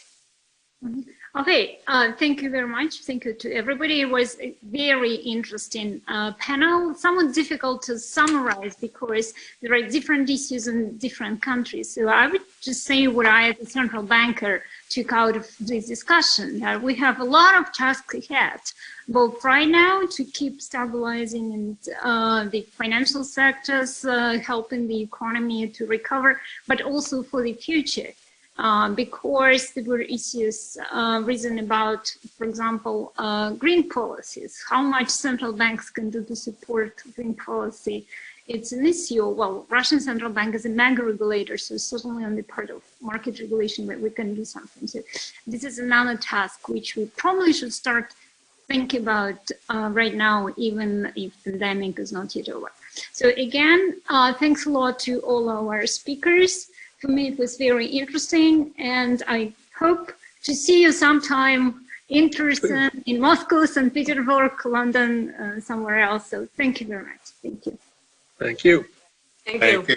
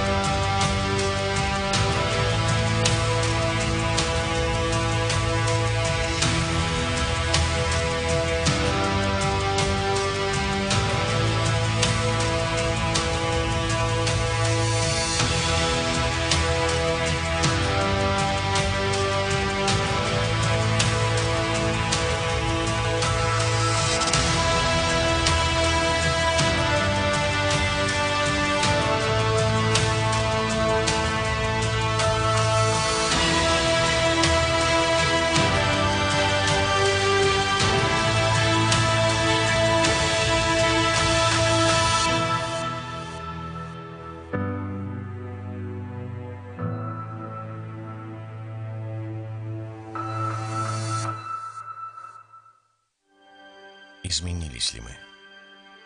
Стали другими или остались собой? Принимая время, место, обстоятельства. Главное не остановиться сегодня, чтобы стать сильнее завтра. И знать, мы вместе. И это все меняет. Ваш Газпромбанк.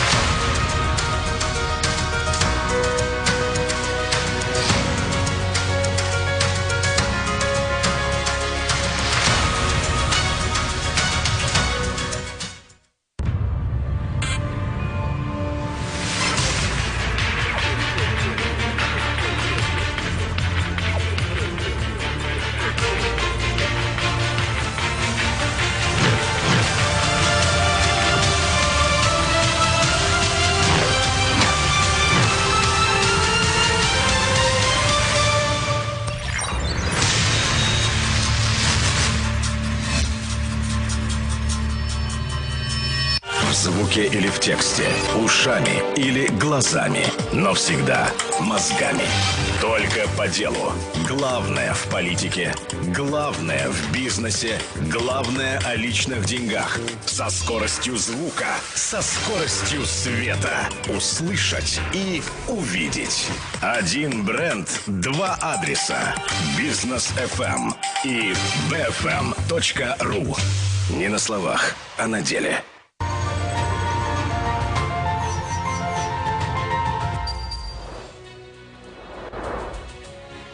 В Российской академии народного хозяйства и государственной службы при президенте Российской Федерации проходит Гайдаровский форум, который в начале года традиционно задает вектор общественной и научной дискуссии. Здесь собираются известные эксперты, представители органов власти, общественные и политические деятели, предприниматели из разных стран мира.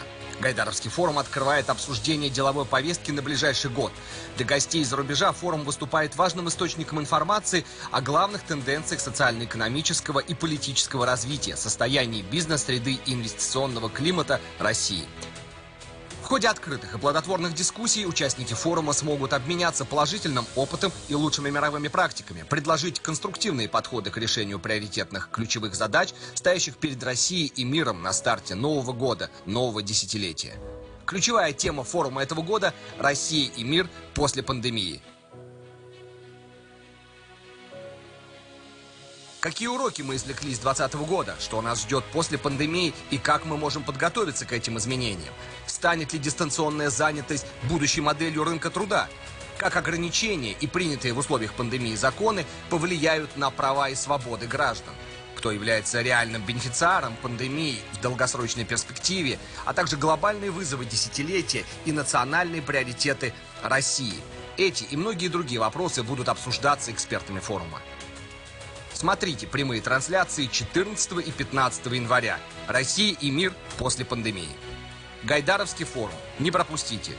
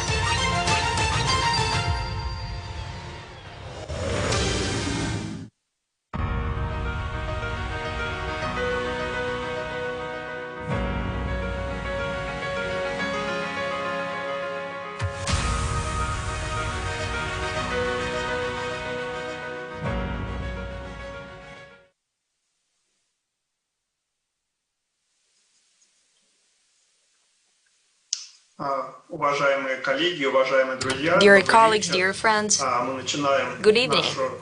And we're starting our session of the Gaidar Forum dedicated to the future of the cryptocurrencies. This is a very topical issue, and it's quite a recent one. It started with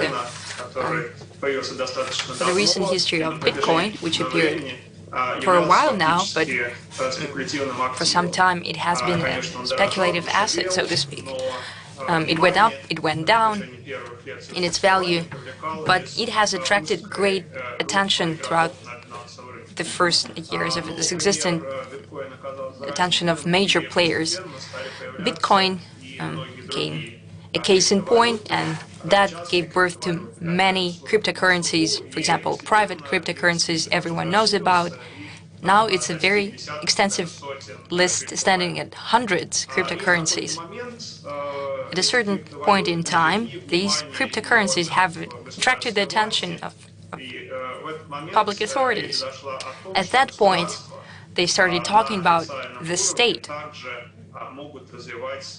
developing their cryptocurrencies also officially.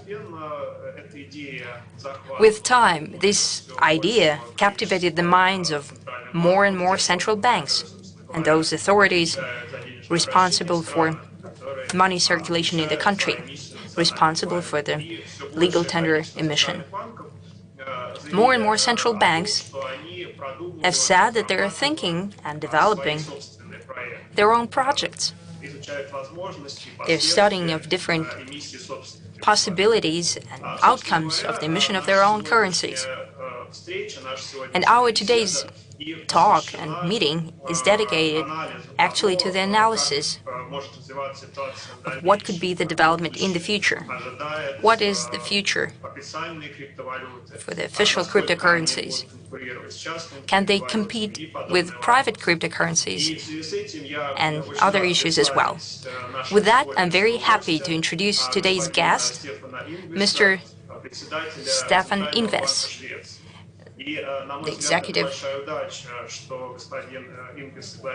the governor of the Riksbank, and we're very happy that Mr. Ingves has agreed to take part in that, since Sweden was one of the first countries where the central bank has mentioned that they are beginning the process of developing and studying the possibilities of creating their own cryptocurrency. And I think that Mr. Ingves has the most to tell us, as they say, from the horse's mouth, what was the path of the Riksbank to that project, and what's the state in the development of krona. Mr. Ingves, I'm very happy to welcome you to the Gaidar Forum, and you have the floor, sir. Thank you, and thank you for giving me the opportunity to talk about the future of money. And I have the title here is Which Road to Take, and I'm of course talking about this from my personal perspective and also from a very Swedish perspective. So I will also give you a bit of a background where we are coming from and why this issue has surfaced maybe sooner in my country compared to many other places.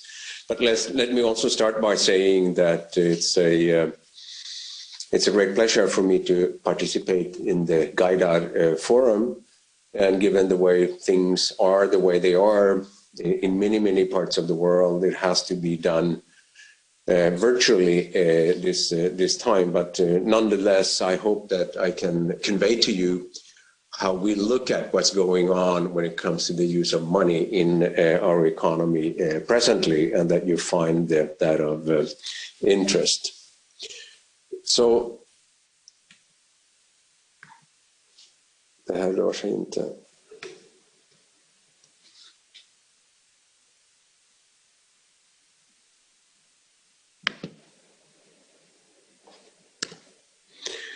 So first, a little bit of a background when it comes to this. If you look at the red graph, It shows cash in circulation, the nominal value of cash in circulation between 1951 to 2019. And as you can see here, if you look at this graph, that the nominal value has gone up, up, up, but beginning in 2008, 9, 10 roughly, then the nominal value of outstanding physical cash has been cut almost in half. And that's of course a sign that something is going on in the economy, something is happening here. And if you look at the dotted line, the dotted red line, the difference between these two lines basically shows a reduction. So essentially, when the red line and the dotted red line, when they coincide, what that basically shows is that people don't use large denominations hardly at all today, if you look at the graph at the far right-hand side. Now then, given that the use of physical cash has been cut in half in roughly 10 years, then that of course raises the question, then what is left? What kind of money, physical cash is out there in the system? And the 50 billion that's 60 billion that's left in the system, that is basically physical cash that is used in ATMs, in automatic teller machines. And as to the rest, it is tiny. Let me also add to this that when it comes to the use of coins, basically younger people don't use coins today at all. So coins have become almost irrelevant in the system. Now, if you measure this instead, not in nominal terms, but in relation to GDP and the size of the economy, det här funkar inte. Jag måste ju kunna byta bild och inte bara liksom flytta på bilden.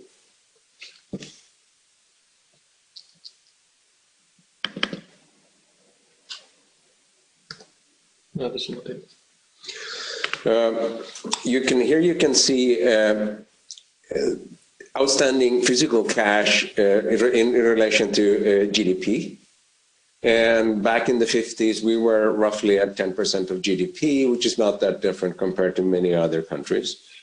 And then you see this process, and it has been going on now for a number of years, and presently we are down roughly to 1% of GDP. And if you compare us to the Eurozone and other advanced economies, the green and red lines there, then you can see that our system is completely different compared to what is going on basically in some other parts of the world. Now, let me modify this though a bit, because if you were to draw a similar type of graph for, let's say, Finland, Norway, Denmark, or the Netherlands, then the evolutionary process in those countries is basically the same. It can move a few percentage points up and down relative to GDP, but the trajectory where they are heading is very, very similar to where we are going. Now, what does this tell us? Basically, it tells us that if you measure this relative to GDP, physical cash is irrelevant. It doesn't really matter anymore. And given that we are ahead compared to many other countries when it comes to this process, that forced us 4 or 5 years ago to start thinking about where are we heading, what is happening next, what is going on in our type of economy, and how do we deal with this? And that's, of course, because as a central bank, we have had the monopoly right to issue physical cash since 1904. So we have been doing the same thing for more than 100 years. Something is going on the technological side. That means that the means of payment, physical cash that we are providing is about to disappear. And that, of course, then raises the issue: what's next, and how do we deal with this, and what would we prefer the future to look like? And that's how we started. But if you compare us to many other what we then started thinking about doing is to say, well, we need to stay relevant. And that's why we started examining the scope for issuing a central bank digital currency. But I'm talking about a digital currency. I'm talking about retail money. I'm not talking about wholesale, because basically wholesale transactions and wholesale money has already been digitalized for a long, long time. So that's not so much an issue. When we talk about wholesale, the remaining issues, account-based, token-based, distributed ledger, or some other technology. So really, what I'm only talking about here today is retail money that the general public can hold in a cell phone, in a computer, on a card, in some digital way in the future. And that led us to start the e-krona project, the electronic krona project. So for a number of years now, we have looked into whether it's possible for us technically to issue an e-krona by the Riksbank, a money that would be digital, electronic, but still would be a claim on the central bank.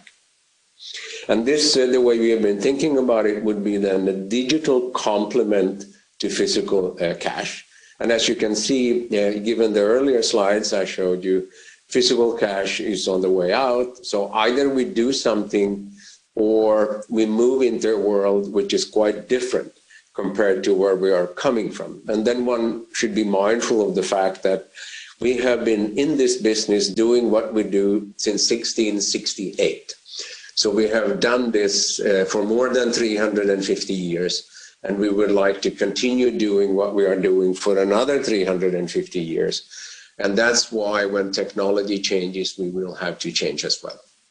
Now, when it comes to the e-krona project, it's been very important for us to come up with technical solutions such that on the one hand, we can do this as a pilot, while on the other hand, the pilot needs to be technically constructed in such a way that the technology we use can be scalable. So that if we want to move into full production for the whole nation, then we can scale up these things and it can be easily used in the future. But having said that, regardless of which technology you use, it's also the way we look at it very, very important to make sure that when we do these things, if you hold our digital money in the future, you will have to comply with all the anti-money laundering standards and all the know your customer regulations that need to be in place when you are in the banking business today. So this is in no way at all a product that you can use in order to circumvent what you need to comply with if you're doing things the proper way. Now, so that's our background. That's where we are coming from, and that is what made us start thinking about these things about five, six years ago. Now, what does it look like today? Here is a world map, and the world map shows a number of countries that are working on retail pilots when introducing a central bank digital currency in one form or the other, or they have already completed a retail pilot, or they are just doing research. And then there are a number, if you look at the blue parts, they are dealing with wholesale projects. And I'm not going, as I said, talking about the wholesale projects at all. And as you can see here, various central banks all over the world are dealing with these issues in one form or the other as of today. And Sweden is dark red, and so we are certainly doing this. You can also see that China is dark red, because China is actually ahead of us because they have already started a real experiment in a couple of Chinese cities. And this is going on there in full swing. But it's actually also so that if you look at the Caribbean, then the Bahamas Central Bank, BS, on this slide, they introduced, I think it was in November or maybe December last year, the sand dollar. So that means that they are already producing a central bank digital currency in this tiny, tiny region of the world. And the same holds for the Eastern Caribbean central bank.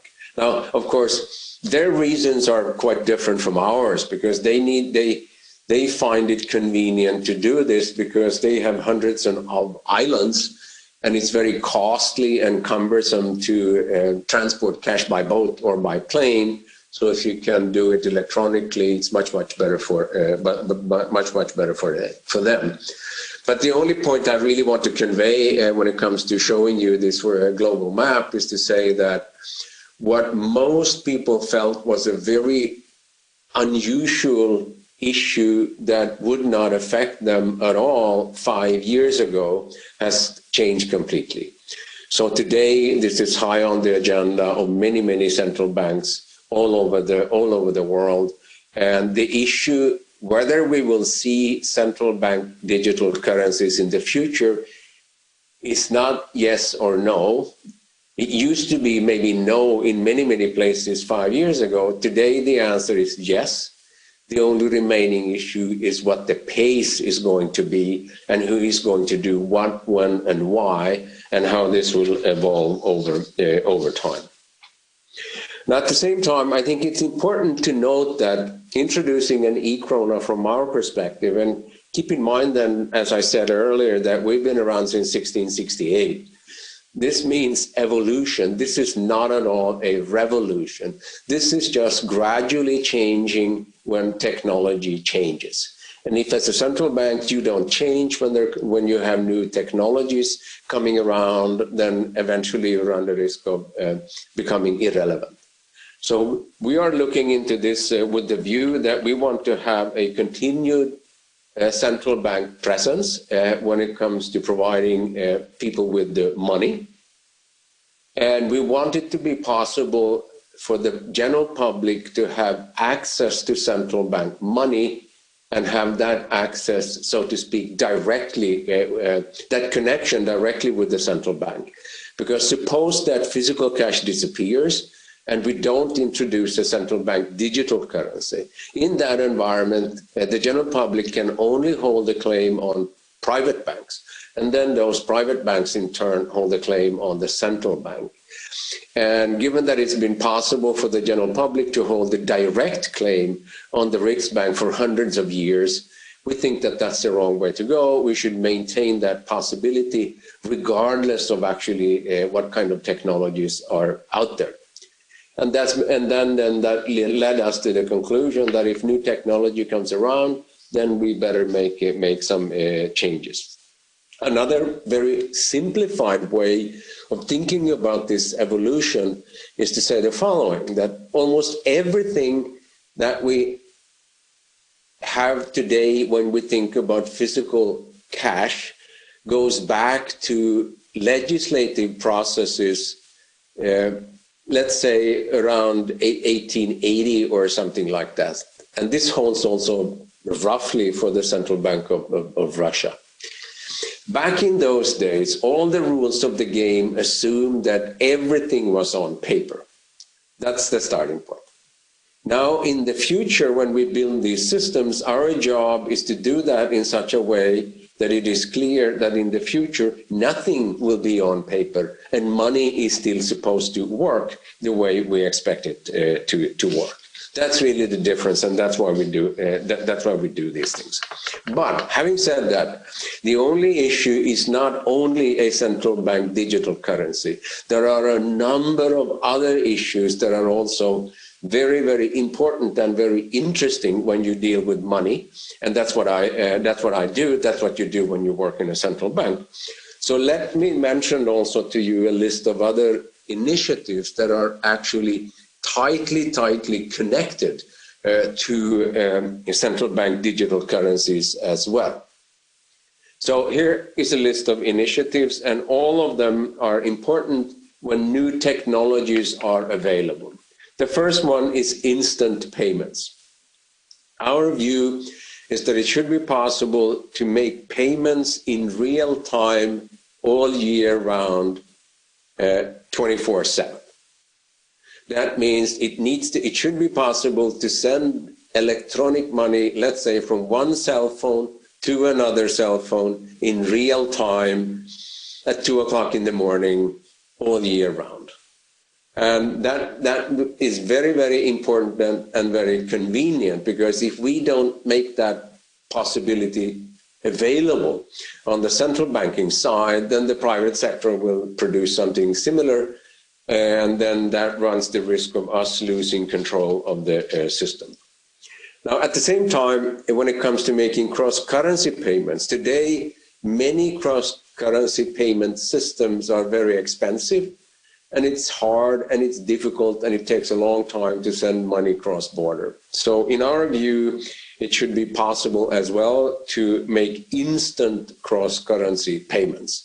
And it also should be possible to make those payments all year round, 24/7. At the same time, I've talked about this so far very much from a technical perspective, but this is not only an issue of technology, it is just as much an issue of the legal framework you use or the legal framework available to you when you do these things on the technical side. So we have in this country an expert inquiry, a group of experts have just recently been appointed, and their job is to think about these things from a legal perspective and come up with their suggestions how to do these things in such a way that the concept of legal tender also is functioning in the future when almost everything is digital in one form or the other. Because today, the legal concept, legal tender, is actually tied to physical cash. And if physical cash is not in use very much, then of course the whole concept of legal tender becomes, in some sense, from a practical perspective, irrelevant. At the same time, when we do this type of work, it's imperative, I would say, to try to cooperate internationally as much as possible, because if I refer back to the map that I showed you, then a very large number of central banks are working on these issues, and then that, of course, raises the issue of standardization, you actually choose to do these things. In addition, we will open, together with the Bank of International Settlements, what is called an innovation hub here in Stockholm, sometimes in the course of this year. And we do that with the intention of trying to study and innovate as much as possible within this field, in order to learn from what other central banks are doing, and also in order to cooperate. And maybe we have something that others can learn from us. And we hope to have, as I said, this innovation hub up and running in the course of the year. Now then, a bit of general background to all of this, and this is one way of describing why it is that we are where we are. This is a graph showing the European Central Bank's Digital Economy and Society Index. This index is an attempt within the European Economic Union to try to measure how digitalized a certain country within the EU is. And as you can see here up on the graph, when you look at the bar chart, you can see that we are far out there on the left-hand side. The other countries you have there is Finland, Sweden, Denmark, and the Netherlands. Norway is not a member of the EU, but they would be far on the left-hand side as well if they had been included with a bar. A bar. Now, why is it that I mentioned these countries again? Well, that's because, as I started out when I gave my speech, I said that also a number of other countries, Finland, Sweden, Denmark, and the Netherlands, also have a very low level of cash use. And here is the receipt to what I stated, because also in those countries, as you can see from these bars, they are highly digitalized already, and that means that these types of economies have the technical capacity to run an economy already today, actually more or less without physical cash. So then, based on all of this, what is then my vision when it comes to the future for money and payments? And keep in mind here that I'm talking about this from a public sector and a central banker's perspective. So I'm not at all talking about Bitcoin and various type of private monies using the plural. So this is what I hope that we can achieve at the central bank, and that this will work in my type of economy. First of all, there is a need to have real-time large value and real-time retail payments in Swedish kronor with settlement in central bank money 24/7 all year round. At the same time, given that the technology actually already is available, we also need to have real-time cross-currency payments in central bank money 24/7, 365. At the same time, in order to make this work, we need to have a sound legal definition of legal tender, which is suited for the digital age, so that the legal concept of legal tender is not tied to physical money, and legal tender needs to allow for different technical solutions. And that also means that what is very important is that a central bank digital currency needs to be legal tender, because that's essentially how you define money in your own economy. Also, what will be very important in the future, and this is not a central bank issue at all, is that we need a government digital identification service of some sort. Because it doesn't really work anymore in this day and age to have a physical passport only, a paper-based passport. Ultimately, you need to have a digital ID, and in most countries, it is the government in one form or the other who decides who you are, and then it needs to be possible to define who you are in a digital form. And finally, of course, if the lights go out, if there's a problem with the supply of electricity, we still need to maintain a limited use of physical cash as basically as a contingency measure, because as I said, if the lights go out, then we still need to be able to make payments in one form or the other. So to those of you who are listening in today, this is a short version of what we have been doing and working and thinking about for the past 5 years. And my vision, as I said here, is a 1, 2, 3, 4, 5, 6 point summary of what I think we need to do in order to stay relevant as a central bank also in the future. So with those words, thank you, and over to you, and I'm ready to take your questions.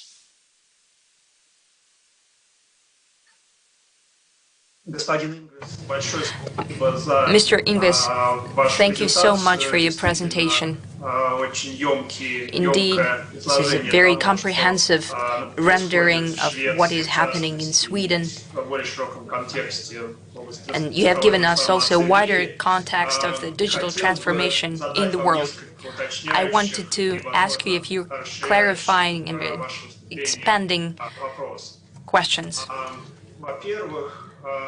First thing, I'd like to understand the following. You said that the main reason behind the idea of creating a digital currency of the central bank was lower use of physical cash. Indeed, what we see in Scandinavian countries, in Sweden, indeed, there is much lower circulation of physical cash.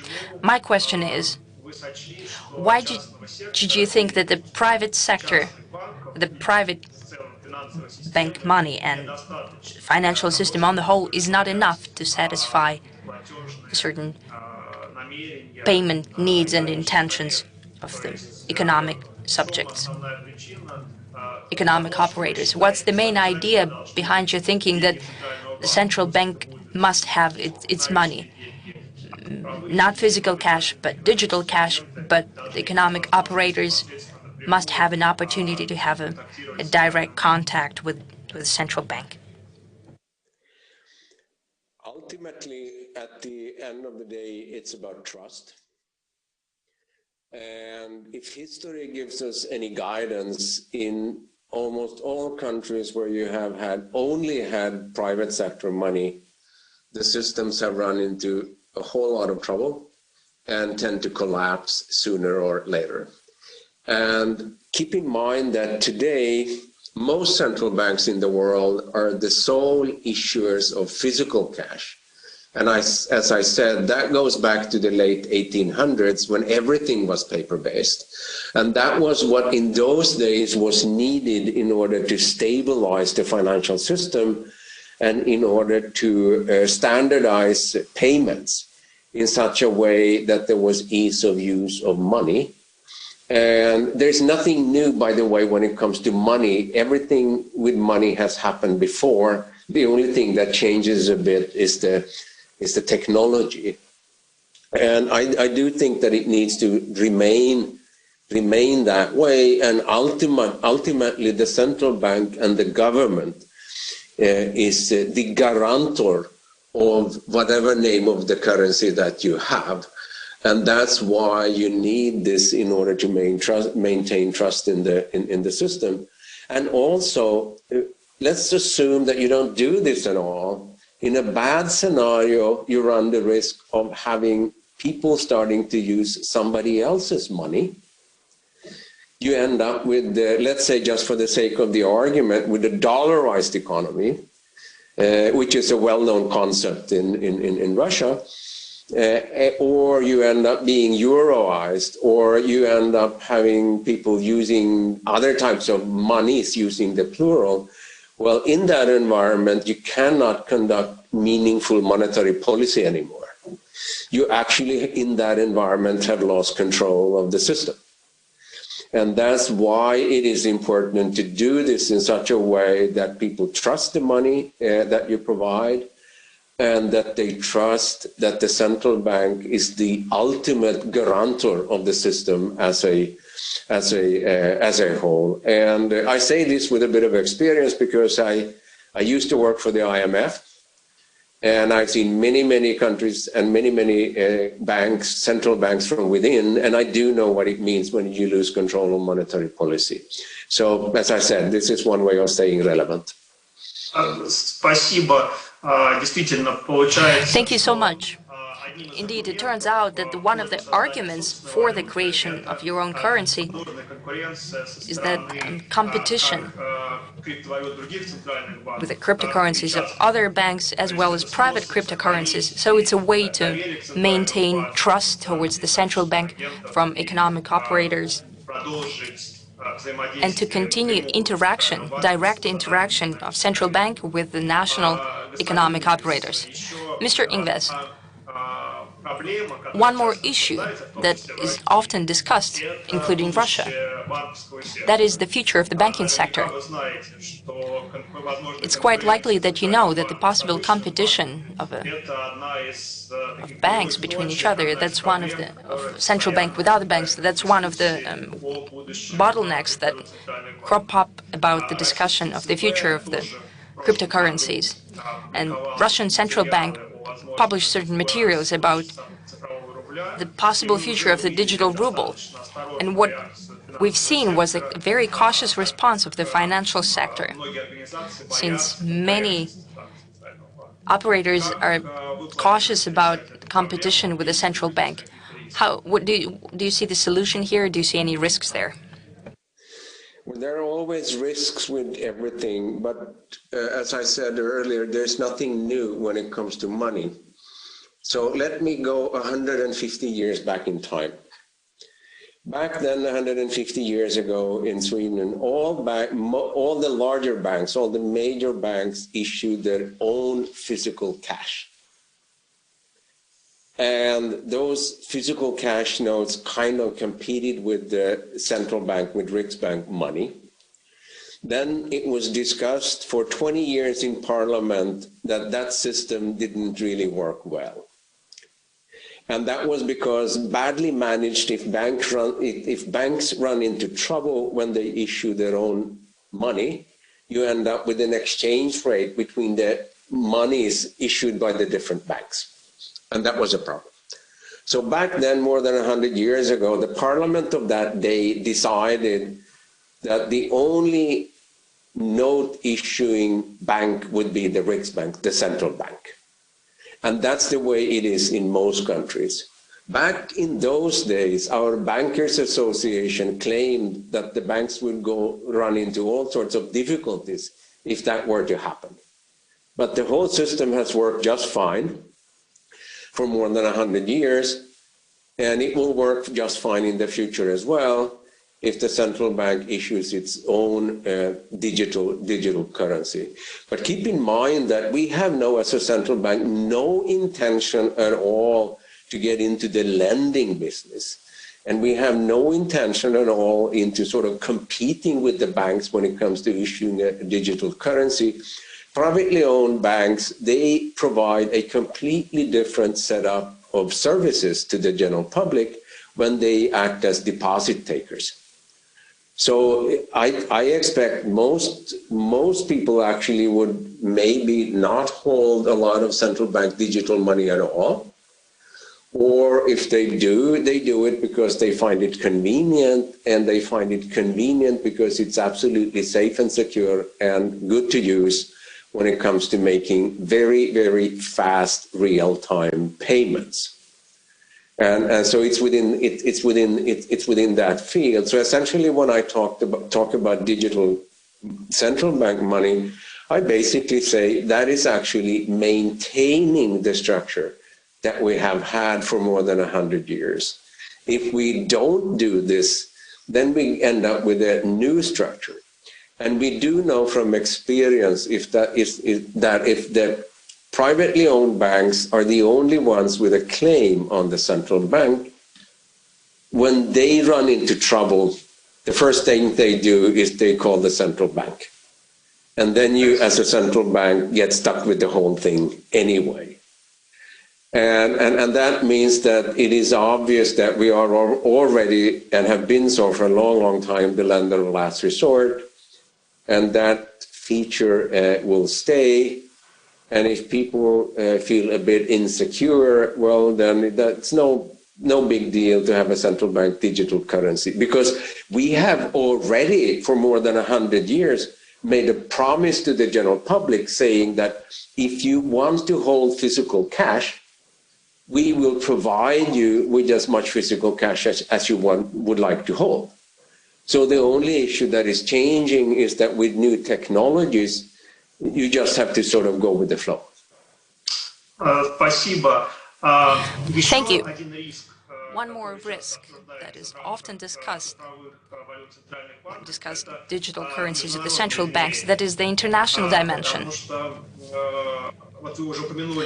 You have already mentioned the issue of dollarization that is very topical for emerging markets and developing countries. Let's imagine that there is a digital dollar, a digital euro, and other digital reserve currencies. In case when economic operators of other countries have access to such currencies, apparently there are emerging risks of even greater dollarization, greater capital outflow of these reserve currencies from the currencies of the developing countries. Do you perceive any such risks regarding the international dimension of the economy? No, not really. Because that dollarization or euroization has already happened, and it happens because you misbehave domestically. And misbehaving domestically can never save you. So if you create, just for the sake of the argument, too much inflation, if you're unable or incapable or unwilling to create a macroeconomic framework such that you have stable prices and a stable fiscal situation, nothing can save you. That's not a technological issue. That's economic mismanagement.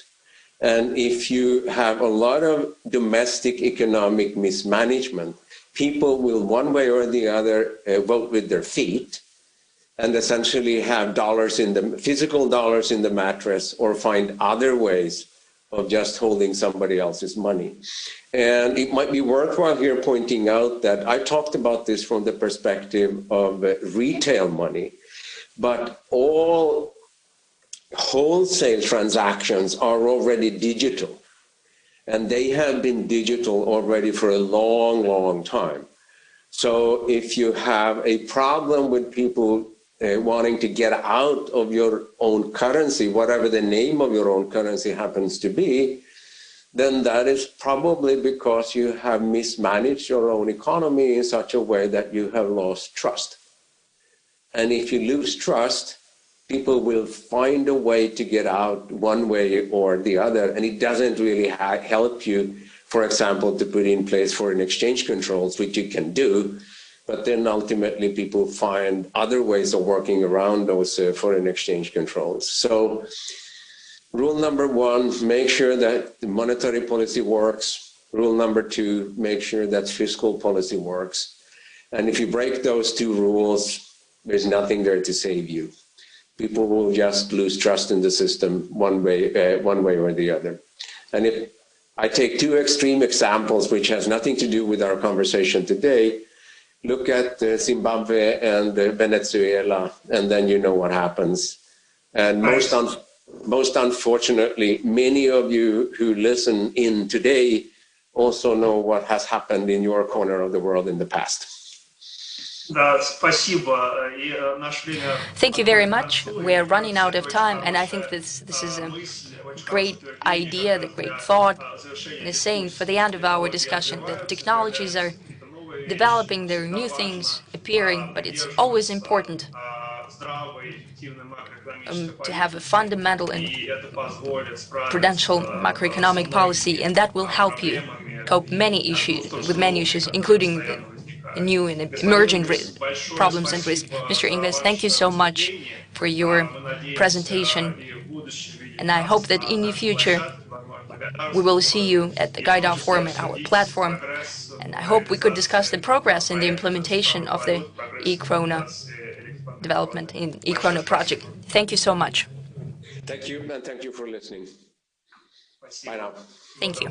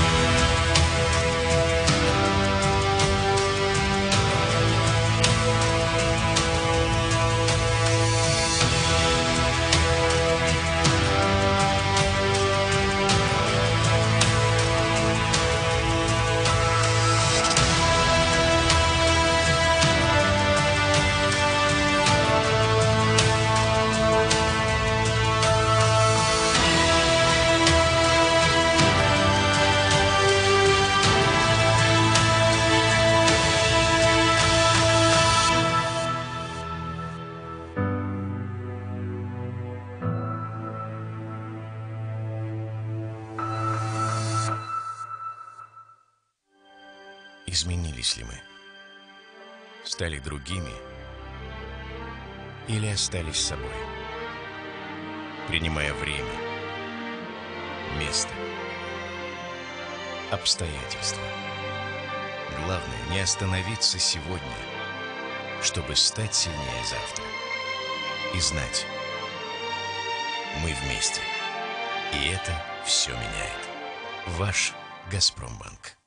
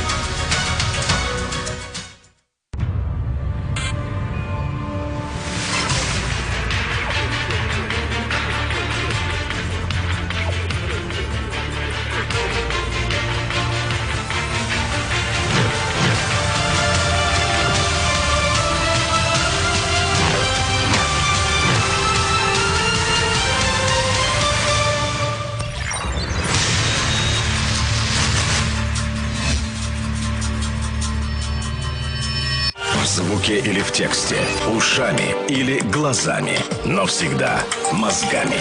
Только по делу.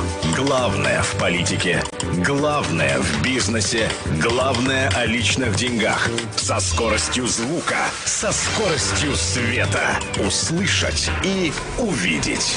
Один бренд, два адреса. Бизнес FM и bfm.ru. Не на словах, а на деле.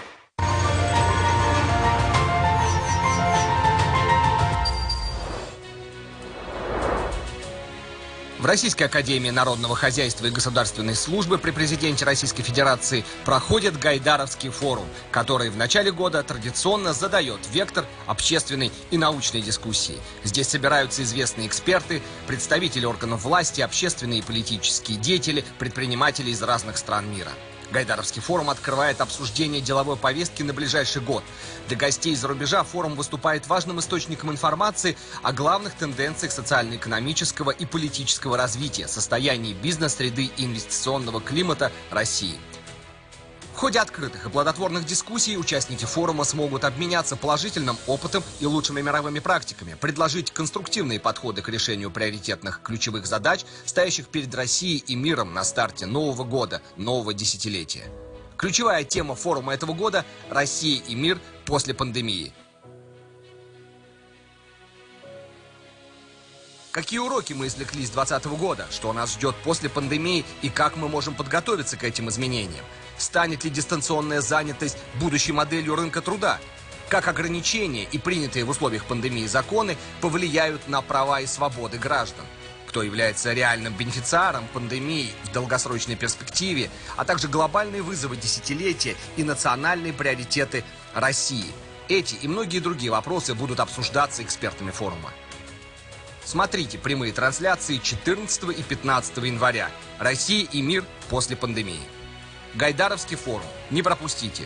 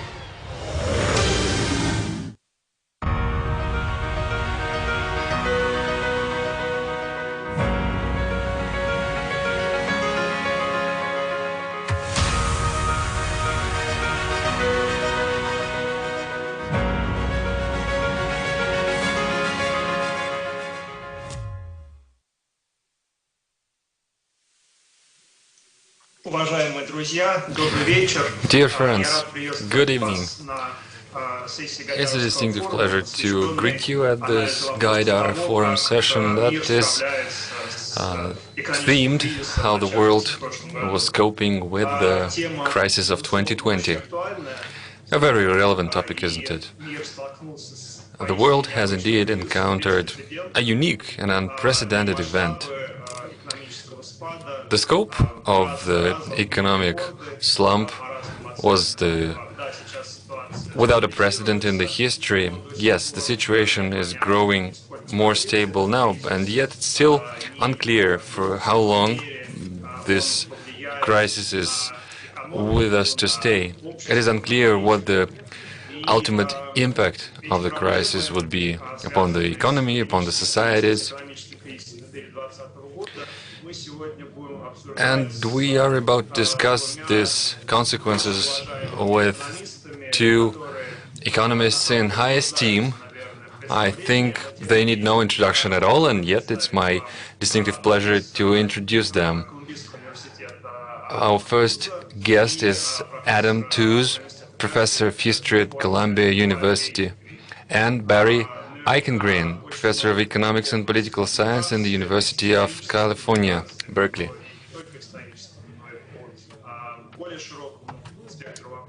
They are members of the academia in high esteem. They are great dialogue partners, and it would be a distinctive pleasure for me to discuss the situation around us in the context of the global economy.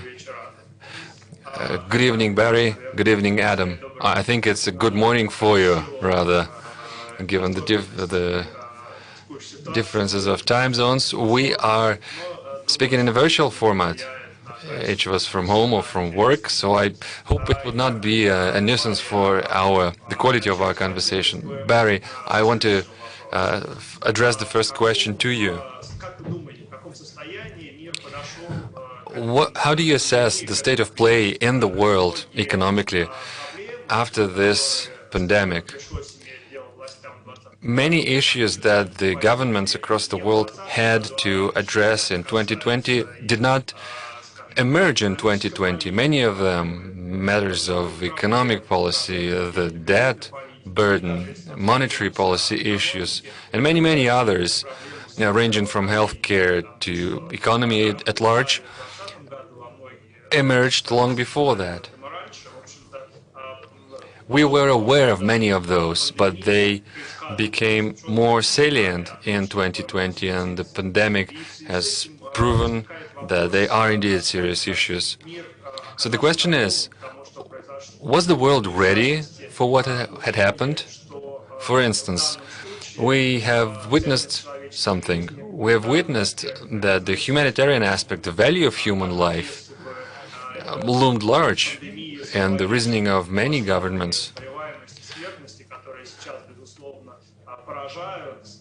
It was indeed possible that a pandemic of a different disease with a greater rate of morbidity and mortality would be viewed completely differently today. Barry, I want to give the floor to you and ask you this question. What do you think the state of play today after the pandemic? Thank you, Pavel. So your question in passing was the world ready for the pandemic? And I'd be happy to give a one-word answer.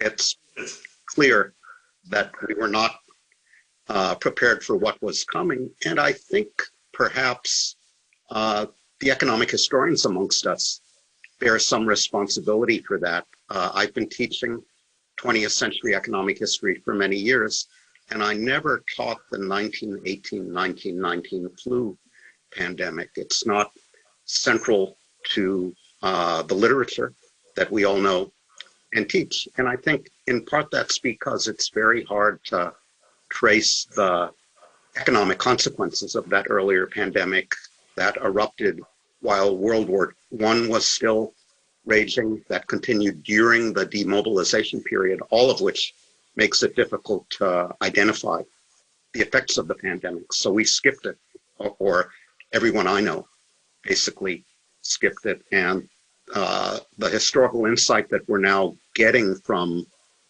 recent studies of that earlier pandemic, I think is quite useful. So we could have prepared better. In terms of where we go from here, I would just say the virus will largely determine the economic developments going forward. The economic policy response, narrowly defined, has been good, but broadly defined, to include public health policy, has been much more problematic. And I think many people's view that with the arrival of vaccines, we only have to get them into people's arms and the rest will be history.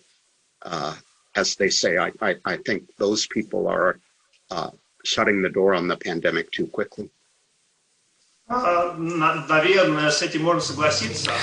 Yes, I think we can agree to this, especially if we believe that everyone is fighting the past wars, and each crisis is always a surprise to some extent.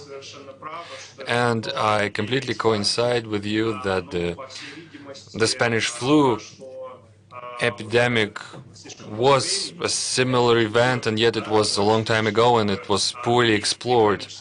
So the economic agents were different, the governments were different. So it would be difficult for us today to undergird our decisions with the experiences from back then. Adam, what do you think? Was it possible to meet this pandemic better prepared? What could have been done in the previous 10 years, the 10 years that elapsed since the time of the last global crisis, to avoid this catastrophe? Well, thank you very much, Pavel, for the question. It's a pleasure to be here with you, and I wish very much that we could be in Moscow to have this conversation. I think one of the ironies, one of the puzzling things about our experience of the pandemic so far is that it was, after all, anticipated. So Barry's absolutely right that I think economic historians, especially those of us like he and I who've worked on the early 20th century, tended to systematically underestimate the importance of the Spanish flu. But it would not be fair to the large group of technocrats globally and epidemiologists and virologists, public health professionals, who since the 1980s have been consistently warning of precisely the sort of scenario that we have faced. One of the questions we have to ask, I think, is why their warnings did not receive the sort of salience that they clearly deserved, and why in the, as it were, portfolio of worries that we did take seriously, this was so much further down the list than it needed to be.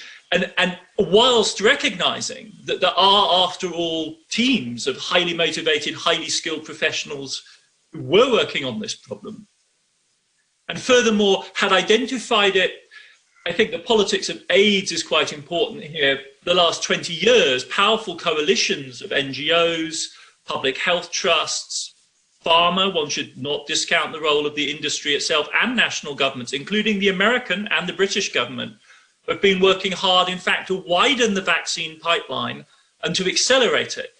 And another way of looking at this year is, yes, COVID blindsided us, but this is also the year in which the second person in the world has been, we think, cured of AIDS. It's the year in which Africa was declared free of wild polio. And it's the year in which the portfolio of candidate vaccines for several very important diseases, notably malaria, is in fact on the cusp, we think, of producing potential breakthrough vaccines. So I think we need to relativize, as it were, what has no doubt been a shambles in much of the world in our dealings with this particular virus, and recognize the fact that our ability to move as quickly as we have towards a vaccine, as qualified as that triumph may be, is itself significant of change which has been ongoing and which is owed to the relentless work of very dedicated professionals in this field over the last couple of years who, and let's come now to the sad part, were to a very considerable extent betrayed and let down by national governments and national government decision-making in the crucial months earlier this year. And we can go into the details of the arguments and the post-mortems country by country, but I think that misses the point in a sense that that failure was quite collective, in part because it was just simply impossible to imagine the steps that would have been necessary. You know, in retrospect, it's clear we should have shut all the major international airports in February. But to have suggested that would have been extraordinarily difficult to actually back with political judgment. There are a handful of countries that come out of this experience looking good. And the most leading example is, of course, China. And the question, of course, is whether China's regime is sui generis, whether any lessons follow from China's apparent ability to contain what was a major outbreak at the provincial and regional level, which is the size of a European country, within a much bigger entity. And I think now that those are the hard questions that we're going to be facing going forward.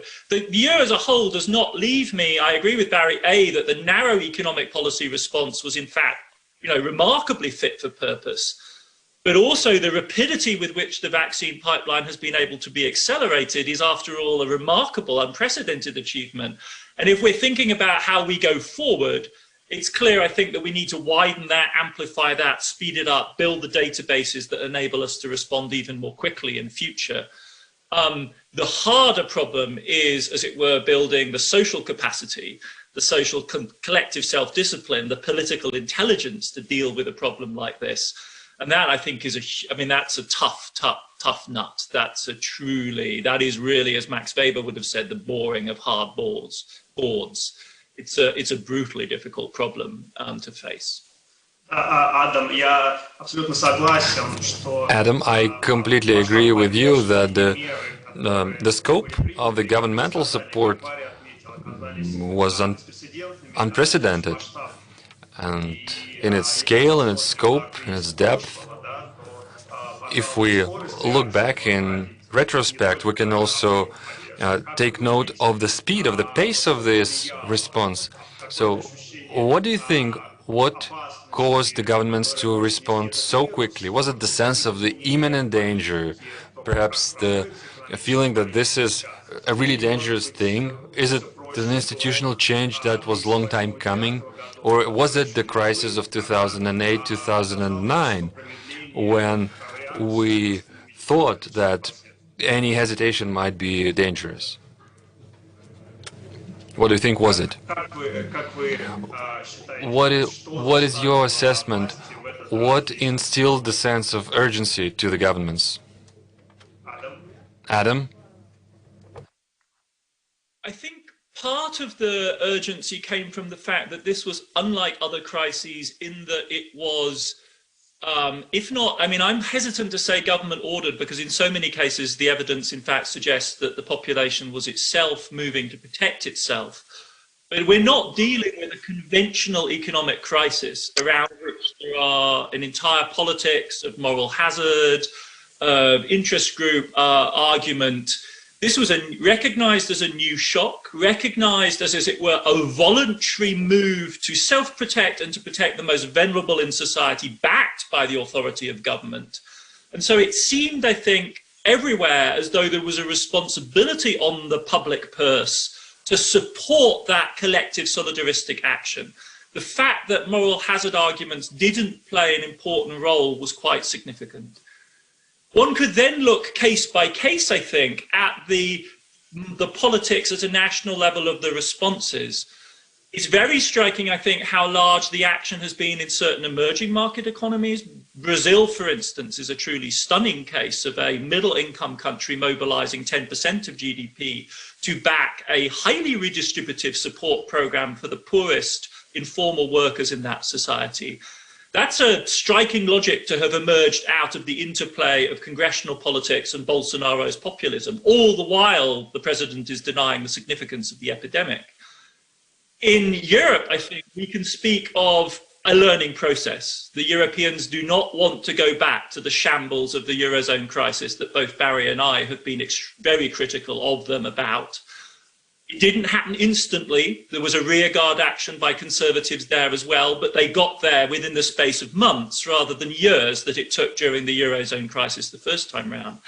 In the American case, I think you have to say that really, on the one hand, it was indeed the sense of acute crisis in March, the spiraling upwards of unemployment numbers that was very shocking to everyone, I think, in American society. But there is also a hard-nosed political calculation here, which is that it was a Republican president in the White House. And I am not confident that I would be able to predict the response of the GOP, the Republican Party, in the face of that crisis if it had been a Democrat at that moment. We will see how that politics plays out in this year. So I think a general sense of a novel type of crisis requiring a novel type of response, and then, as it were, regionally specific, nationally specific politics that shaped the logic of that reaction. If I can add real briefly, I do think it's important to remember, Adam did remind us how frightening the drop in output and employment was in the first couple of months when we shut down. I do think there was learning from the global financial crisis that deficit spending and quantitative easing under those circumstances do not immediately produce runaway inflation. That was an important learning experience. And then, as Adam said, it's really been striking to see how differently the German government has responded with stimulus this time, because the moral hazard concerns that normally restrain it were not present. Indeed, and we continue with what you have said. The initial figures of the drop of growing unemployment and shrinking of GDP, they were indeed shocking.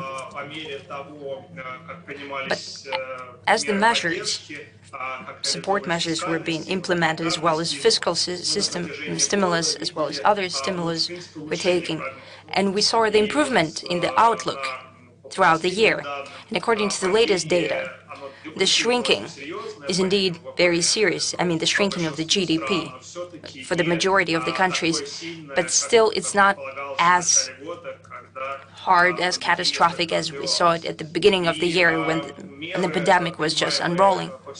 And the measures being undertaken by many countries were indeed very different, but they had certain features in common.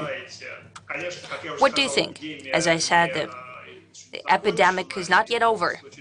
We're not out of the woods yet. But as for now, Barry, what do you think? What are the common features in the successful measures? What turned out to be efficient and what not? I would echo what you said, Pavel, that it's too early to draw definitive conclusions. We're having another spike of the virus in the United States and many other places, and that will be negative for economic activity. So if unemployment has come back down, it can turn around now and go right back up if people are reluctant to go out, if they're reluctant to go to work, if they're reluctant to go to the store, as they should be for the moment.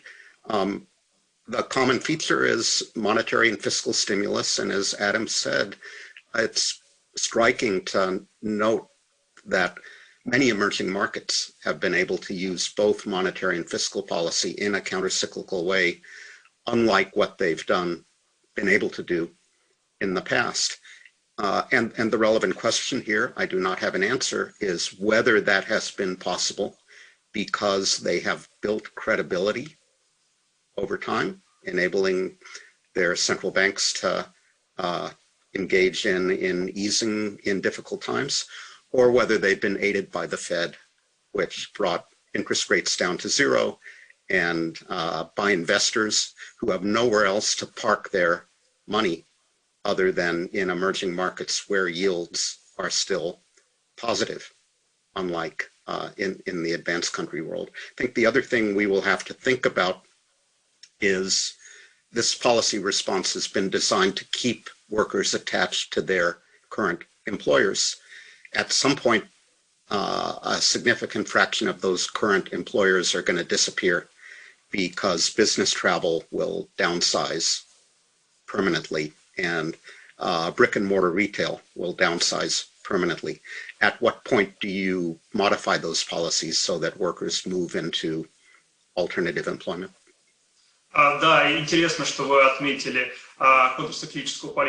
Yes, it's interesting that you mentioned the policy of the developing countries. It is indeed what happened in Russia. Throughout the previous crisis, the central bank had to increase the interest rate in order to fight the depreciation of the currency and the outflow of the capital. And this year, like many other developing countries, our central bank could ease its monetary policy quite sharply. And though there was some depreciation and increase in inflation, that could not be compared with the previous times. You said that it's very hard to separate the prudential macro policy of the previous years and the role that's been played by the Fed stimulus and other major central banks. But from your experience, from certain historical lessons,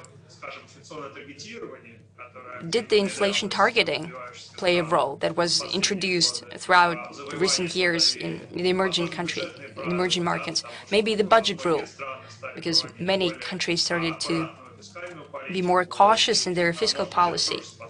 Maybe that also played a role. What do you think, considering your experience and expertise? How would you compare that? Well, I would reiterate, I think there is an alternative or a complementary story, which is that very unusual financial conditions in the advanced country world, partly engineered by the Fed and partly the result of the extraordinarily low level of interest rates before the crisis, has led to this tsunami of capital flowing toward emerging markets rather than away from them. So there are push and pull stories about capital flows, and I think they're both at work here. Thank you, Adam. What do you think? Maybe you would be more definitive in your response to that. Well, I actually think of them as linked together, because it seems to me that if you think about the emerging markets policy regime, which has now been identified by both the IMF in this integrated framework model they have and by the BIS in its annual report last year, you can see the international financial agencies cogitating about what they see as, I think the BIS referred to it as practice moving ahead of theory. And what they diagnose, I think, is a long learning experience over the course of a generation, really since the late 1990s crises, of which, of course, Asia and Russia were the absolute heart of those, but you see this in Turkey as well. The development on the part of substantial emerging markets of a whole series of new policy instruments that are designed to hedge the risks of financial integration. Of course, they are not ultimately a guarantee of sovereignty or autonomy, but they buy you time, they enable you to shift risk, they buy you some space. And that could be strategic space. I mean, Putin's Russia is the classic instance of this. You can ride out a very hostile international environment if you have $500 billion in foreign exchange reserves and very tight control over the balance sheets of certain big key actors. It's macroprudentialism by a different name, the management of the major private balance sheets in the Russian case. But that innovation in terms of the toolkit of emerging market, as it were, managed autonomy within the global financial system was hugely accelerated by the first wave of QE. If you think about Brazil, for instance, their range of innovations set in when they started complaining about too much money moving from the United States up to the famous taper tantrum of 2013 and then the aftermath. So I think what we're seeing here, I'm not going to be any more decisive than Barry, you're not going to pin me down on that, but I would say that the two things are interconnected in a kind of dialectic in which substantial EM players have to acquire for themselves a capacity to deal with flows which we can't any longer naturalize, right? No one can pretend that the $1 trillion that churn in and out of Western central metropolitan financial markets in a world of QE are a force of nature to which everyone somehow has to submit and then play by the rules, right? If the major central banks in Europe, Japan, and the United States are engaged in the kind of extraordinary seat of the pants improvisation they are, well, why should anyone else play by determined rules? Everyone else has to improvise too. And we've been in a situation this year, after all, in which, as it were, the conservative central bank in the world has been the People's Bank of China. I mean, if you wanted to go somewhere to earn like a 2.5%, 3% yield, plus an exchange rate premium, you went to China. And the Chinese have made hay with this, right? I mean, they position themselves in their own internal dialogues as the guardians of a conservative, sensible central banking against the degenerate model that we see emerging in the West. They even had an argument about QE and bond purchases, and in very German terms decided, no, that was against the rules, they wouldn't do that. Then they found some other way of doing it by way of the balance sheets of policy banks. But we're in the black and white world of the Washington consensus has really dissolved, I think, into a kind of fantastically interesting, from a historian, from a detached observer's point of view, fantastically interesting milieu and mixture, ecosystem of different improvised responses. What you're saying is very interesting, because indeed this paradigm of a Washington consensus is started to be doubted even before the crisis. It was being questioned and being challenged. Ever more popular is becoming the inflationary measures, unconventional measures that have to do with the theory of more than one true theory and MMMT and so on. And with that comes the question, wouldn't we have to pay the price sooner or later for those stimulus, for that easing policy? You know, the discussion is taking place whether all this would lead to inflation. Would the world come across the next period of stagflation? What do you think? Would it be different this time? Or certain negative long-term impact of this easing policy would come at a certain point? Barry? We've all been reminded of the importance of R minus G by this crisis. We have to think not only about the price that has to be paid on all that debt that we've accumulated as a result of this policy response, but also what it implies for economic growth. So we look to it looks like we remain in the happy situation where the growth rates of most of our economies exceed the interest rate on our debt. So the question going forward, obviously, is how long that will remain the case. We don't know, because we don't know what the private sector spending response to the pandemic will be in the longer term. There are two views out there. One is that it will be the roaring 20s, just like after the Spanish flu, and people will be spending hand over fist. That will be inflationary, interest rates will rise, and debt management will become more difficult. There's a second view, however, that many people have been reminded by the experience of the pandemic that their precautionary savings are inadequate. American families unable to put food on the table for their children. So the higher personal savings rates we saw over the summer could persist. And in that scenario, spending remains weak. Government budget deficits are necessary to sustain economic growth. Interest rates don't go up. Inflation doesn't rise. And debt management remains easy. We don't know enough about psychology and neurology and how people's outlooks are going to be affected in the long run by the experience of the pandemic. Again, I think both scenarios are plausible and consistent, and it's too early to know how people will respond. Oh yes, we are very much in the middle, in the thick of the pandemic, and the recovery is still a long time coming. So maybe 20, 30 years from now, we'll be able to definitively say whether we were right or wrong. And as I speak to the towering figures as you are, well, what do you think? if we look at the past cases, do you think that this time around the response, the state response, was more efficient or less efficient than in the past? If we try to give a score to the response of the state response to this crisis and the crisis of Spanish flu, what would be your score, Adam? Or Barry, if you want to be the first. I mean, the most striking thing. I mean, I thought Barry was very.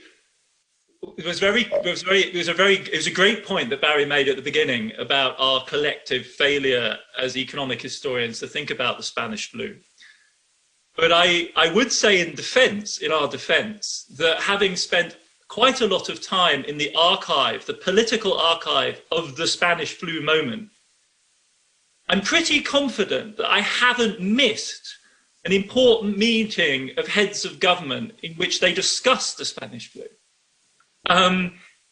There wasn't, as far as I'm aware, and it's possible that this is out there to be found in the archive, anything like the globally coordinated collective response that we have seen this time.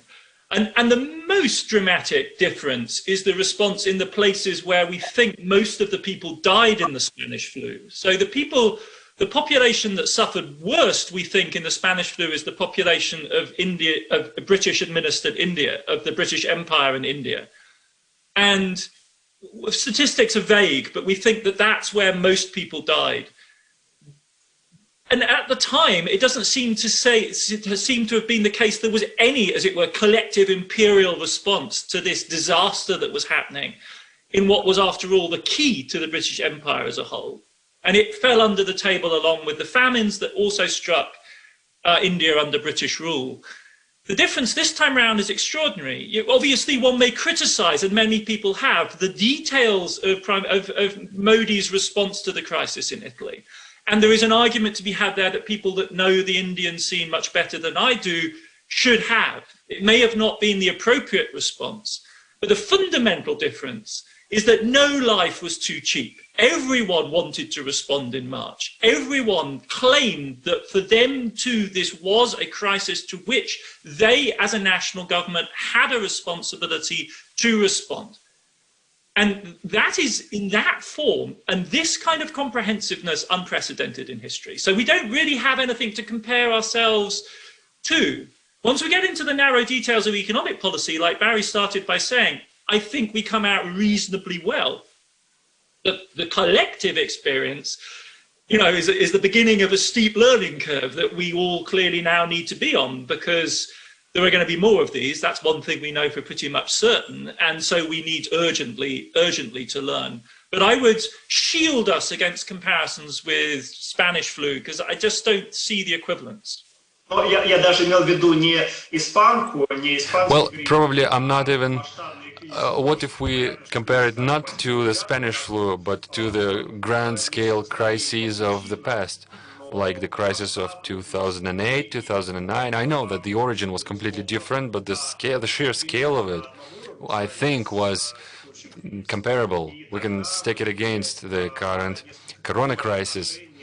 Back then, the attitude of the governments across the world was a bit different. So my impression was that it's different this time around. You mentioned the global agenda, that the countries today are actually ready to discuss, to come together and to try to elaborate some kind of a collective response, which probably shows us a more globalized world, a more open world, which was gradually built over the last decades. So I want to ask Barry this question. Do you think that the pandemic will be the beginning of a new deglobalization process, that the supply chains will be somehow disrupted, that the flow of goods will be disrupted? Do you think it's possible? I'm going to give my grades for the policy response first and then address your question. So I think about the policy responses involving two stages, recognition and execution. I think the recognition on all fronts was good, as Adam said. I think the execution was good on the monetary and fiscal fronts and poor on the public health front. If I look at the chaotic situation in the United States, I'm not reassured. Beyond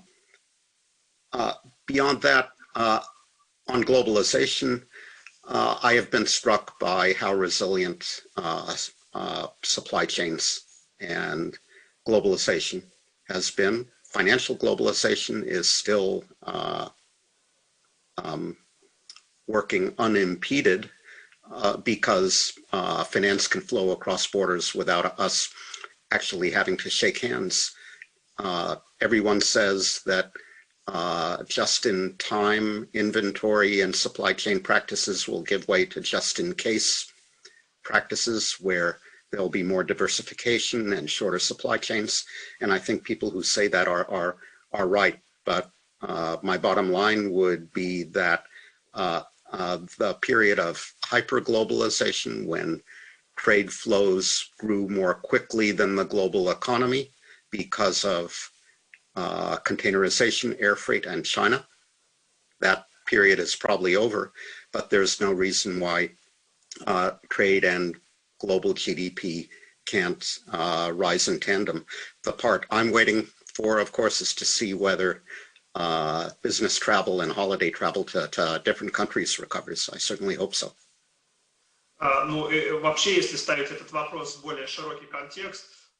Well, if we put the question more broadly and look at the broader picture, I cannot but ask one question: how the pandemic will affect the economic development? I'm not just talking about the job figures or GDP growth, but in general. There are 2 points of view, basically, 2 schools of thought. First one is that we go back to the old normal. We'll go back to the old status quo, to the way it was, as it happened with previous epidemics and other healthcare crises. The second school of thought is that the world will never be the same again. It has already changed beyond recognition, and we are entering the new reality. We will live in this new virtual normal. The IT will be boosted beyond recognition. The IT share in the economy will grow. So I know that it would be premature, perhaps, to draw definitive conclusions, but what are the key changes in the economic models that you see right now? I think it's clear that the pandemic has led to more experimentation and will result in the wider use of robotics and AI and so forth in a variety of sectors, which is going to be both good and bad. It's going to be good for productivity growth. So the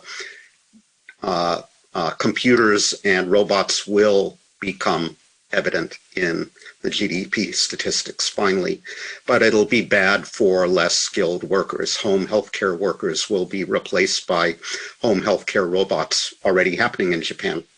And we're going to see lots of examples of that. So there are going to be severe social strains that will accentuate the inequality and feeling of economic grievance among people who are going to find themselves newly competing with robotics. And we need to think about what to do about that.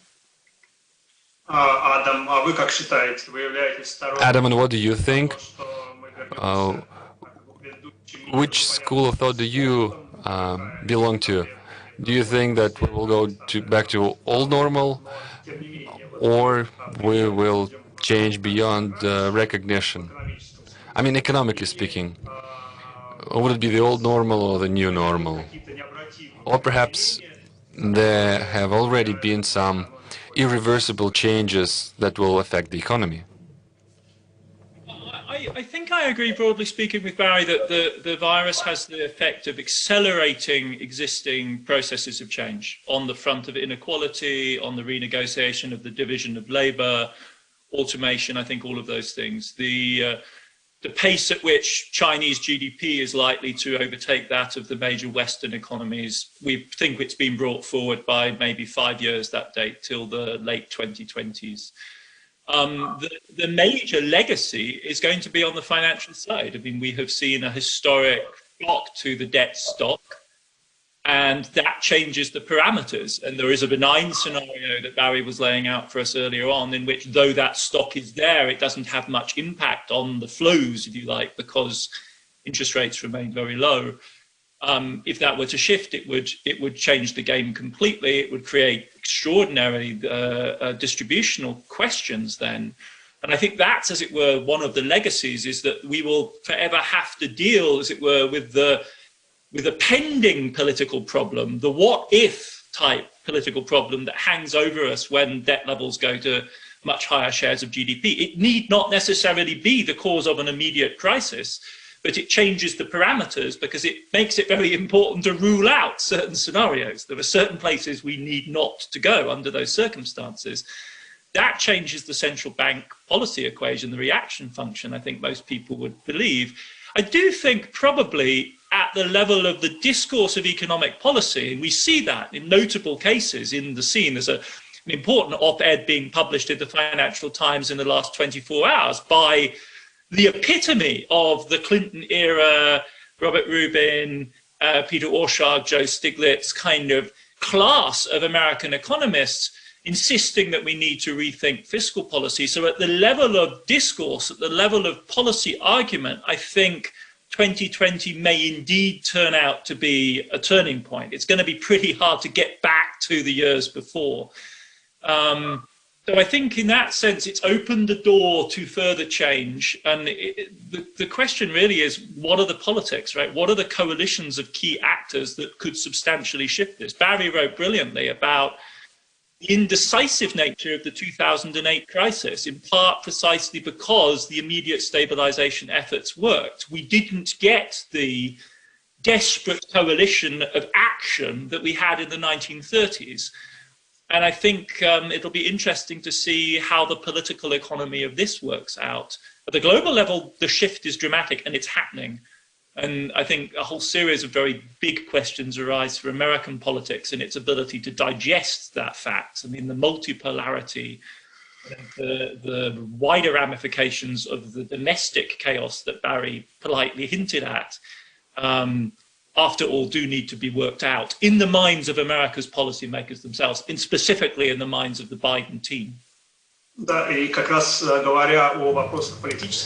Oh yes, and speaking of the matters of political economy, I wanted to ask Barry, what do you think would be the impact of pandemic on the rise of populism globally? Because from the one hand, we see the disillusionment of people across the world, and their disappointment with the politicians. But from the other hand, this desperate economic situation may also be a fertile ground for populism. What do you think about it? Pavel, you gave on the one hand, on the other hand answer that feels natural to an economist.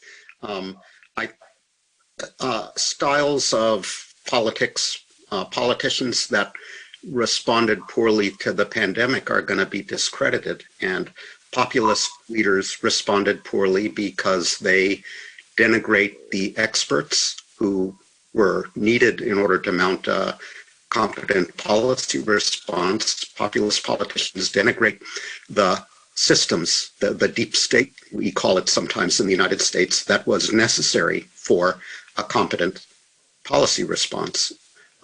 That's a factor in why Donald Trump lost the election. On the other hand, my own research shows that this kind of experience, with my co-authors, we looked at 34 epidemics in the past. Exposure to this kind of experience reduces individuals' confidence, trust in government, in leaders, and in elections. So I'll emphasize that last one. We published the research last summer. Who would have ever guessed that there would have been high controversy about the validity of an election in the midst of a pandemic? That's what past epidemics have done globally. And that lack of trust is fertile ground for non-mainstream, anti-system politicians. So I don't I think even where populists are out of power, as they're about to be in the United States, they're not going to disappear from the political scene, and their supporters are not going to modify their views. Adam, Barry, thank you. This 45 minutes quickly came to a close, came to an end, and I'm very grateful for your inputs and for your participation in the Gaidar Forum. And I really hope that I'll see you offline and personally in the next year's iteration, perhaps even personally. It was a great pleasure. Thank you.